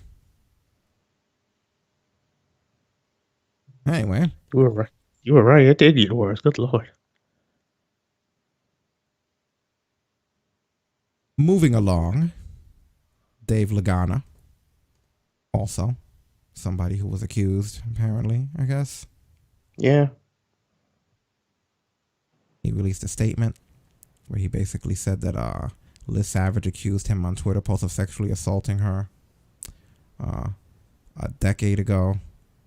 And Him and her were friends for a total of about 5 to 7 years before and after the alleged assault, and they first met at a wrestling show sometime between 2006 and 2008 when she introduced him as an independent wrestler. And he takes her allegations seriously, because the first time he became aware of her allegations was last week when she made them public, and he takes them so seriously that he voluntarily stepped down from his position as vice president of Lighting One Inc. and its company, the National Wrestling Alliance, after learning of her allegations, and he did so because to predate this position, and he didn't want to involve the men and women of the National Wrestling Alliance during this time. He valued his friendship with Liz, and he's sorry that she feels that he somehow wronged her, but the incident he described did not happen, and that she's correct that she lived with him and was his female roommate from mid-August 2010 to October 2010, and also that she shared a bed with him while they lived there, and she's correct that nothing about their relationship was romantic or sexual, and that often they went to bed and they would cuddle and spoon in a non-sexual way.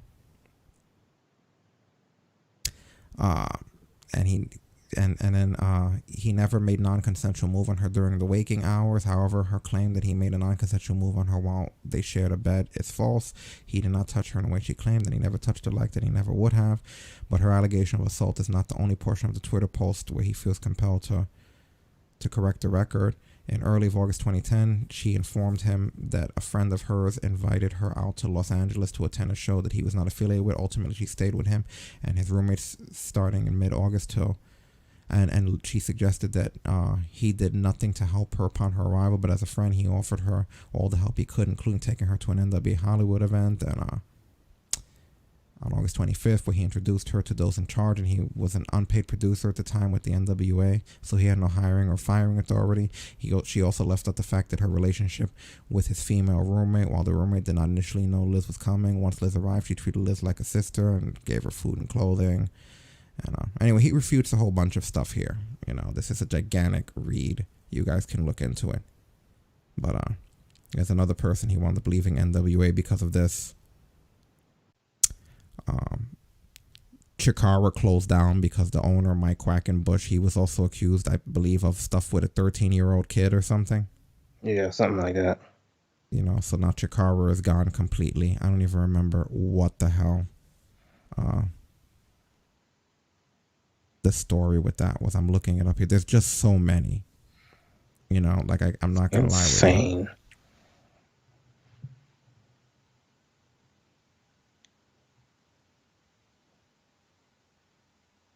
Yeah, so let me see what happened here.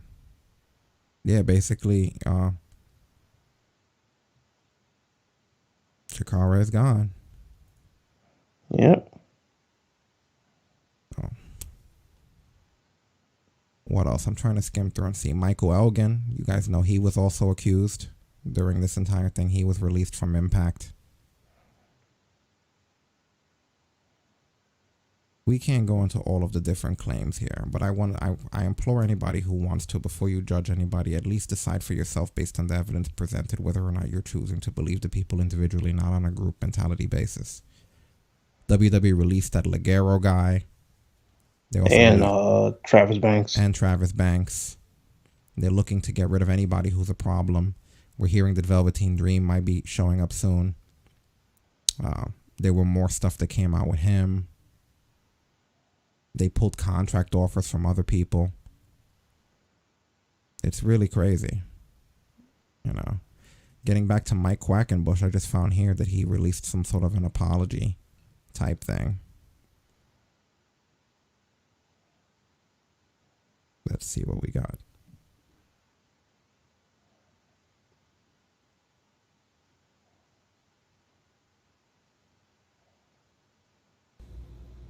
I'm Mike Quackenbush.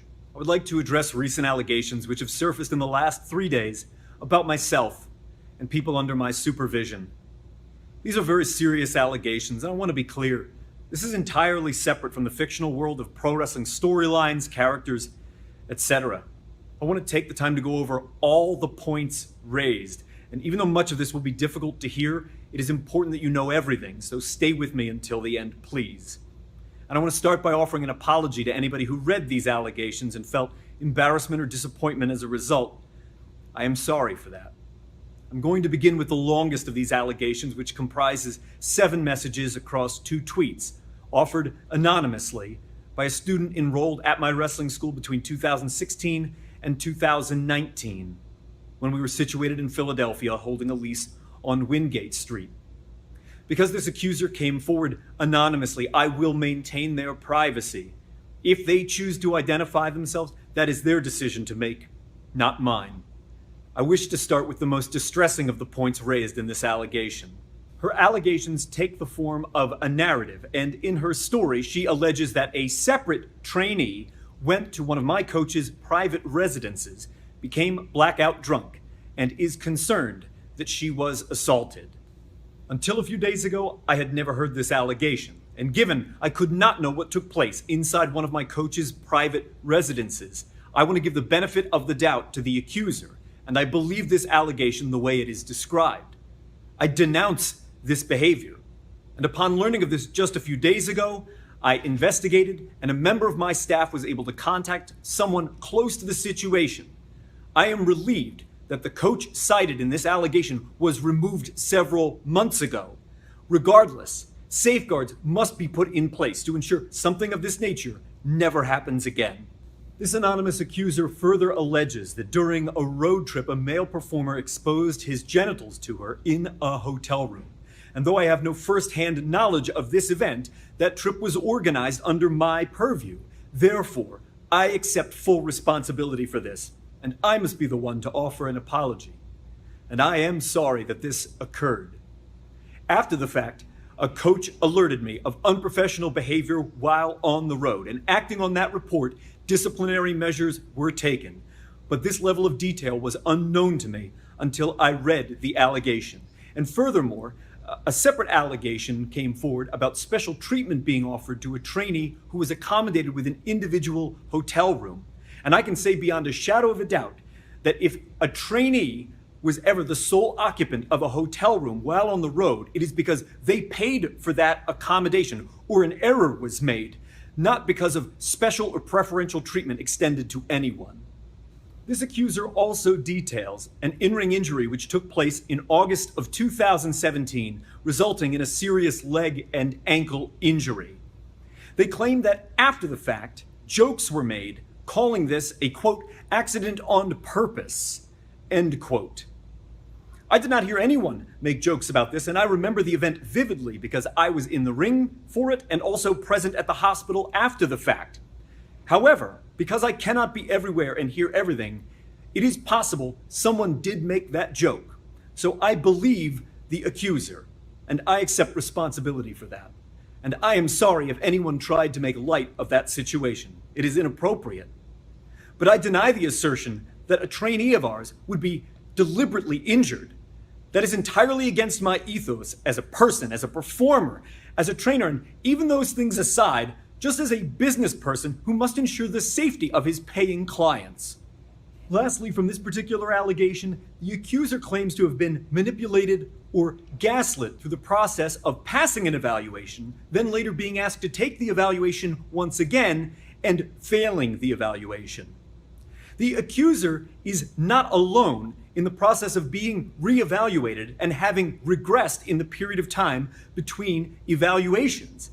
In this case, the accuser did regress and upon reevaluation lacked sufficient upper body strength to control another person's body to the mat with safety. I deny this as any wrongdoing. This is really long. I do not believe the circumstance of being reevaluated rises to satisfy the definition of a manipulation or... Okay, you guys are gonna, so it's linked, you're gonna have to listen to that whole thing. It is fucking late. He's defending the shit out of himself here. That being said, Lindsay Dorado actually responded to this, and he said, lies, I don't believe you, especially at this moment in your BS video. I tried to reach out through email and friends for over a decade, tried to meet in person and have closure at the PC. Coward. My closure is you being exposed. This will be my last tweet about this piece of shit. See me. Well. Yeah. And correction, it was Austin Theory who was actually accused by a fan named Tay Alleges. I guess she basically said that she was a fan of him when he was 13 years old, and he basically tried to steer the conversation sexually.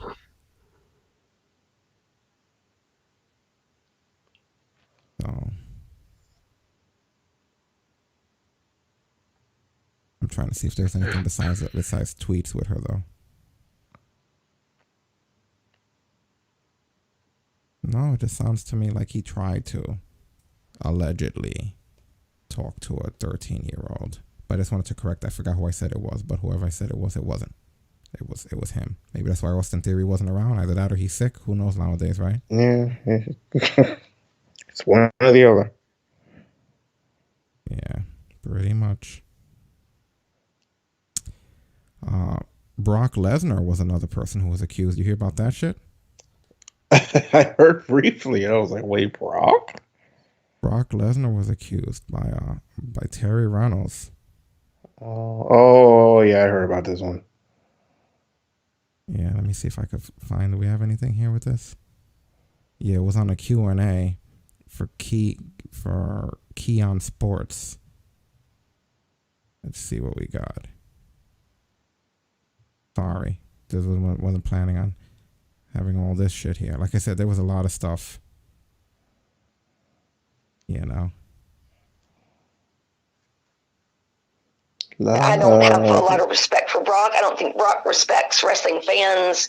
Brock did something that was in today's day and time. He showed his penis to me and, called my name as I was walking past where he was in a dressing room and opened his towel so I could see his manly bits. And, I've often said when I actually tell that story, I've often said that, and this is, of course, me being absolutely a smart ass when I say it, because I would have much rather him not been so disrespectful of a female that's been in the business as long as I have been. And at that point, he was a greenhorn. He knew he was going to have a lot of power, that they were going to give him the strap. But at that point, I've been in this business for a long time. I have respect, and what he did was very, very wrong from a respect standpoint, from a sexual harassment standpoint, whatever you want to look at it, it was wrong.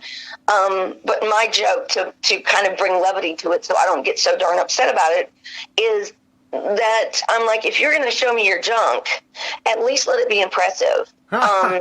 And so, like, I don't know if you know what a pink feeder mouse is that they sell in animal shops to feed snakes. Yeah, definitely. They're like the mice before they get their little hair on them. Yeah. Well, that's basically what that vision was akin to. Oh, geez. Yeah, a pink feeder mouse. And so I'm thinking, wow, why? Not that it would have been any less disrespectful or, less sexual harassing had he been hung like a horse. But come on. So yeah, that's my only levity.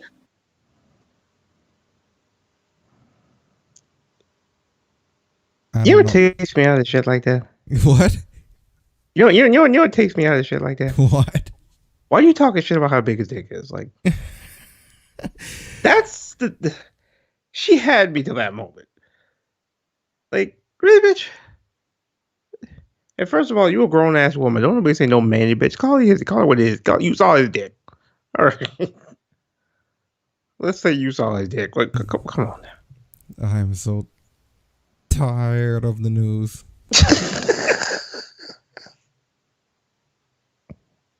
So tired. Like I said, some of the stories have already been debunked, There are people that are on both sides of this. And if you look online, a lot more people are starting to come around to the fact that it's an irrational movement that can be used as a weapon. This is Barbie Hayden. Let me bring up her stuff here for a quick minute. She was, I do not remember her being an Impact Wrestling knockout. Was I dead? Do you remember her? Barbie Hayden. I feel like I do. I feel like she was one of those ones. I feel like she was one of those ones where she was there for like a short period of time. I'll bring her larger up on. Because I know there's certain knockouts, like they were only like Hamada was only there for a little bit. Havoc's first run only lasted a little while. Like there were some knockouts that were like in and then out. Yeah, this place is a revolving door.